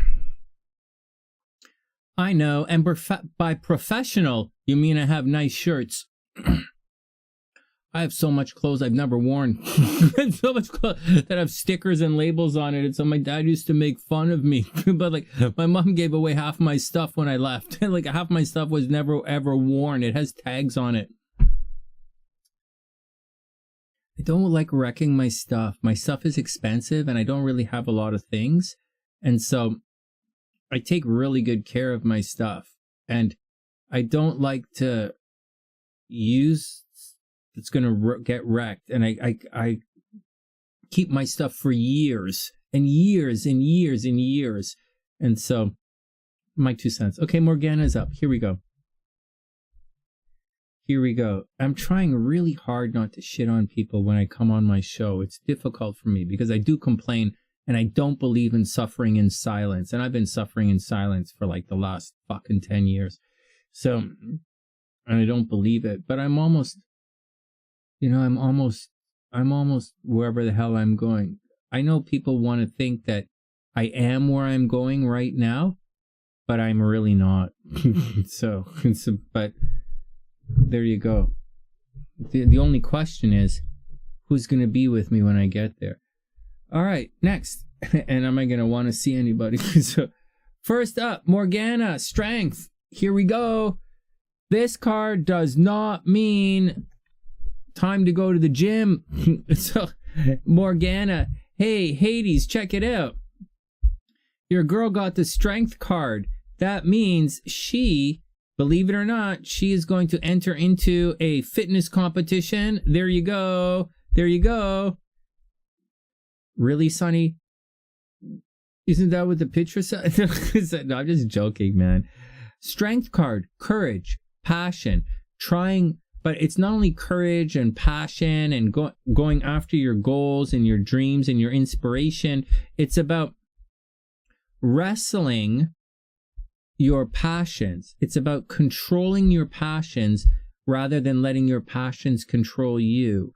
It's being in control of your situation. It's courage, it's subtle power, it's persuasion, influence, inner strength, focus, compassion. But moreover, it's about control over your impulses, right? You should be in complete control right now. And you should have the strength and the courage and conviction. It's a lot of words starting with C, right? To go after your goals, and you should win. Then we have the Magician. So this means, the Magician means someone's going to come along. Lisa, get your picks in. Lisa, get your picks in for tomorrow. Yes. Hey, Sonny, did I win? Yes.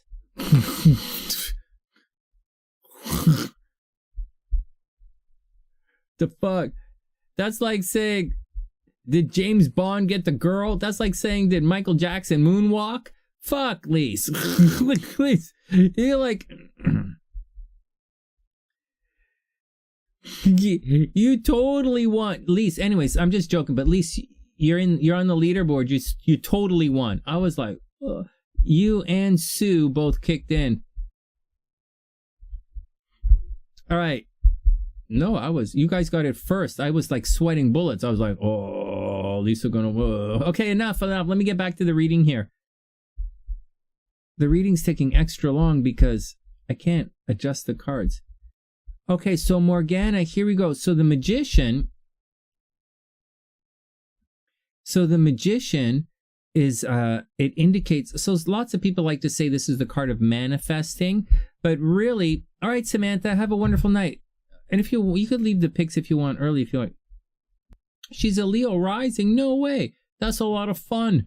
So the Magician means someone's going to show up to shine a light on your potential, right? So so in the Fool card, you start your journey, you begin your journey, and then the first person that Tarot meets is the Magician. And the Magician really impresses Tarot, and she wants to be a magician, and she wants to rush out into the world and start everything. And then, but when she gets to the Priestess stops her and asks, says Tarot's got to, reevaluate everything and wait because she doesn't know the whole story, the entire story. And the Magician means someone's going to come along to really fill you with excitement, and you're going to feel really like you compelled to launch on this particular new journey.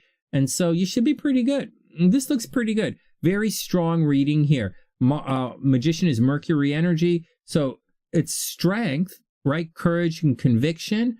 And Magician, starting something new. Okay. So like you have the potential to manifest a lot right now. Thanks, Samantha. Everybody be cool. Everybody be cool. I'm gonna put Sammy's picks for tomorrow up here. I got you, Samantha. Samantha is right here. Tomorrow. 4 of Wands, Star, Lovers, 8 of Wands. Nice. That's nice. Okay, what's going on here? You got a Michael Jackson tattoo. Well, there you go. Michael Jackson is awesome. Okay, here we go. Next, Well, you got, hey, reminding everybody to tell everybody about the SunnySide. We are a psychic channel. I don't know if anybody noticed, but we guess the fucking tarot cards and we get them right every night. So if your psychic can at least guess a tarot card, like 1 out of 9 out of 6. Anyways, next. Knight of Wands reversed. So Morgana, Knight of Wands reversed, you know, this could zap a little bit of your confidence. You're going to be rushing around in vain, meaning you're going to be running around and all the doors are going to be locked, or you're going to be rushing around looking for information or asking questions, or just you're going to be running around and potentially nobody's going to be there. Like you have all of this energy, all of this confidence. Look, energy, passion, inspired action, adventure, fearlessness, impulsiveness. Look at this. This is a very exciting reading. Like this reading says there's a lot going on in your life that should be very excited, very exciting, very confident kind of person and experience that you're going through. Now, the Knight of Wands is rushing around a lot. It's doing a lot of stuff with a lot of confidence. It's very confident kind of reading here. Like it's like most very, very confident, very strong belief. But this Knight of Wands is reversed. So like I said, you're probably rushing around in vain. Other people might not keep up, you know, running around with your head cut off kind of thing. And that's never a good situation. You know, working on a passion project, you know, very anger scattered. The energy could be scattered, rushing around in vain. Watch out that people aren't leading you astray, or they're deflecting and telling you to go somewhere instead of whatever is whatever. So that's the deal, Morgana. Watch out for rushing around in vain. But you should really be starting something new. And then we have the Knight of Swords reversed. Holy crapola. This is information all the way around. Probably around the same time, Samantha. I know I keep saying I want to come on earlier, but oh no, wait, I'm not coming on tomorrow. Everybody calm down. Tomorrow's the horoscopes. Tomorrow's Saturday. No coming on tomorrow because it's going to take all day to load the horoscopes. So Thursday night and Saturday night, I can't come on anymore because I'm loading the horoscopes up and it takes all day to load the horoscopes. Sorry guys. Back on Sunday. We're playing the game again on Sunday afternoon. Okay, so Sunday afternoon, about 3 o'clock in the afternoon, I'll be online. Saturday, no more Saturday show, no more Thursday show because doing the horoscopes. All right, next. Good point, good point, good point. All right, Morgana, Knight of Swords reversed, rushing around. So communication is going to be a little bit off as well. So swords rushing around, talking to people. Lots of ideas, sharing ideas. Wands, you know, Knight of Wands rushing around physically, a lot of energy. But you have the Knight of Swords reversed. So check this out. This guy, right? Ambitious, action-oriented, driven to succeed, you know, fast thinking. But this card is reversed. So, you know, Morgana, the Knights are reversed. So you're probably like really excited about something. It's not like really, really excited. Like some kind of new beginning is like really your thing. But like, you know, the Knights are reversed, indicating a large portion of your energy is going to dissipate, or a lot of your action is going to be in vain. So, or a lot of your goals or people are going to lead you astray a little bit. But you, Morgana, I think you are all in on whatever it is that you're going through. I think you are all in. People just might throw you off a little bit. The energy is going to get scattered. Oh, look, here we go. Then we have the Two of Pentacles, straight up, Two of Coins. This is juggling multiple sources of income. So Morgana, maybe you have like a side hustle that, you know, is making you some money, is going to make you some money, or maybe you're working some project kind of work that's happening. You should have or you have client driven work. Regardless, whatever, or you're going to get another job. Regardless, multiple priorities, time management, blah, blah, blah. This card is about juggling multiple sources of income, managing multiple priorities, and it looks like it's going to be successful. So like, you know, in spite of all this rushing around in vain, which is clear, 2 knights reversed. Like, I mean, what the fuck? That's like you could have had no knights, but you had 2 of them reversed. So like, what the fuck? And so in spite of all of that, it looks like you're going to start some kind of second project, and you're going to be juggling a lot of stuff. You're going to have a lot of balls in the air. That's the deal with the 2 of coins. Maybe it's financial. Maybe it's usually financial, right? But like maybe they're projects, like the kids. You got to help the kids out, right? Or you got to help the friend out, or you got to help somebody out. Or you could be seriously just simply get another job. So that's the deal. But whatever happens, there's a lot of excitement in this reading. You are totally ready. Just be careful, because people are going to lead you astray a little bit. They might not do it on purpose, but they're probably going to do it. And finally, the Ace of Cups straight up. Ace of Cups is a really good card. Ace of Cups, for you here, this is new beginning, new potential, a lot of love. So I think the cup, right, it's receiving all of the love. Cups. So see, it's receiving it. I know in these cups, they have water overflowing, but it's really about receiving the idea. Love, compassion, creativity, you know, maybe a baby. You know, Morgana, if you guys are trying to get pregnant, this could indicate a pregnancy. This reading could indicate a pregnancy, by the way. Just to let you, pregnancy, you know, dealing with multiple kids, you know, some of the kids. But I think, so although it could deal with a pregnancy, I think you have this new project that you've been working on or that you want to launch. And I think you're all ready to go with it. You're very ready. Everything is go.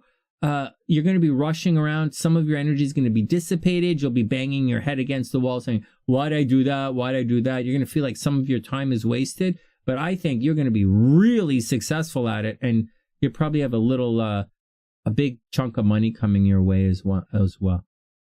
All right, next, that's Morgana. Morgana, I hope you and Hades have a super, super amazing night. Welcome to the sunny side. It's really good to see you guys. Thanks for being SunnySiders, and I wish you guys the best, and I'll see you guys soon. All right, next. That's cool, Elise. Yeah, no problem. Sunday afternoon. Or Sunday afternoon will be online. Tomorrow, horoscopes. What are you going to do? The horoscopes take me forever. But hey, what did you guys think? Did you guys like in the horoscopes that I did that? You know, I did, so in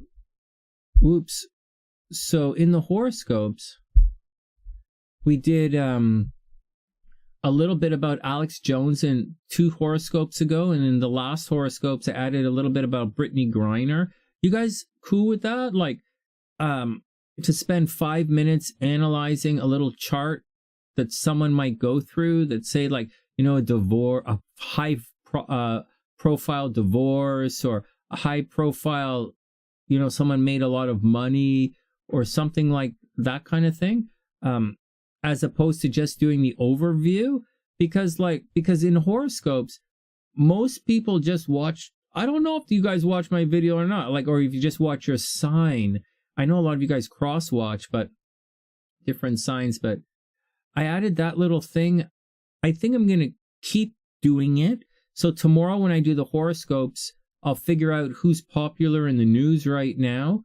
Like that chick in Arizona who switched parties, she's got a thing. Or like Meghan Markle and Harry something should happen in their chart because they just popped in the news again. Or, I don't know. I'll wake up and see what's in the news, you know, what's going on in the news, and I'll take it from there. But I think I'll do that. And instead of making it, and we'll see how it goes. So I'll take it from, I'll keep it going. All right, thanks. I'll keep it going. Answered the question. All right, next, let's move on. All right. You're welcome, Hades. The only problem is the horoscopes get long, you know, and it's a lot of bandwidth for you guys, but you know, I'll see what I can. I think it makes it interesting. I think it makes the overview interesting, and I'm not ready yet to make a separate overview video. It's kind of like unless I make it a podcast, and I stopped doing podcasts on the sunny side. I stopped my app, podcast, expanding the channel. I stopped everything and just sort of streamlining it a little bit. And I started practicing my sax again and working on my other channels. But anyways, I like that idea of, I like the idea of doing a little bit of what's going on normally for you guys. Virgo. Thanks, Morgana. That's really sweet. I super appreciate it. I hope everything is cool.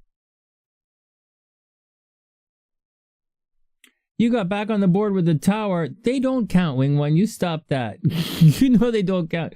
Hey, but they don't count on purpose. Because you know what, Wing One? It's not fair for, not you. Like, it's fair for you because you're obviously psychic. But it's like, it's not fair for,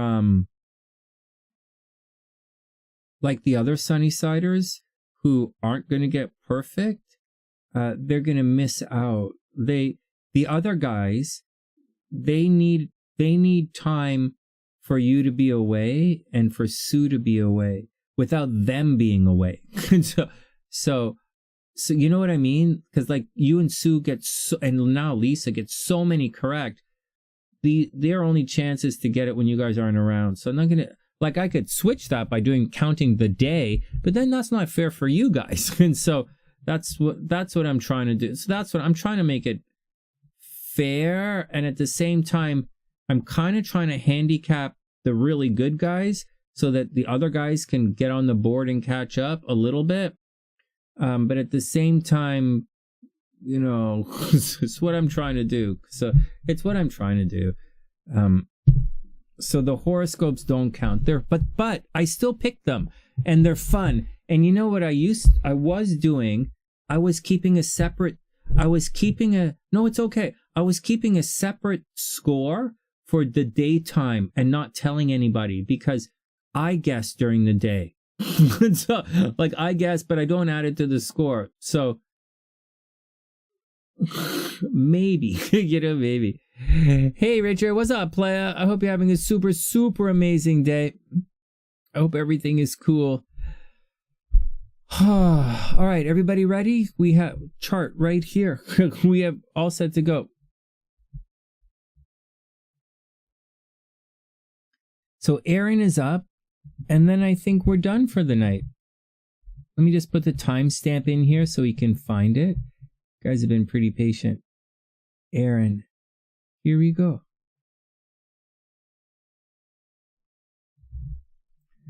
All right.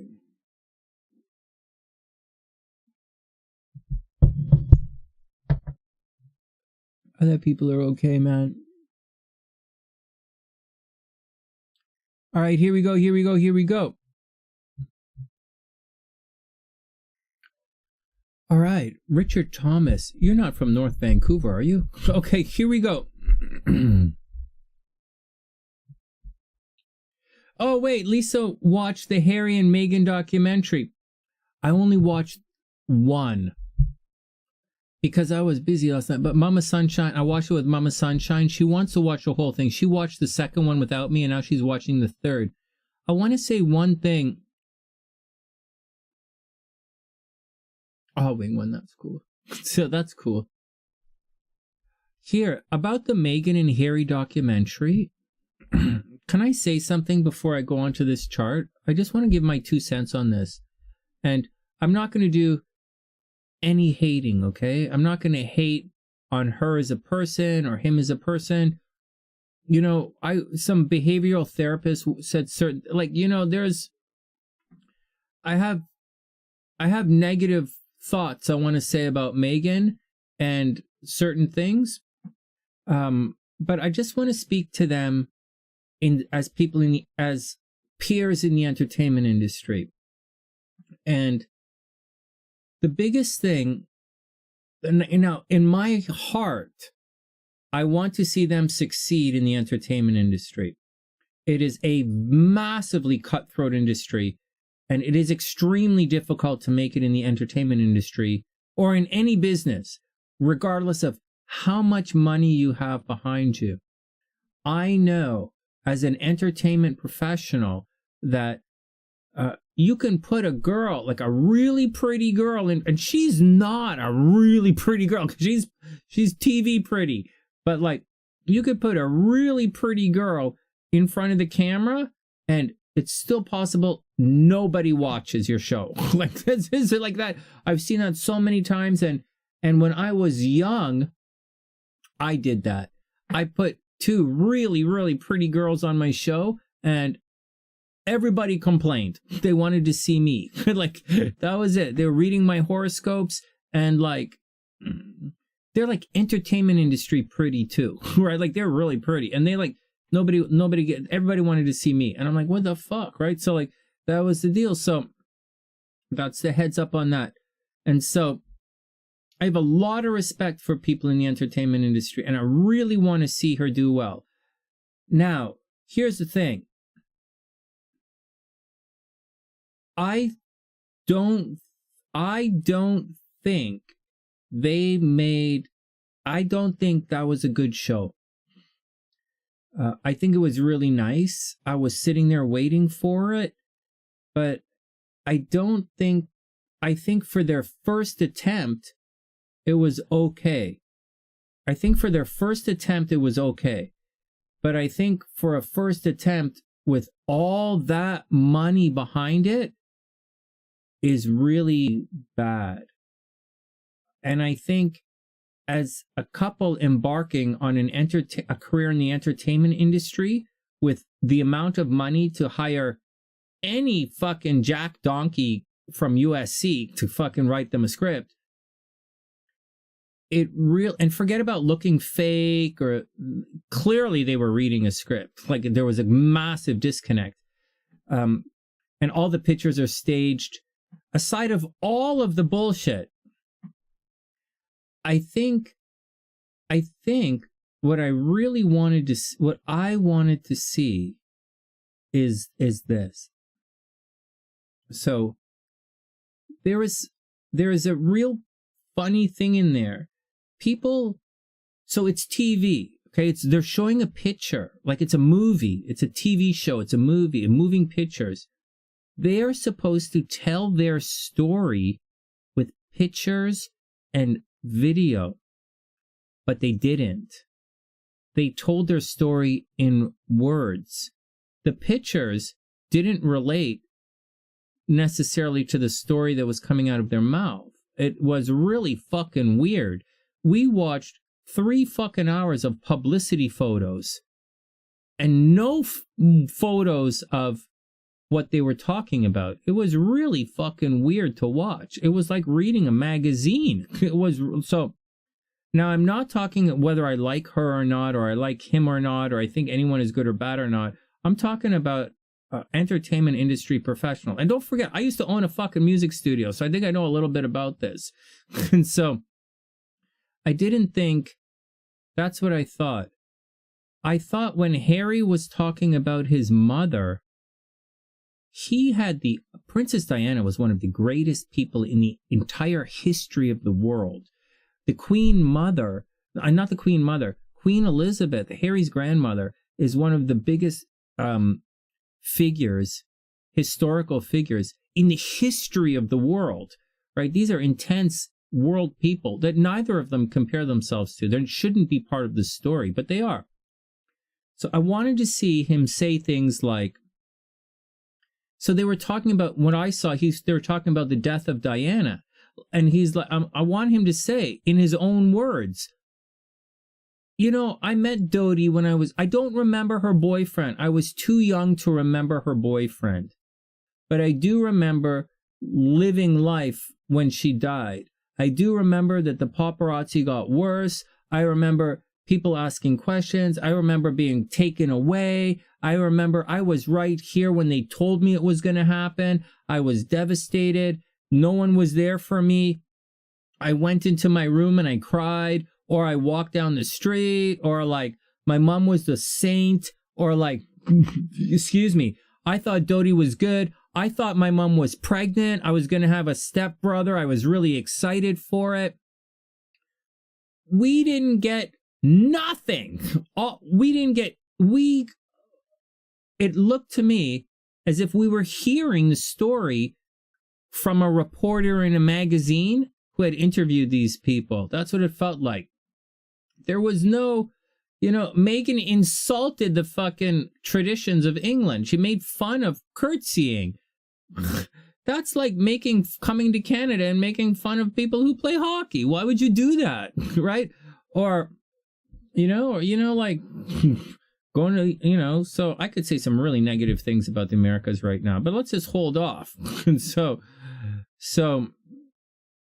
that's what I wanted to see, right? He could have said things like, you know what? My dad's a fucking asshole. My dad's a fucking asshole. He's always been a fucking asshole, but I love him. I'll always love my dad, but he's really uptight. I resent what my dad did to my mom. I'll never forgive him for my mom's death. I do think it's his fault.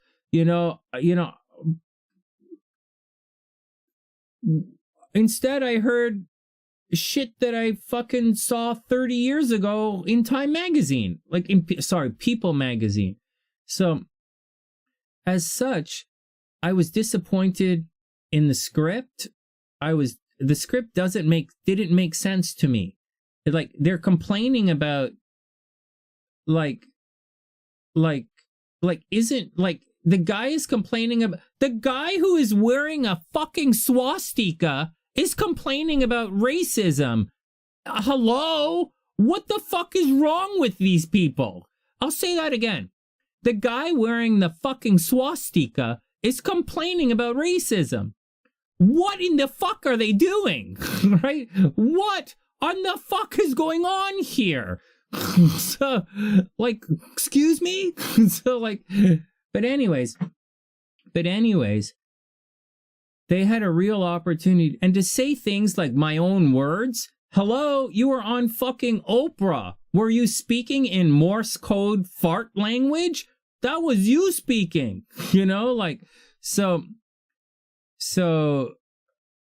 so I think from an editorial perspective or a producing perspective, I really think they shit the bed in the production. I think they did a bad movie from a movie perspective.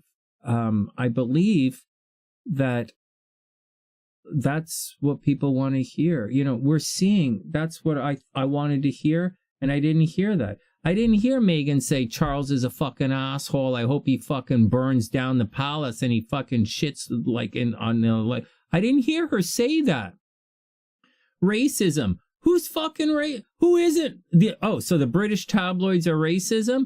Let me to give you a thing. You think there's no racism in the United fucking States of America? Hello? Hello? You think there's no racism? The most famous entertainers in sports and music and media in the United States are actively anti-fucking Semitic right now. So don't tell me there's no... What are you fucking racism are you complaining about? All right, let's move on. That's enough of my rant. But I gotta say, having said all of that, I'm just saying, as an industry professional, I think they could have had a more streamlined story, and I think they could have done a better job. That's what I think. And I have a lot of fear for them because the industry is really difficult, and they did not come out. They didn't. This show to me doesn't. I don't consider it. It's lacking. Right? It looked visually strong. Like the pictures were nice, but on TV, you have to be able to convey a story with the sound off, just like a picture book. And that show, to me, didn't tell a story with the sound off. It would have been difficult to follow. That's my sense. So from a technical, so don't say I hate them, because that's not what I said. I said, I think from a script perspective and a writing and a producing perspective, I think they could have done a better job. And I think if they do a really good job, they might be okay. But if they don't start doing a really good job, they're not going to make it. And I also think they're going to get divorced. And, that kid grew up in a broken home, right? And Meghan is divorced. So they have divorce in their culture, their collective culture. So, and don't forget that Prince Charles, this kid's dad, like Henry's dad, left Diana with 2 kids. So don't think that Henry will not flip the script in his head and say fuck you to the if things get tense. Except that I 100% believe he is totally in love with her, and I believe she's a bit of a narcissist. So that's what I think. That's my 2 cents. But in my 2 cents, I'd like to see those guys really I'd like to see them succeed. It's tough. It's tough, and I think they can do it. That's my 2 cents. If I didn't think they could do it, I'd say they're wasting their time. But I never said they're wasting their time. I said it's very scary for what they're doing, because that business that they're entering into could drain all of their money. If Harry had half a fucking brain, he would open up he would build he would invest in computer chips in California or something, or Arizona. That big computer chip factory they're building in the United States, he'd invest in that. He'd be smart. He'd invest. He'd buy a football team or something. But he's not investing in the entertainment industry. I'll tell you guys, you know where we go for money to make movies in the entertainment industry? Well, I don't know where everybody goes, but if we're not going to Netflix, or you're not pitching to if you're not pitching to one of the, if you're not pitching to a studio, we go to angel investors. We go to guys who are looking to not necessarily make their money back. That's where the money comes from in the entertainment industry. Grants, government grants. A lot of guys make their money on make movies on government grants. A lot of them do. A lot of them get the publicity, the money from the company itself, that they pre-sell the movie. And other people, they get it from these angel investors who never want to see any, they're not going to get a return on their money, but they want to hang out with some naked movie stars, which is the fucking where it comes from. Just my 2 cents. Let's move on.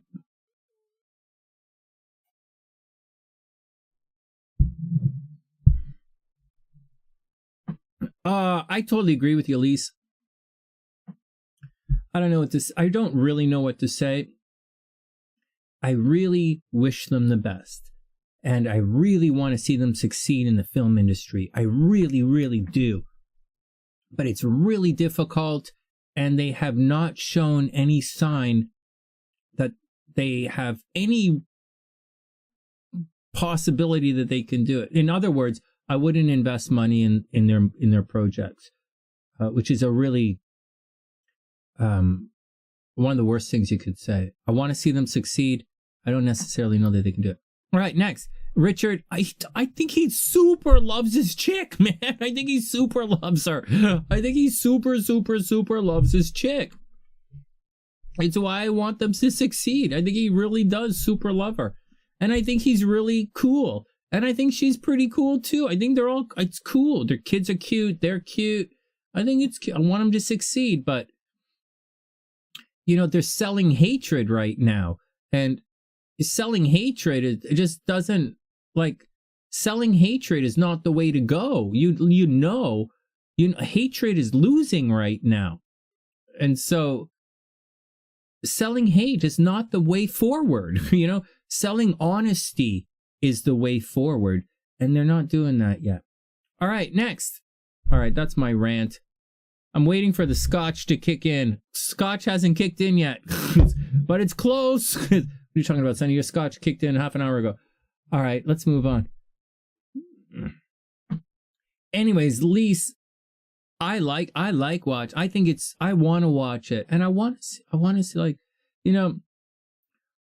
my brother's a dick. He used to give me wedgies. He used to steal my lunch. He once pissed on my foot and I got infected. William's great. He's always been there. His chick is okay, but she's a little skinny. I know she's going to be the queen, but none of grandma's shit's going to fit her because grandma was a little stubby. And William's chick is like skinny and shit. I don't know. Maybe he wants to fuck scarecrows. I don't know what William's I don't know what my brother's fucking problem is. Maybe he likes to bang two sticks against his cock to get off. I don't know what his problem. That's what he should be saying. I think she's lovely, but I'm not into fucking scarecrows. I like my curvy American, you know, freckle-faced fuckhead, you know, freckle-faced fucking narcissist. You know, that's would have been nice to see, you know, whatever, you know, like, how hard is this to script? Tell the truth, motherfuckers. Everybody wants to hear the truth. Spent 3 hours listening that the paparazzi is a fucking bunch of assholes. They killed Diana, for fuck's sakes. Of course they're assholes. Let's move on. But of course, there's no racism in the United States, right? No racism at all in the United States. All right, next. I have to do a reading first. All right, let's get down to it. Arron has been very patiently letting me rant on and on and on and on.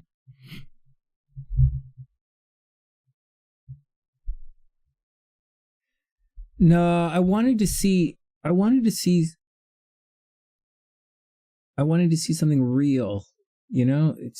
But I want them to see. I get really upset when people,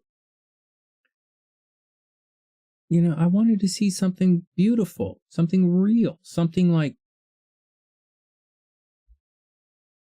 you know, like, I wanted Harry to say something like, you know, everything was bad. It was bad. My mom died. I didn't know what to do. You know, my grandpa was gone. You know, my dad's a dick. And then my dad's fucking girlfriend, that fucking lady who looks like a horse that nobody fucking likes. My dad's fucking whiny horse fucking girlfriend walks in when I'm fucking jerking off. I live in a fucking palace. How does this lady walk into my fucking room when I'm jerking off? What the fuck? It's a fucking palace. What the fuck are you doing in my room? That's what I wanted to see. That's what I was waiting for. You know, hey, William keeps taking my fucking spank. I don't know. William keeps jerking off in my socks. It's not fucking funny, man. It's not fucking funny to put a sock on and have a foot full of your brother's jizz. That fucking sucks.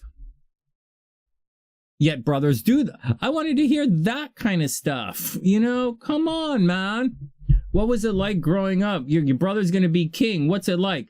You know, I think for a guy who knew he was going to be king from birth, he would fucking jerk off in his own socks. Seriously. And fucking he could get a wife with like, you know, that's what I think. That's what I think he should be saying. Arron, back me up, man. Seriously. Come on.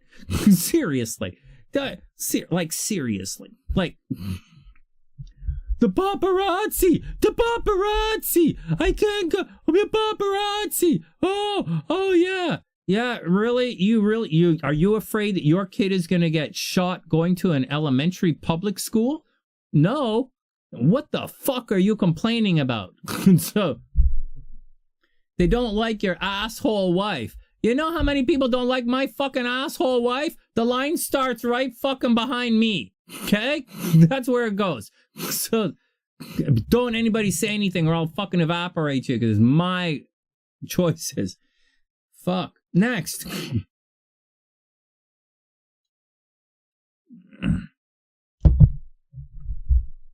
Oh my God. Next. Oh my God. Lisa, the guy's gonna be fucking king. He could jerk off in his own socks. I'm on Harry's side in this. There we go. See, I knew we could come together.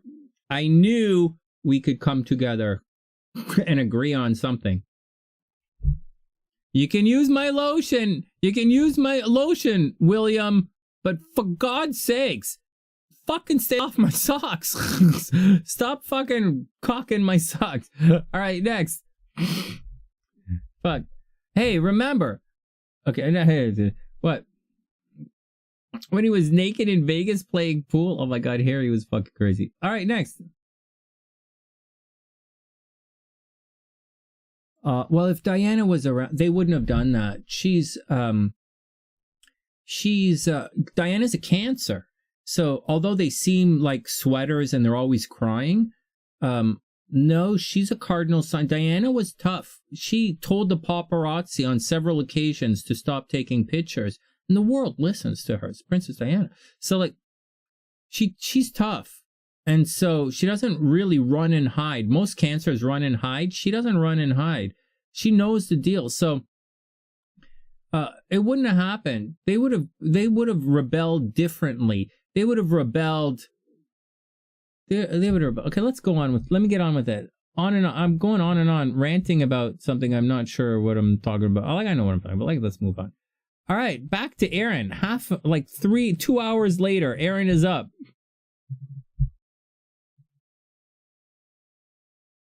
They wouldn't have done it. But anyways, I'm gonna stop because saying he wouldn't have done it, that's an entirely new conversation, which leads to certain things. Yeah, she was a tough crab. You know, my sister was a tough crab. They're mushy, right? A tough crab is not like Scorpio or Aries. Like a tough crab is like, they're still mushy. They still cry, but they have backbone. They have backbone. They'll fight. All right, next. Oh, it's all cool. Arron is cool. He's okay. Here, let's get down to it.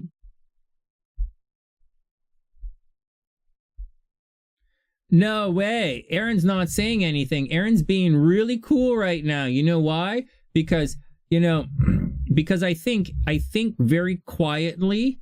Okay, so I don't want to make this any. I don't want to get into a political argument here because there are people from all over the world here so the politics aren't really going to make sense. But I'm just getting this vibe that Arron might be Team Sock. So I know some people are on Meghan and Harry's side, and some people are on William and Kate's side, and there might be some guy who even likes Charles and his sex horse.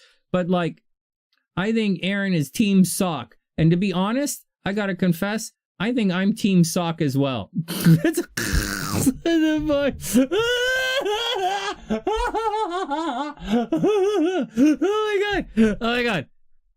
Oh my god, I have to make a t-shirt. I'm with Team Sock. Oh my god. All right, everybody calm down.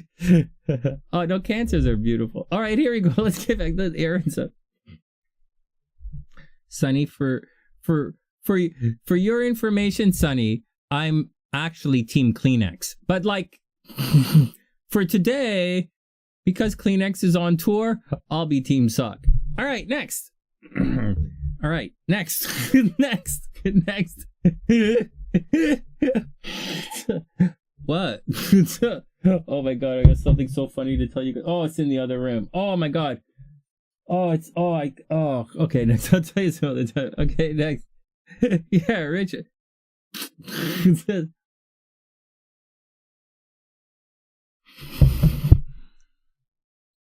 All right. Everybody ready to get back to astrology?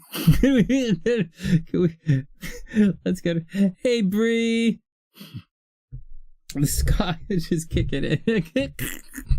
So, well, last night my lodge was supposed to meet for Christmas, but I didn't go. So, anyways, so here we go. Everybody cool? Hey, Bree.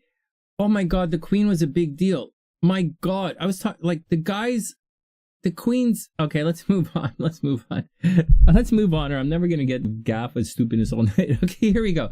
Arron's up. Here we go. Everybody, here we go. Let's focus.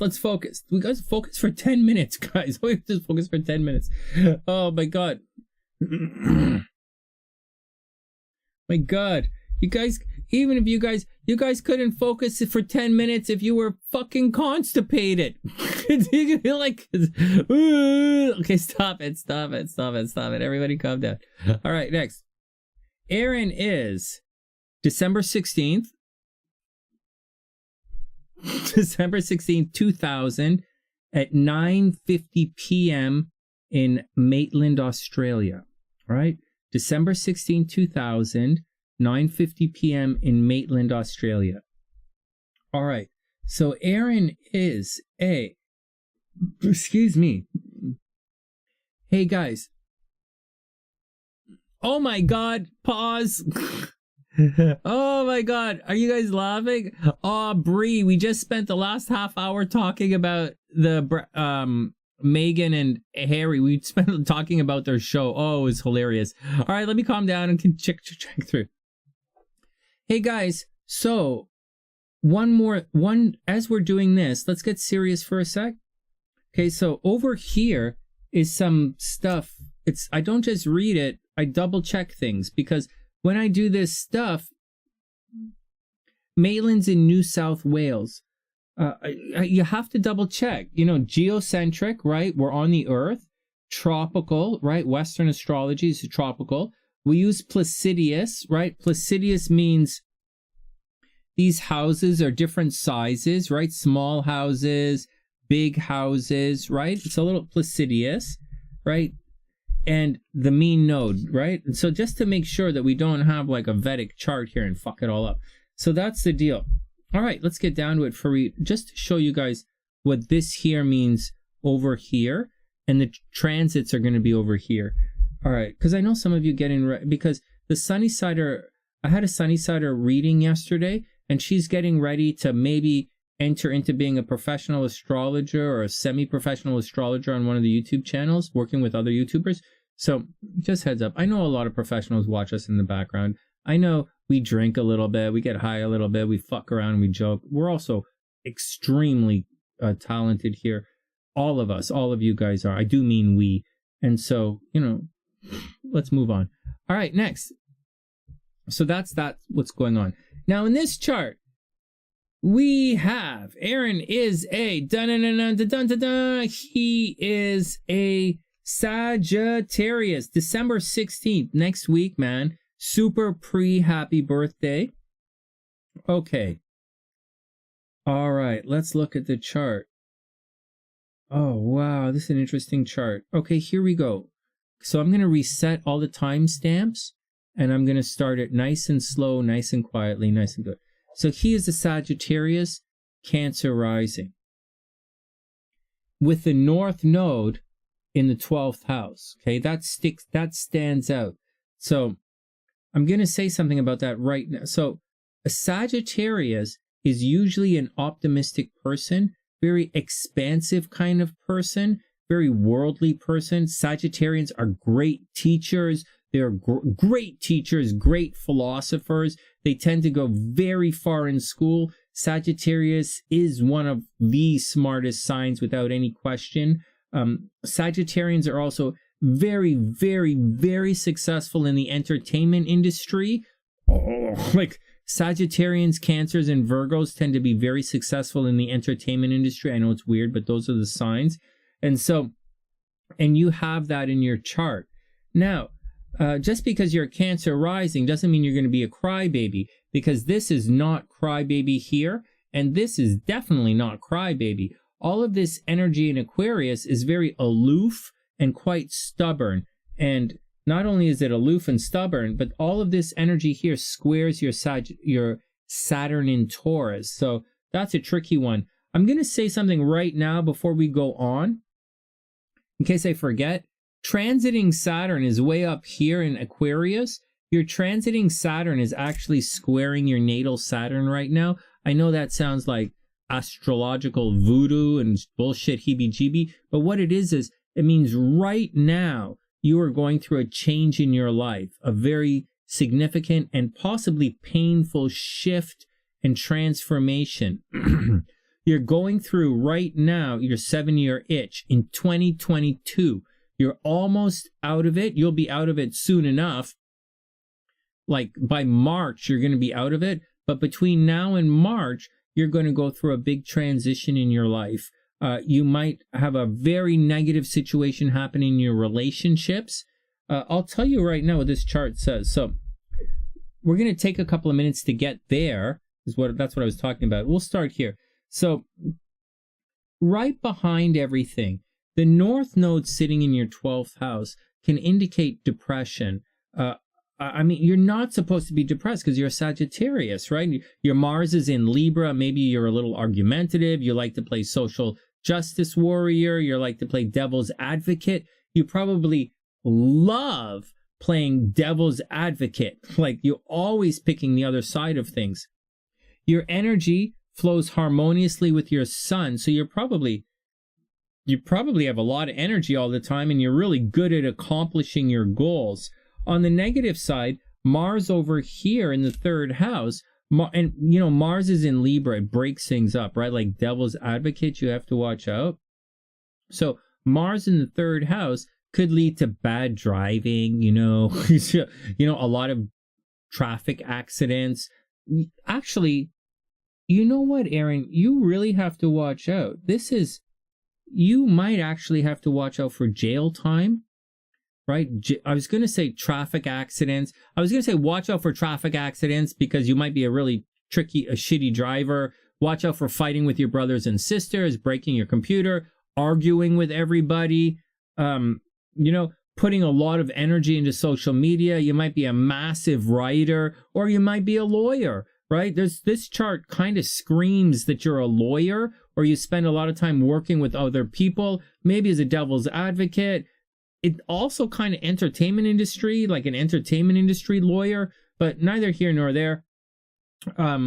Moving on, maybe possibility with jail time a little bit. Watch out for jail time. Watch out for arguing with people. Watch out for a little bit of violence. You're going to have problems with authority figures at the top of your chart.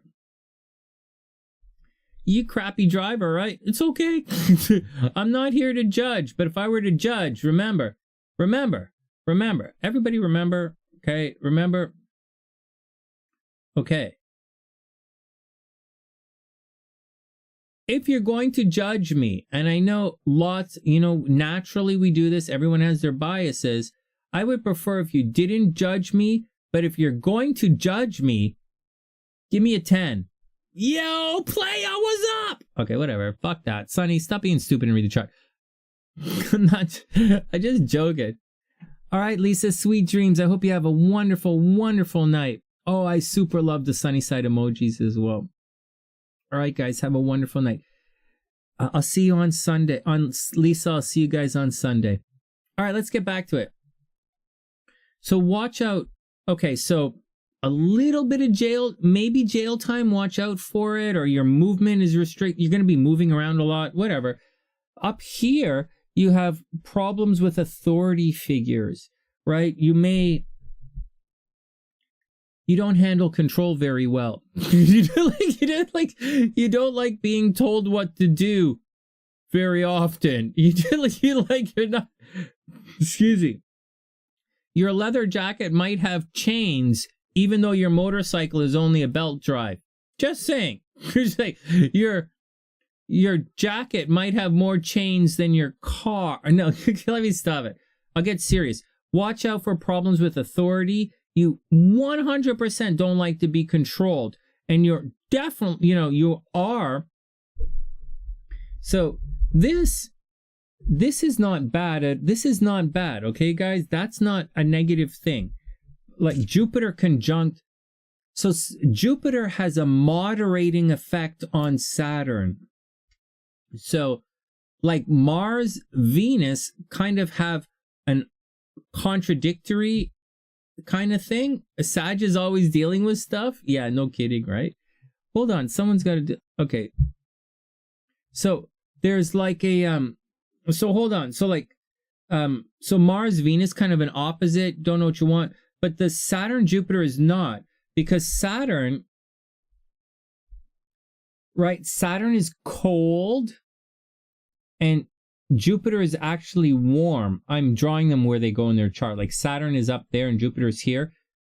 So sorry. Let me pause this thought. Let me just explain this to you guys. They're home kind of places for planets. Sagittarius, Saturn kind of lives up here. Jupiter is here between Saturn and Mars.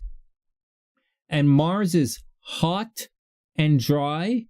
And Saturn is cold and dry. And Jupiter is warm and wet. not wet like Venus, but it's a moderate, Jupiter is windy and warm. And Jupiter moderates between Saturn and Mars.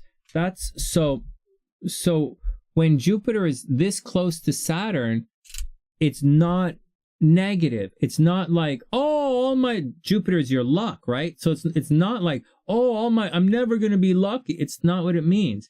It means the negative Saturn, all this public stuff. So Arron has in his chart, Richard, Sag is always dealing with stuff, especially right now. Sag is dealing with stuff.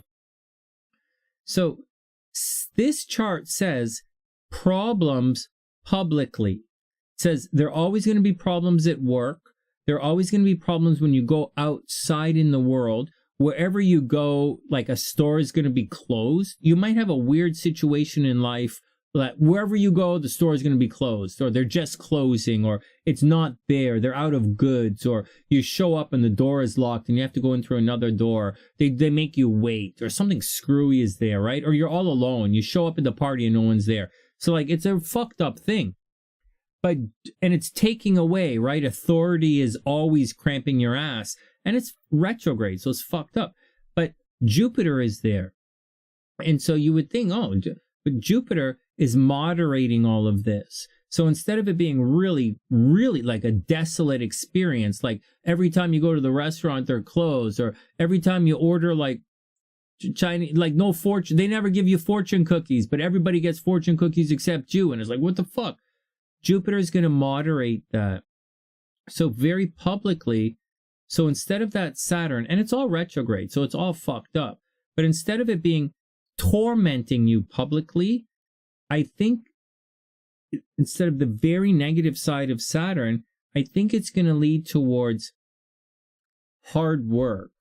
So on one hand, it can be a little bit negative when you're out in the world, but Jupiter is going to add a moderating factor to it. And it's going to, so without the Saturn, you would expect that you'd be like super popular.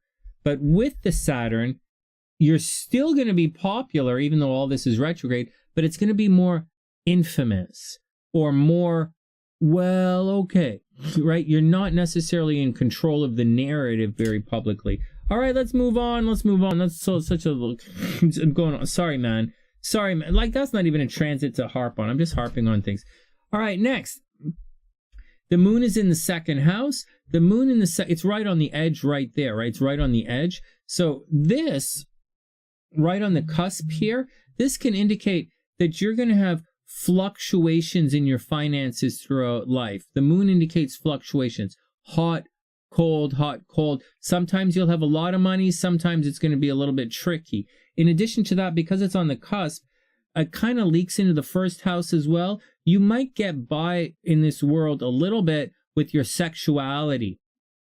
Seriously, when the moon is in the first house, it's on the cusp, right? So when the first house moon energy, that's a guy who is a real kind of good-looking guy, and like he gets bisexually. You have to be careful because they could take that sexually stuff and use it against you, right? You might have situations in this lifetime when like chicks blame you for like you're good looking or you're like sexy, and the chicks are like, oh, he was like sexy, blah, blah, blah. And you're gonna have to tell them to whatever. So you do have that in your chart. Watch out for it. It's gonna run hot, cold, hot, cold.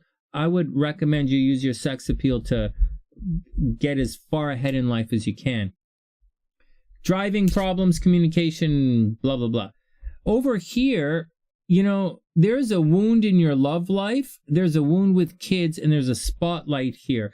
So you are clearly, so the rest of the reading is going to be about this. You are, because we talked about mental health problems, right? Watch out for massive bouts of depression. Also watch out, you're not too old for this, right? Watch out for, possible suicide attempts in your life, okay? So you're not out of it. I know that you're an adult right now. You're in your 20s. You're like an adult, but there will come times a little later on when suicidal tendencies might trickle in a bit. So you're going to have to shake that off. All right, next, let's just deal with the rest. So you are probably, so you're going to have a problem with kids, right? Pluto is here and Chiron is here. Chiron is going to cause a problem with kids. You might have accidental pregnancies, although it doesn't really say accidental pregnancies, but you're going to have a wound with children. Like your children might be taken away. You might have to have an abortion or a miscarriage, or they just steal your kid. Like your girlfriend just takes the kid and tells you to fuck off. So you're going to have to watch out for all of that children stuff. Oh my God, your dad committed suicide? Are you serious? You have be careful of that in your chart, man. Seriously. So be cool. So be cool. You know, if anything bugs you in life, you can always come here and vent, right? Whatever it is, you can vent about it. Even if you think I'm going to get pissed off, you can vent about it. So the only thing you can't do on the sunny side is be stupid, right? But you can definitely come and hate a little bit here. Well, you know, this is not the goody-goody side. I'm here for you. All right, let's move on. So, accidental pregnancies, miscarriage, abortion, maybe the kids get stolen from you. So, like your girlfriend takes the kids. It happened to me, so it's not the weirdest thing to say. But that's the deal. You are super, super, super romantic, okay? Like, we get that. You're also super creative, like super duper creative. Oh my God, this is the second Cancer rising chart today. So, but your chart is very fiery and airy, whereas the other chart was very watery. So I don't, maybe you garden, but I don't know about gardening. I would sooner think that you're a cook. So, but let's move on. So your love life, you know, you have to watch out for public drunkenness. No joke. Pluto in the 5th house, public drunkenness, problems with dating, you know, problems with kids. You probably really like kids and are always thinking about kids, but there's a problem here. All right, next. Over here is the big deal. The big deal is in your marriage. You might be gay. You know, Arron might be gay. I don't know, just saying, right? Might be gay. There's a even though I've been saying all that kind of stuff, you know, children and stuff, there might be gay, same-sex situation. Uranus over here, Venus here, Neptune here, Lilith here. I think if you get married, you will almost guarantee that you're going to get divorced. Like, I see multiple relationships. I see cheating in relationships. I see you definitely fall in love. But I also see not gay is okay. You don't have to be gay. So, but here's why but Arron, hold on. Here's why I said gay. Here's why I said that. Because although you have suicide in the chart, you don't actually have gay in your chart. You have, but you do have that you might not get married. You have open relationship in your chart. You have open relationship in your chart, like long-term dating, lots of threesomes, foursomes, open relationships, open sex, unusual style of relationship is why I said same-sex kind of situation. But you don't really have gay in yourself. So just saying that. Oh, it's because you never wanted to get married. That's what I'm telling you, man. That's what I'm trying to say. And for everybody watching this in the background, just because the guy has Venus and Neptune and all this shit in the 7th house doesn't mean he wants to get married. That's why I came up with the gay shit. Because, like, I'm like, well, who else doesn't want to get married? He either has, like, a thunder cock and he doesn't want to, like, he can't find a girl who, like, you know, is, like, got to share it, you know? Or, like, he's, like, gay, right? Like, it's one or the other.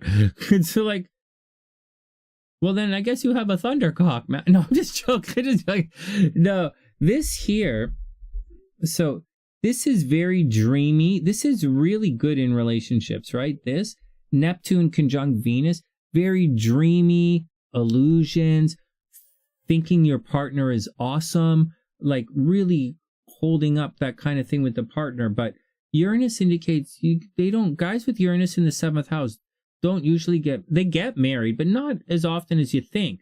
And Uranus there, so although Venus is like cheating in relationships and divorce and multiple marriages, and Lilith is you fuck it all up, Uranus generally to me indicates you're probably not necessarily going to tie the knot. You might, but you might not want to. But you already said, just for everybody watching, that's the thing in the background. All right, but that's a big deal in your chart. All right, what else do you need to know from that situation? So I was saying, doesn't want to get married, there's cheating in the relationship, multiple relationships, you could watch out for depression, mental health problems at certain times in your life,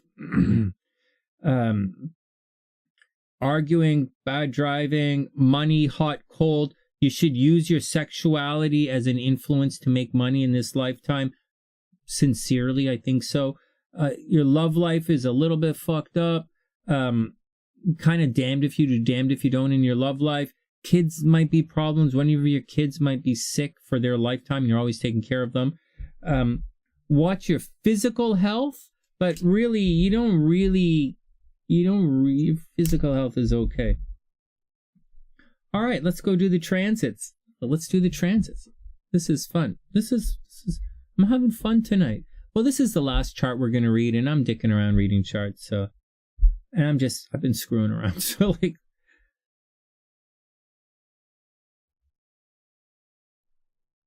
hey, Arron, before we do your transits, let me show you something in your chart that's really, really important. And this is why I was harping on the marriage thing, because you guys will find that if I have something in the back of my head and I don't get it out, I'm going to keep speaking around it until I remember it and it gets out. But I remember what's going on. So, Arron, because you have that Venus and Neptune thing going on in your 7th house, it means your money is going to come from your partner. So it means if you want to get married, whatever, this means here, your money is coming from the 7th house, right? So your money is coming from partnerships. It means you're going to date people who should be really good looking. And you might date people who are unusual. You might date people who are rebellious. Excuse me. You might date people who are unusual, date people who are rebellious. You might hang out with people who are like really pretty and make a lot of money. But the deal is, your money, man. Okay, now this is the most important thing about your chart. Your money comes from the 7th house. Regardless of what all these other fucking astrologers say, your money comes from the 7th house. This means you make your money from your partner. So that's a big ass stellium. That's fucking huge. And you know that. So you have to make sure that you partner up with successful people, because that's where your success is coming from. I know it'd be nice to say, oh, I create my own success, Sonny. No. You are talented. You are clearly super talented, right? Like super creative. We already went over that. A little bit argumentative, but super creative.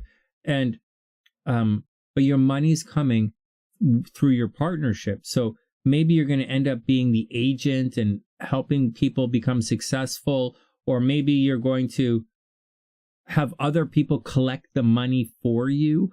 But this chart, money is coming to you from someone else. So you definitely have to hook up with someone who is very successful, because your success is directly attached to other people's success. If your Venus was here, money's coming from how you look. If your Venus was here, you're just going to people are going to give you stuff. If Venus was here, you'd be super popular. But Venus is right here. And that means, if Venus was here, you'd make money from your kids. But Venus is right here. And that means money's coming from your partner or from people you partner with. So it's imperative that you definitely hook up with others.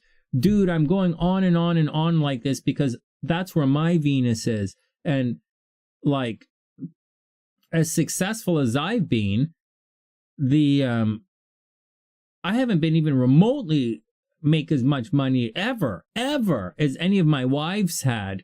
But like I said, Venus here, like multiple marriages. Venus here, cheating in relationships. And what do you want? I was in the entertainment industry. I marry fast chicks. And so there you go. And then multiple relationships, cheating in relationships. Your wife makes a lot of fucking money. Your wife is super hot. Your wife's a fucking asshole. All of the above. So everybody wants to partner up with you. Nobody wants to fucking go to, so you have all of that in your chart. So that's where it is, man. That's where it is. That's where it is. That's where it is. You're the good luck charm, by the way. They're going to make, Arron, these people are going to make a lot of money because of you. So you have to hang up. Is this Arron? Wait a second. No, this is Australia. This is not our regular. There's an Arron. This is not Arron. This is Arron Australia. This is a new Arron. Anyways, let's look at your chart. So right now, although I'm going on and on about relationships are a little in the shitty side right now. Actually, if you were married right now, I'd probably say you might be getting divorced. So I might say something like that. Relationships aren't the greatest for you right now. But whatever. Love was probably pretty good last month. Joint finances are probably very good. Like you might have won an award recently. You might have won a major legal battle, or you've got a big government check, or some kind of contract came through, or you renegotiated a mortgage, or some kind of big money probably came to you in the last year or so. And that's what's aspected in your chart, a really big one. Hey Vivek, what's up? Venus in Scorpio. Venus in Scorpio is okay, Richard. It's kind of sexy. Venus in Scorpio is kind of a little bit loose in the zipper. All right. So there we go, Arron. So money is probably really good. And this is important because money is good. Jupiter is going to move on. So you have about 4 or 5 months left of good money. And then Jupiter is going to move into here. And then you'll spend a lot. You might have the opportunity to go back to school, like to go do your master's degree, or you might travel. Seriously. Next year might be a year of travel or going back to school. It's pretty neat. It's pretty neat. It's pretty neat. Your chart's pretty cool. Over here, Mars is retrograde here, and Mars has been cruising around for a while back there. You might be... wow, what the fuck?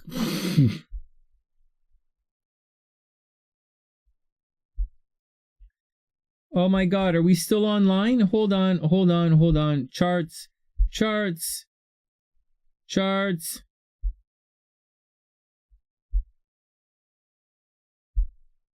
Everybody still there? Everybody cool?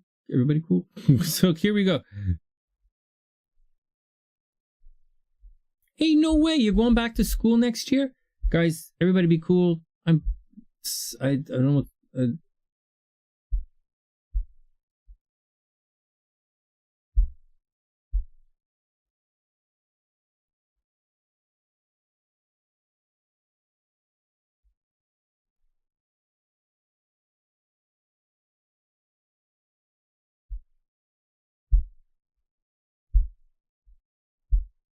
Okay, we're back. Okay, right, we're back. All right, let's get with it. So, fuck! Okay, now we're back. Okay, we're back.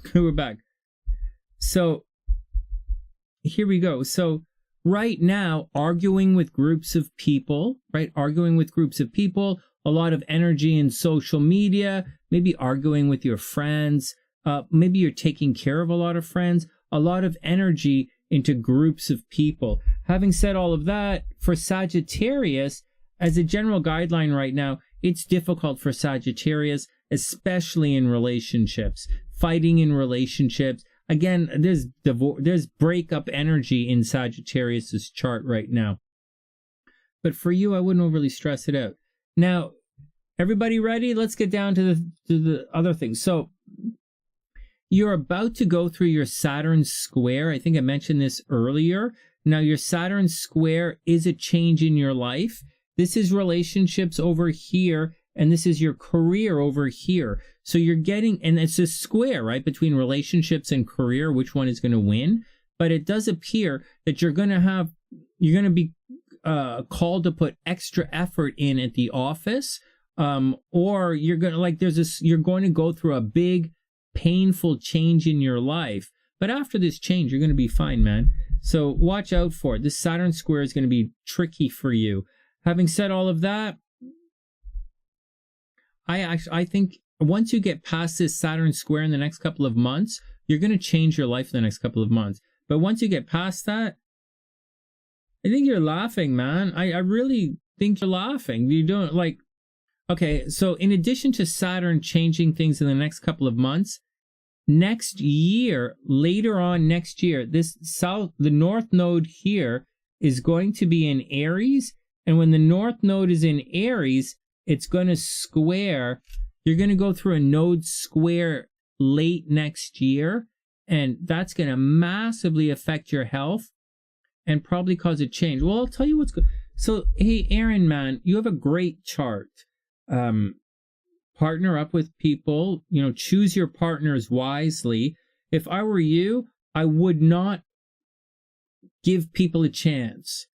I would work with people who have proven success. For other people, I would say, give the guy a chance. Work with newcomers, help expand everything. But in your chart, I think you should work with established professionals who are very successful.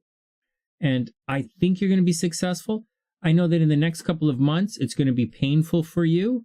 And late next year, you're going to go through a big change in your life. Like new job, new career, new love life, maybe you move, maybe you get sick, right? But a big shift is coming in your life next year and you're not going to go back. So this is the deal.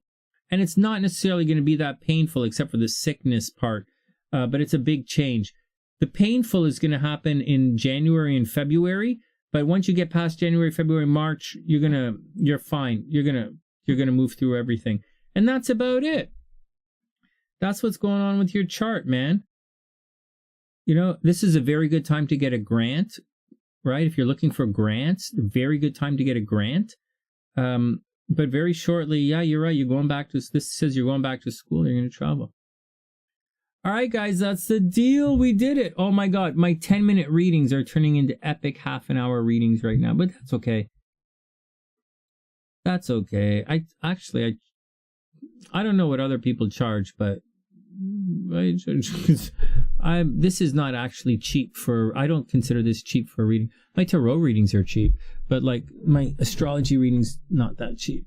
All right, guys, we did it.